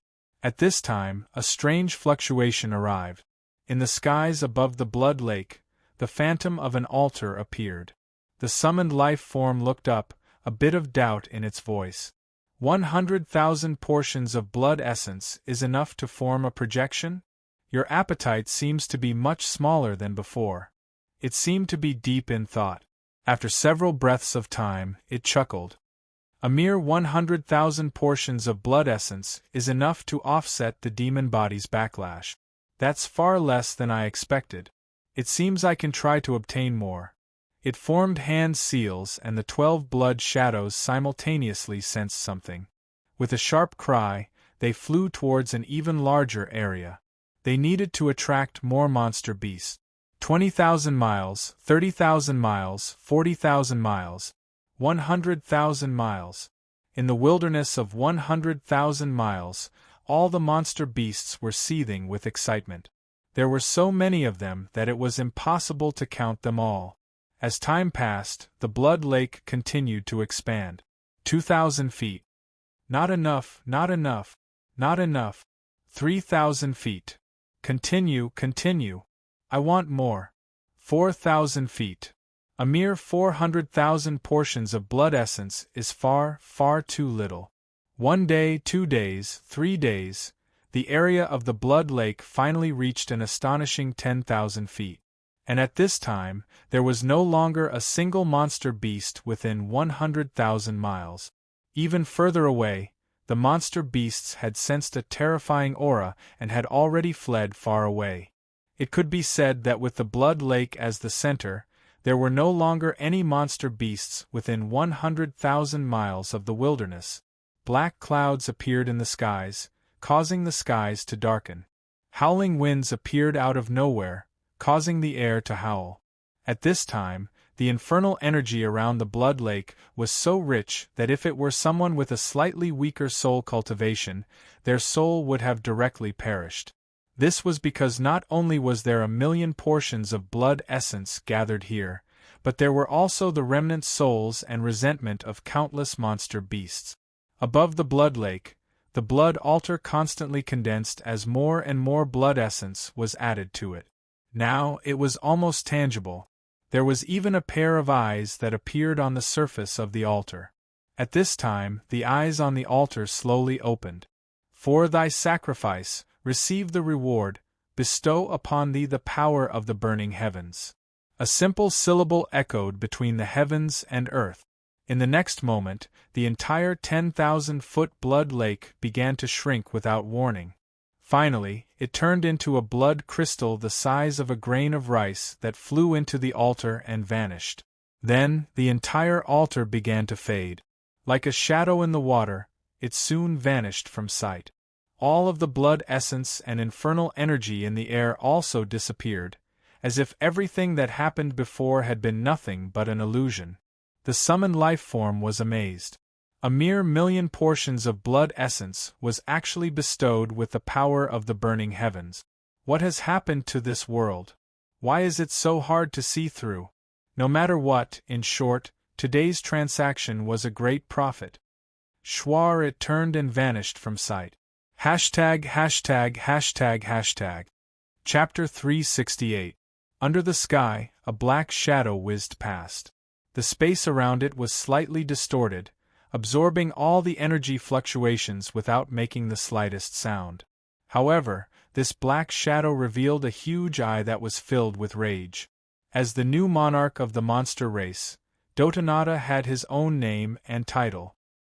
He was revered as the Flying Heavenly King and obtained a territory of 300,000 miles. After it broke through into the king rank, it entered into closed-door cultivation to consolidate its cultivation. Under normal circumstances, this closed-door cultivation would last for 100 years, but after merely 13 years, it had no choice but to stop cultivating. After killing and devouring 2 subordinates that dared to disturb him, Dotonata was finally in the mood to figure out just what was going on. Then, the Flying Sky King was completely enraged. As a newly ascended king, it only had a territory of 300,000 kilometers. Now, 1/3 of its territory had been swept clean. All of the monster beasts under his command disappeared. Although Dotonata didn't care about these ordinary monster beasts, this was related to the face of a king. Dotonata swore that no matter who did this, they would have to pay a sufficient price. The dignity of a monster beast king would not tolerate any provocation. It flew out of seclusion and sped all the way here. After entering the warning zone, Dotonata's killing intent grew heavier and heavier. Originally, it thought that its subordinate was exaggerating the truth, but along the way, it really did not see a single demonic beast. They really had all disappeared. At the same time, Dotonata also began to feel some fear. To be able to accomplish this in just a few days, this enemy was absolutely no trifling matter. But the more it was like this, the more his enemies had to die. This was the first challenge he faced after becoming a king. He had to deal with it cleanly and beautifully. Only then could he let those old fellows of his clan know that he, Dotonata, was a true king. Aura fluctuations? A sharp light flashed in Dotonata's eyes. His massive body suddenly vanished and a cold and gloomy youth appeared. He had a pair of wings growing out of his back. Although they were retracted, each feather shined with a metallic luster beneath the sunlight, causing one to feel a bone-chilling chill. The wings of the Flying Heavenly King were not only used for flight. Schwa, with a few flashes, the soaring Heavenly King appeared on an ancient tree. With a single glance, he saw the completely destroyed brambles in the distance. Along the way, the tracks left behind by the demonic beasts also led to this place. That's right. An ominous glint flashed in the flying sky king's eyes as he flapped his wings. A gust of wind howled and condensed into countless phantom feathers. Each of them was like a sharp arrow released from a bow as they whizzed towards the mountain. As a demonic beast king, his intelligence was not inferior to that of a human. Since his opponent was likely to be very strong, he would naturally strike first to gain the upper hand. In the blink of an eye, the entire mountain was covered by the phantom feathers. It seemed to be quiet for a second, and then with a deep rumbling sound, the mountain collapsed into countless pieces of rubble, rolling in all directions. Confusion appeared in the soaring Sky King's eyes. The aura he had sensed earlier had already disappeared. Could it be that the mysterious enemy had already been killed? At this moment, its pupils suddenly shrank, and with a flap of its wings, it disappeared on the spot. The next moment, a fist covered in scales bombarded the air. The muffled sound was like thunder. Ripples appeared in space, and countless tiny cracks appeared, like cold and gloomy eyes opening one after another. The flying Sky King gasped, "Demon!" His eyes revealed a dignified look, and then he realized something. No wonder it could exterminate all the demonic beasts within 100,000-mile radius. It was actually the power of the evil demon. But soon, the flying Sky King's eyes filled with icy killing intent. It wasn't just the immortal and demonic paths, but the great empires and monster beasts also loathed the evil demon. After all, a demon that had lost its consciousness and only knew how to kill and destroy didn't care whether it killed humans or monster beasts. The flying Sky King licked his lips. Although demons were terrifying, they didn't have any consciousness and only relied on their instincts. With his king-step strength, killing them wasn't difficult at all. Killing a demon was enough to cause Dotonata's reputation to resound throughout the entire monster beast race. Then, with your blood and death, you will become the stepping stone for me to establish my dignity. The flying Sky King instantly vanished. He appeared behind the demon and punched out. Demons had extremely powerful mortal bodies. Even if they were severely wounded, they could still restore themselves in a short period of time. In order to truly kill them, one had to destroy the core hidden within the demon's heart. Die, you mindless killing machine. The flying Sky King had a confident look in his eyes. But at this time, a deep roar echoed in his ears. This roar seemed to reach straight into his heart, carrying with it a soul-shaking strength. The flying Sky King's movements paused. The demon in front of him suddenly shrank, dodging by a hair's breadth. The demon turned around and a pair of icy cold eyes locked onto him. Dotonata's heart skipped a beat. These eyes, the demon had lost its consciousness and was in a cruel and bloodthirsty state. How could it possibly have such calm eyes? No, this wasn't an ordinary transformed demon. It was the body of an abyssal demon that had descended. It was no wonder that all the monster beasts within 100,000 miles had vanished. In order to smoothly descend, the demon must have used some terrifying secret technique. Thinking of this, Dotonata's blood nearly froze over. In the land of divinity and demons, all living beings loathed and hated the power of the abyss. But even after countless years, the demon apostles still existed. Just this point alone was enough to prove just how terrifying the power of the abyss was. In the legends, a true demon had a terrifying strength comparable to a calamity immortal. Even if it was only an avatar, it could still possess the greatest combat strength below the calamity immortal realm. That was the strongest strength below the calamity immortal realm, a strength that could crush all blue seas. Although monster beast kings were powerful and could easily cut down human blue seas once they made a breakthrough, Dotonata was only a king who had only been promoted for a dozen some years. He was far from having the strength to contend with a demon avatar. Run. At this moment, this was the only thought in Dotonata's mind. He didn't feel it was shameful. Even the strongest king of his race might not be able to resist a demon avatar. It was normal for him to choose to run away. Moreover, as long as he lived, news of the demon avatar could be transmitted to the high-level figures of his race at the fastest speed possible. Only then would they be able to reduce the losses of the entire race. After all, this was the wilderness, the territory of the monster beasts. Dotonata turned and left. His wings spread open. He didn't dare to directly teleport away, because the strength of the demon was far too terrifying. Who knew whether or not he had the ability to interfere with teleportation? And if there was an accident during the teleportation, it would be hard for him not to die. Luckily, Dotonata was known as the Flying Heavenly King, so his speed wasn't a problem. In just several breaths of time, he could escape to a safe distance and then teleport away. He lifted his wings and fell down. Faint fluctuations appeared in the space around the Flying Heavenly King. This was one of his talent abilities. He could stir up spatial ripples and counteract all resistance. In this state, his flight was infinitely close to being in a vacuum and his speed would reach the limit. Suddenly, a black shadow appeared. The Flying Heavenly King was stunned for a moment before fear crept into his heart. This demon actually had a helper. Luckily, he reacted quickly and immediately fled as soon as he sensed something was wrong, otherwise he really might have died here today.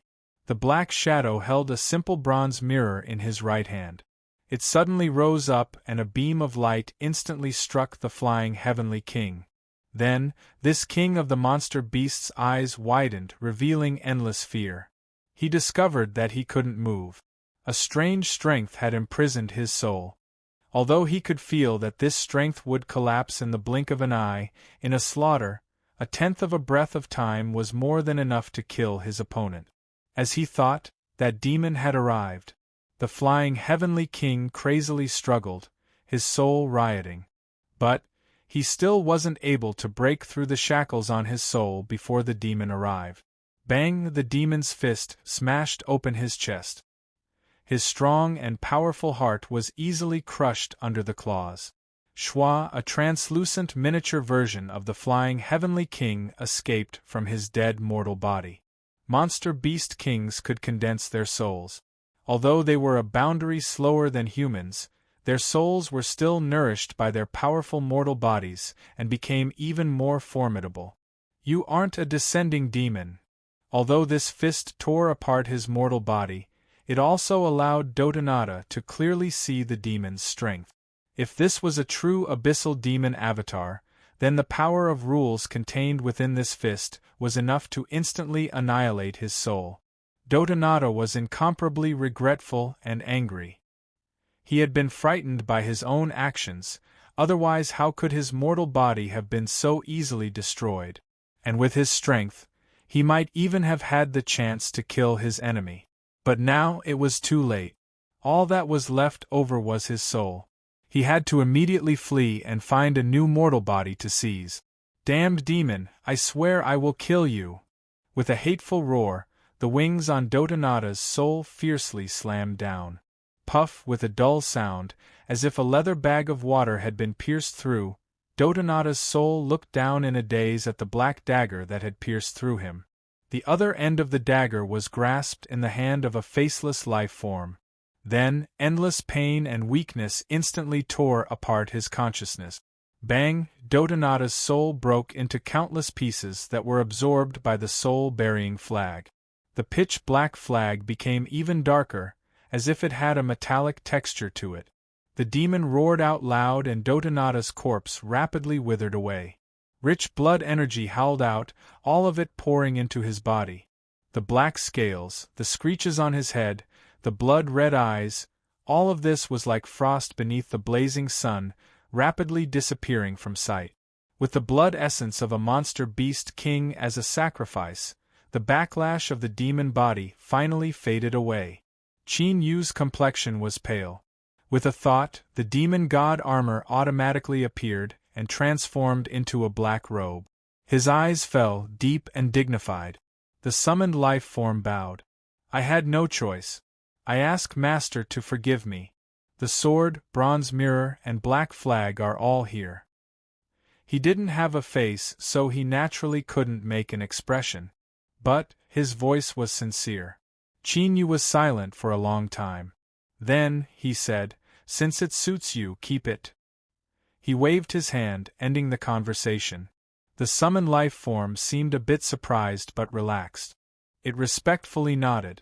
Without any movement, the three treasures vanished and it stepped forwards, fusing into Qin Yu's shadow.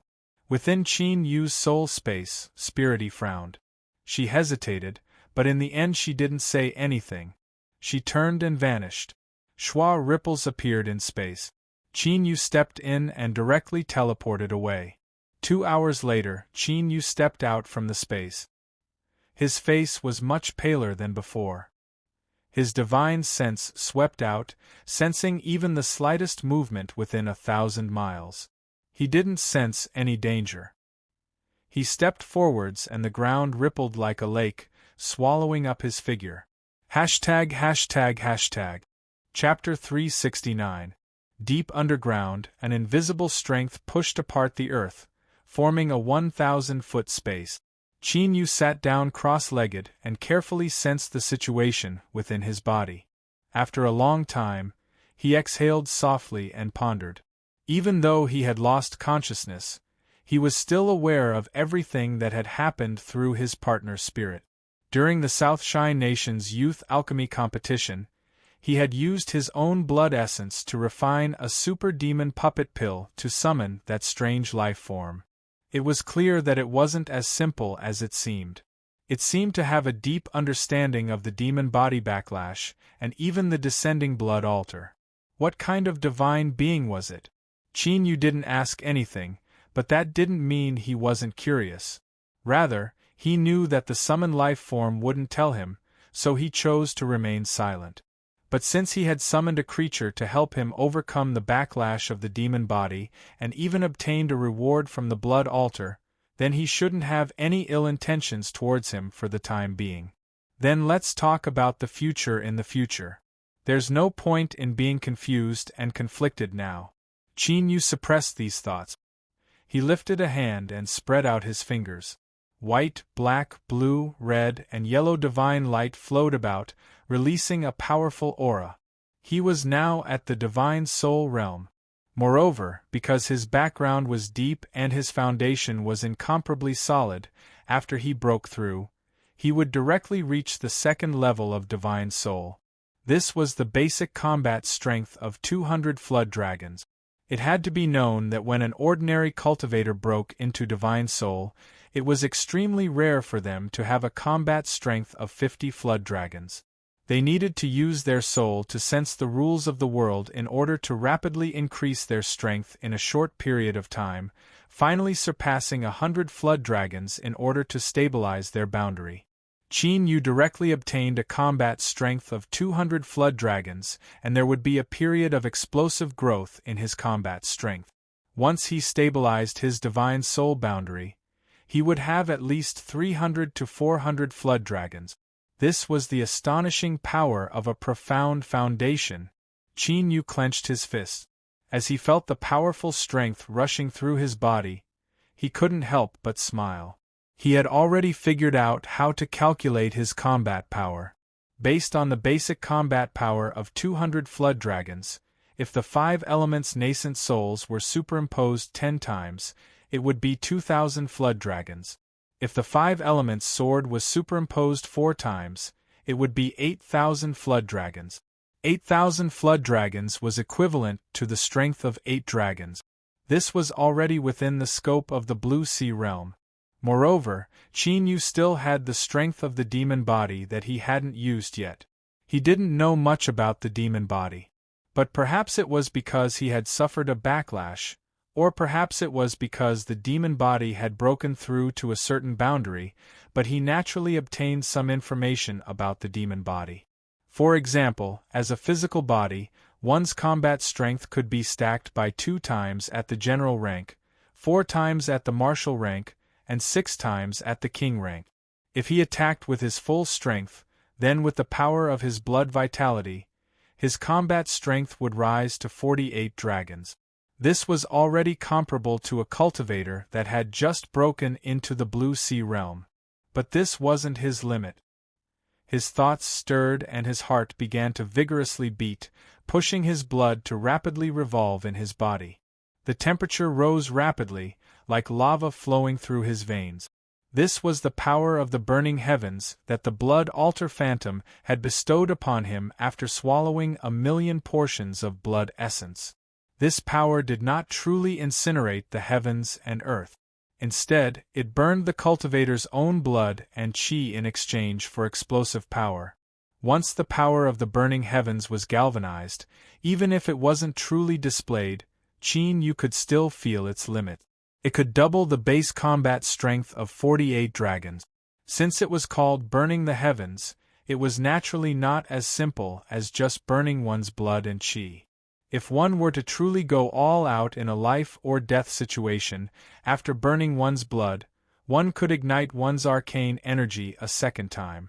At the cost of burning one's arcane energy, one's cultivation would fall, but one's battle prowess would be doubled once again. After arcane ignition was life ignition. Using one's own lifespan as a sacrifice, one's combat strength would double for the third time. 48 dragons doubled to 96 dragons, then doubled to 192 dragons, and then doubled again to a horrifying 384 dragons.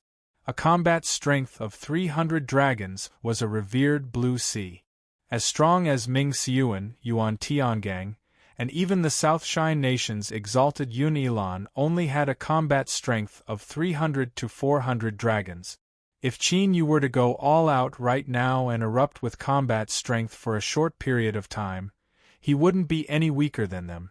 Of course, a pure comparison of combat strength didn't mean that Qin Yu had the strength to fight them head-on.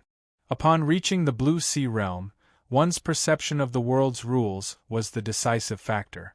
Otherwise, even if one had a combat strength of 1,000 dragons, if they were restricted by the power of the rules and could only display 10% of their strength, all that awaited them was death.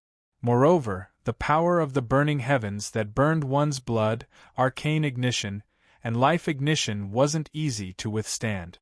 If Qin Yu truly used it for several breaths of time, he would have to pay an extremely heavy price. Thus, this was a life-saving technique. He could only grit his teeth and use it in a hopeless situation. Qin Yu scattered the power of the burning heavens. The temperature of his blood rapidly dropped. He frowned. Although the power of the burning heavens was powerful, it was best not to use it. After expending so much effort to sacrifice 1,000,000 portions of blood essence, he originally thought that he would have a heaven-shaking harvest. But he never imagined that what he obtained would be a seemingly amazing but actually impractical chicken ribs.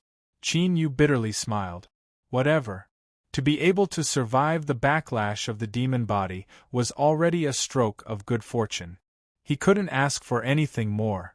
But the summoned life form in the shadow actually thought that its efforts were being looked down upon.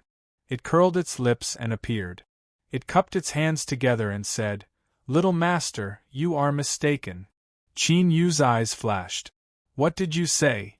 The summoned life form respectfully said, "Little master hasn't been in this world for long, so you don't understand how difficult it is to superimpose one's combat strength. I can explain it to you." It paused for a moment and then continued to say, "Take little master as an example. If you practice a certain cultivation method and condense a 5-element nascent soul, you can obtain 10 times your combat strength. With the 5-element nascent souls as the foundation, you can use the 5-element secret arts to increase your combat strength by 4 times. If you cultivate the demon body, you can increase your combat strength by 6 times at the commander level. Finally, there is the power of the burning heavens. On the surface, it seems that the price to pay for the power of the burning heavens is the greatest, but the increase in combat strength is actually the smallest. But there is something that little master must understand, and that is that there are levels to superimpose one's combat strength. There are many ways to superimpose low levels of combat strength, But if you want to continue doing so, you must grasp a higher level ability, otherwise there will be no effect. Little Master's cultivation method is lower than the secret arts, lower than the mortal body, and lower than the power of the burning heavens. Moreover, there is one more point, and that is that as more and more layers are superimposed, the increase in combat strength will also decrease. This is the imprisonment of the world's rules. They will not allow anyone's combat strength to wildly increase without limit. Qin Yu nodded. There were countless supreme elders in the land of divinity and demons and all sorts of ancient inheritances. There were bound to be many methods to increase one's combat strength. If there was no limit and one could endlessly superimpose one's combat strength, the consequences would be unimaginable. Suddenly, Qin Yu's eyes flashed. You are saying that the power of the burning heavens is a high-level method of superimposing one's combat strength. Even after being restricted by the world, it can still double its strength. That is already extremely rare.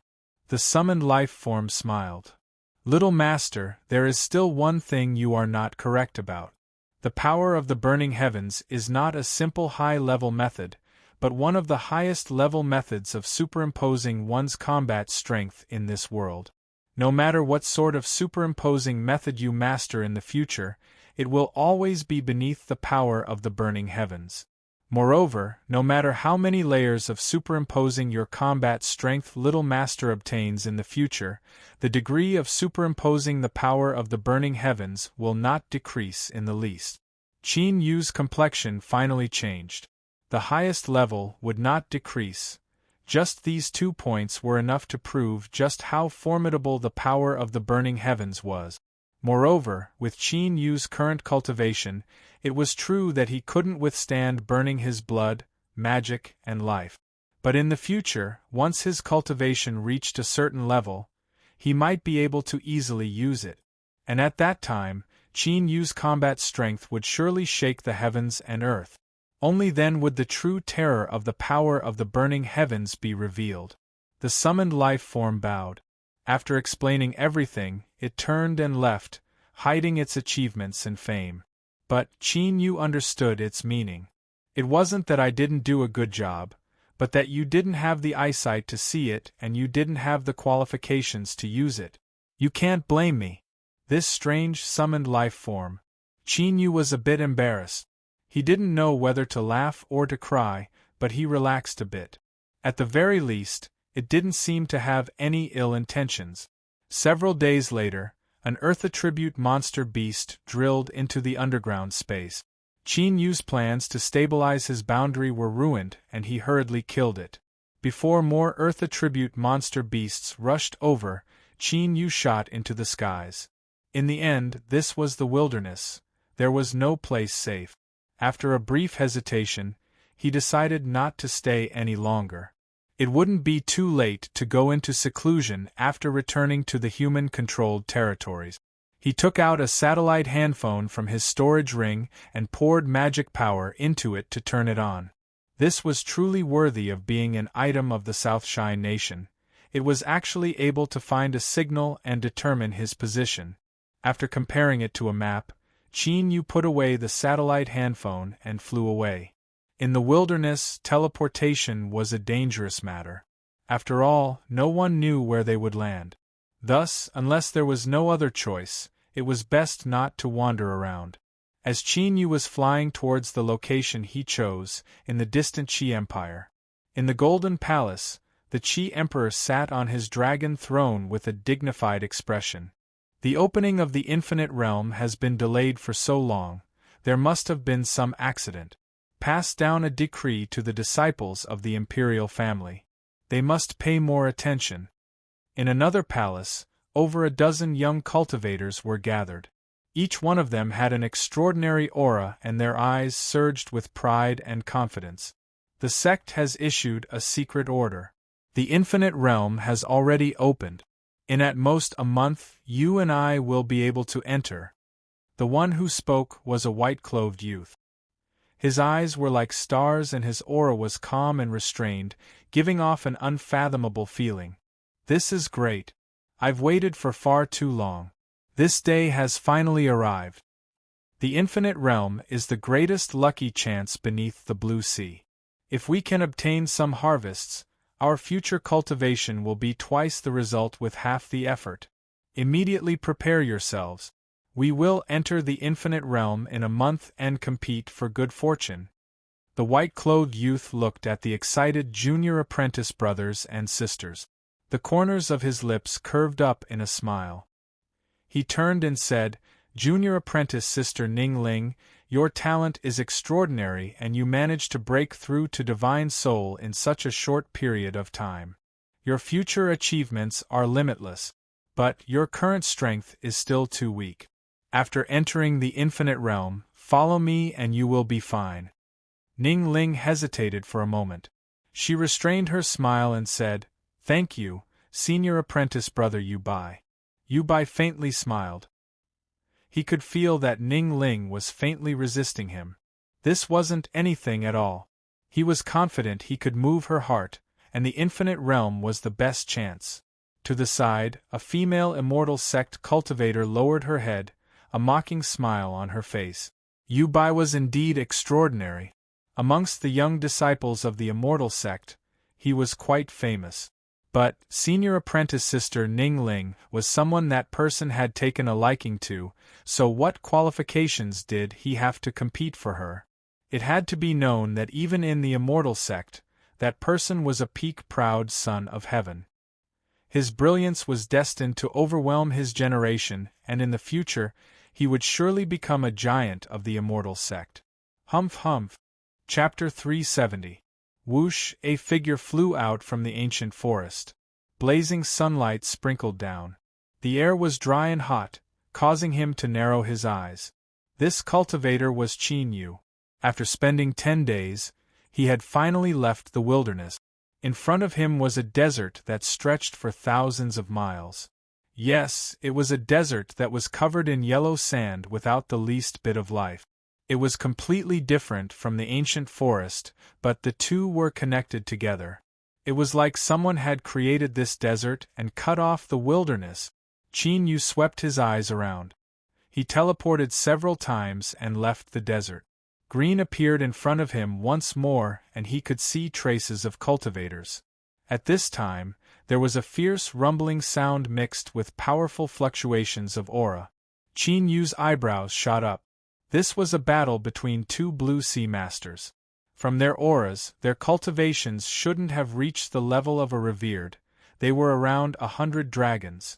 Even so, in the land of divinity and demons, they could still be considered masters that could shake their own lands. Whoosh, whoosh, several figures howled past, heading straight for the battlefield. Two of them glanced at Qin Yu before looking away. A mere second-level divine soul wasn't worth caring about. Qin Yu wanted to stabilize his boundary as soon as possible and not cause any problems. Although it was rare to see Blue Sea Masters fight, he had no intention of joining in. But at this time, his complexion changed. This was because the two people fighting were rapidly approaching him. Meng Taiqing, don't go too far. Hand over the token. Otherwise don't blame me for being ruthless today. Damn it. I'll fight you to the death. Qin Yu rapidly flew away. He could faintly hear the words of the two people fighting behind him. Token? Who cared what it was? It was best to leave as soon as possible. Whoosh, after Qin Yu left the Blue Sea aftershocks, he took a step forward and vanished from sight. Around the battlefield where the two Blue Seas fought, there were over a dozen cultivators silently watching. One of them, a woman, looked in the direction that Qin Yu left and curled her lip. A battle between Blue Seas is a rare event and he didn't even dare to watch. With this much courage, I have no idea how he managed to cultivate to the divine soul realm. A middle-aged cultivator shook his head. Qiu Yao, you must remember that there are far too many powerhouses in this world. Before you have enough strength, the best choice is to leave as soon as you discover signs of danger. This junior is only a mere second-level divine soul. If he is even slightly affected, then his body and soul will be destroyed, so he naturally chose to run away. The woman nodded, but her face was still somewhat disapproving. The middle-aged cultivator frowned. However, the battle had reached a critical juncture, so he focused his gaze and said nothing more. Whoosh, Qin Yu landed. He looked at the city in front of him, Square Wave City. Yes, it was the city marked on the map.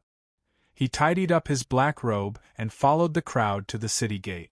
After paying some spirit stones, he smoothly entered Square Wave City. He didn't have any thoughts of strolling around. He found a large inn. Give me an independent courtyard. Quiet and don't let anyone disturb me. After paying the fee, the servant smiled and bowed to lead the way. After passing through the noisy front yard, they arrived at a small lake. There were over a dozen courtyards built around the lake. Qin Yu's residence was among them. If you have any needs, you can call the service desk directly through the phone in the room. I wish you a pleasant stay. Qin Yu tossed down several spirit stones. The servant's smile became even brighter. He bowed and left. He pushed open the door and entered. With the control token in his hand, he could completely control the array formation of the entire residence while he was here. Sensing it, he felt it was worth its price. The power of the array formation wasn't ordinary. It was clear that a master had been invited to arrange it. Without sensing anything wrong, Qin Yu found a training chamber and took out 9th province to isolate his aura. Then, he took out a pill and swallowed it. Although his soul touched upon the rules and his cultivation would rapidly increase for a period of time, with the assistance of pills, he could increase his cultivation even faster. Qin Yu didn't lack pills, so he naturally chose a faster method. In the blink of an eye, 10 days passed. The training chamber opened and Qin Yu walked out with a bright smile. The gifts that the Southshine Nation's old ancestor had given him were far greater than he had imagined. After his boundary stabilized and his cultivation slowed down, he discovered that he had already reached the middle 4th level of Divine Soul. Moreover, in his soul space, the pure soul strength contained within the soul bead was rapidly emitting outwards, causing his soul to become tyrannical at an astonishing speed. He picked up the room phone and dialed the front desk to explain his request. Soon, someone from the inn knocked on his door. Qin Yu's eyes flashed. He never imagined that it would be a divine soul realm cultivator standing outside. "Dear guest, how are you? According to your request, you need to pay 1,000 spirit stones in order to use the training field for 2 hours. The cultivator smiled and had an extremely good attitude. No problem. Qin Yu swiped the card. "Dear guest, please follow me." The inn's divine soul led the way and soon brought Qin Yu to a black stone building. This is an access card. It only gives you 2 hours of access, starting from the moment the guest opens the door. Qin Yu took the card and swiped it over the sensor. The iron door quietly opened and closed after he entered. In front of him was a training field that was similar to the one in the Dao Arena. However, the various equipment was on a different level. Of course, the fees charged by the Dao Arena and this place were also as different as the heavens and earth. Qin Yu only wanted to roughly test his strength. He didn't have too many requirements. As usual, he first inspected himself and didn't find anything wrong. His figure flickered and he arrived in front of the metal pillar. Taking a deep breath, Qin Yu clenched his fist and punched out. Bang! Silver light rapidly flowed, revealing the result: 466 flood dragons. Qin Yu's eyes brightened. This was a bit higher than he had estimated. Within his Dantian Sea, the 5-element nascent souls erupted and he punched out a second time. Bang! The silver light suddenly became rich. After several breaths of time, the result appeared: 4,582 flood dragons. Cultivation method superimposed by 10 times. Again, 5-colored divine light erupted, lingering on his fingertips. The air emitted muffled popping sounds as if it were about to be torn apart. Secret art, 5-element sword. Bang! The silver light was incomparably dazzling. 18,024 flood dragons. Qin Yu's body emitted loud crackling sounds. His heart vigorously beat, pushing his blood to the limit. The strength of the king-step demon body erupted. Bang! The silver light was as rich as a full moon. After several breaths of time, the number appeared: 109,047 flood dragons. The entire metal pillar violently hummed, and the ground trembled. It made one worry that it would tear apart the ground and fly away in the next moment. Luckily, this sort of damage to public property didn't occur. Qin Yu looked at the slowly fading number and smiled.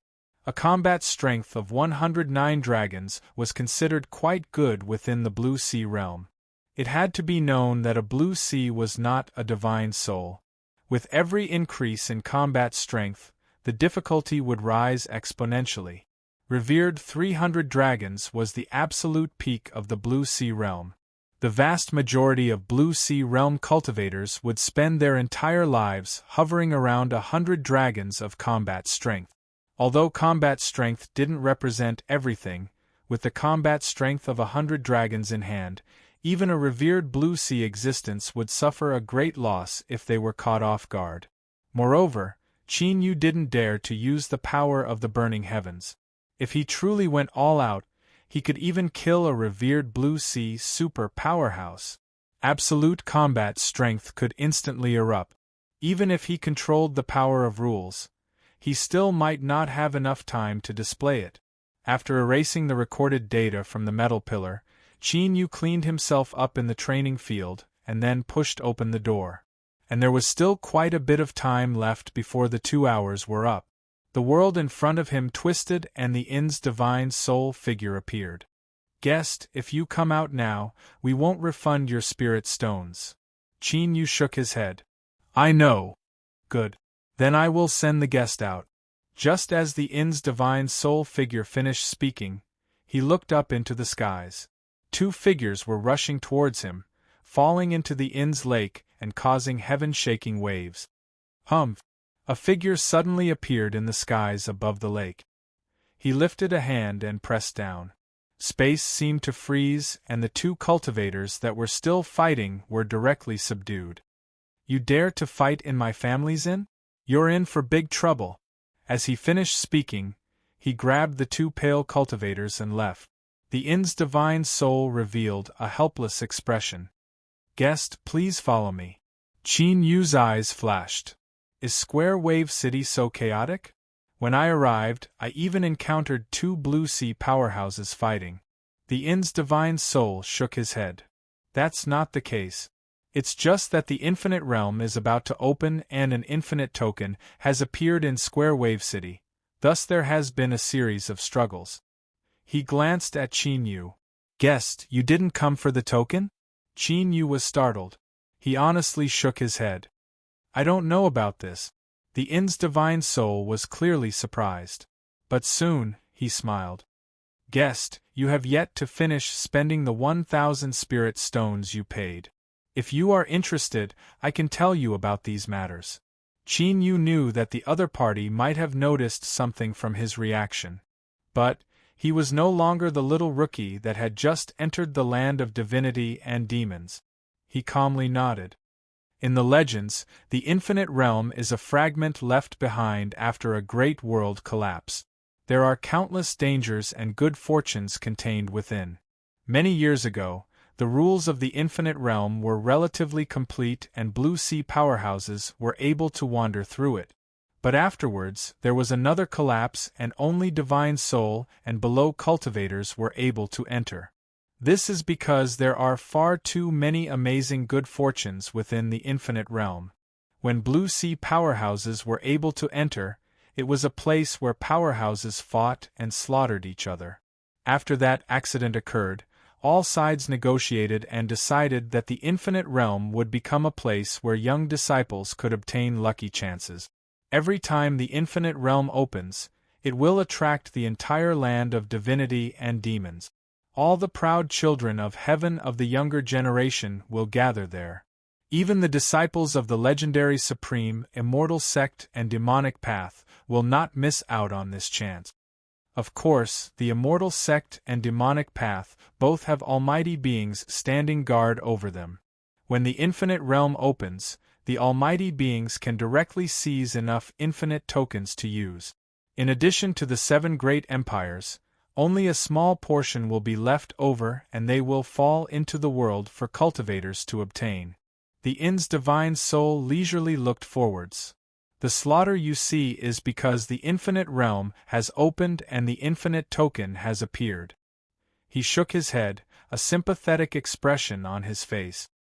He looked at Qin Yu and said, "Unfortunately, our cultivations are too weak, and we don't have the qualifications to compete for the lucky chances of the infinite realm. Even if we have a token in our hands, all that awaits us is death. As for those 2 first-level divine soul boys, I can only say that they don't know the immensity of the heavens and earth. Even if they go, they will only be sending themselves to their death." Seeing Qin Yu remain silent, the inn's divine soul only thought that he had suffered a mental blow. He shook his head, no longer speaking.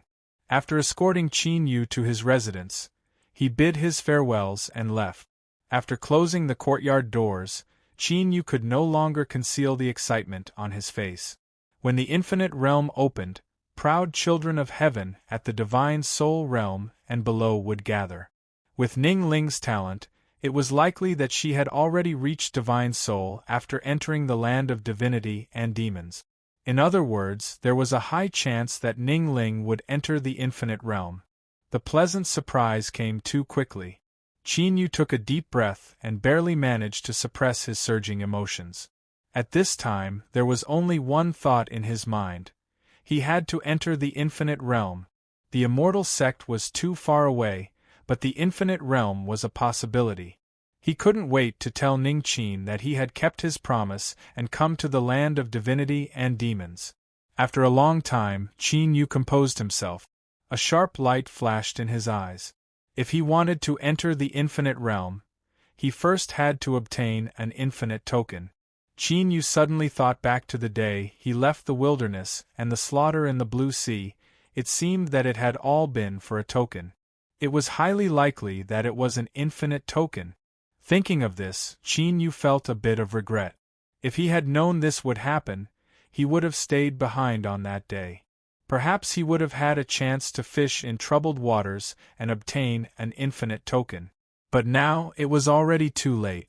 Luckily, according to the inn's divine soul, there should be more than one infinite token that appeared in Square Wave City. Qin Yu turned and left. He had to obtain one. When he first chose this inn, it was because it was large enough. To be able to open such a large inn in Square Wave City, and also in such a good location, one's background was naturally extraordinary. This sort of place with a strong background would often become a gathering place for all sorts of people. It was also a place where all sorts of news and rumors were the most active. Qin Yu entered the restaurant in front of the courtyard. After ordering a table of food and wine, he soon heard the news he was most concerned about. This time, a total of 3 infinite tokens appeared in Square Wave City. The first was forcefully taken away by the county city master with his great supernatural powers. I heard that he wanted to bestow it to his favorite son and send him into the infinite realm to seize his good fortune. The second token experienced several twists and turns. 2 Blue Sea Masters fiercely fought over it, and then there was a chaotic battle. It's unknown who took it away and its whereabouts are unknown. Now, in Square Wave City, there is only one token left, and that token is with the Hu family. The cultivator who spoke had white hair and his face was filled with the vicissitudes of time. Although he seemed lonely and desolate, one could see from the focused expressions on his face that this person's information was highly reliable. A 6th-level divine soul cultivator sighed. I've heard that the county city master has a combat strength comparable to a revered Blue Sea. As for the second token, it's gone missing and there's almost no chance of it ever appearing again. The third token is in the hands of the Hu family. Although their old ancestor isn't at the Blue Sea realm, his true strength is far more terrifying than an ordinary Blue Sea's. Although it is said to be a good fortune for cultivators at the divine soul realm and below, we are people without root. If we can't even obtain an infinite token, how can we compete for it? These words resonated. Many divine soul cultivators revealed looks of grief and indignation. They had all gathered here for the infinite token, but who knew that this would be the result? The weathered cultivator drank a cup of wine and lightly said, "If you want an infinite token, it isn't impossible." With these words, the surroundings fell silent. Everyone's eyes widened, their faces filled with disbelief. Is this true? Could there be another infinite token? I ask fellow Taoist Wu to speak clearly. The cultivator surnamed Wu calmly swept his eyes around. Although the Hu family obtained an infinite token, their family has no successor. It's highly likely that this token will appear in the auction house. After he finished speaking, he no longer stayed. He tossed down money and walked away. Bang! The restaurant immediately boiled over with excitement. All the cultivators revealed looks of excitement. This surnamed Wu had always been well informed and wouldn't ruin his own reputation. Since he dared to reveal this, he was 90% certain he would succeed. Go, go, go! They had to immediately make preparations. They had to gather as much financial resources as possible in the shortest period of time. This was their final chance to obtain an infinite token. In the blink of an eye, the bustling restaurant became deserted. Qin Yu looked up, a sharp light flashing in his eyes. He laid down the spirit stones and paid the bill before slowly walking out of the restaurant. The Hu family was famous in Square Wave City. It wasn't difficult for him to find them. Qin Yu stood in a remote corner and looked around. He frowned.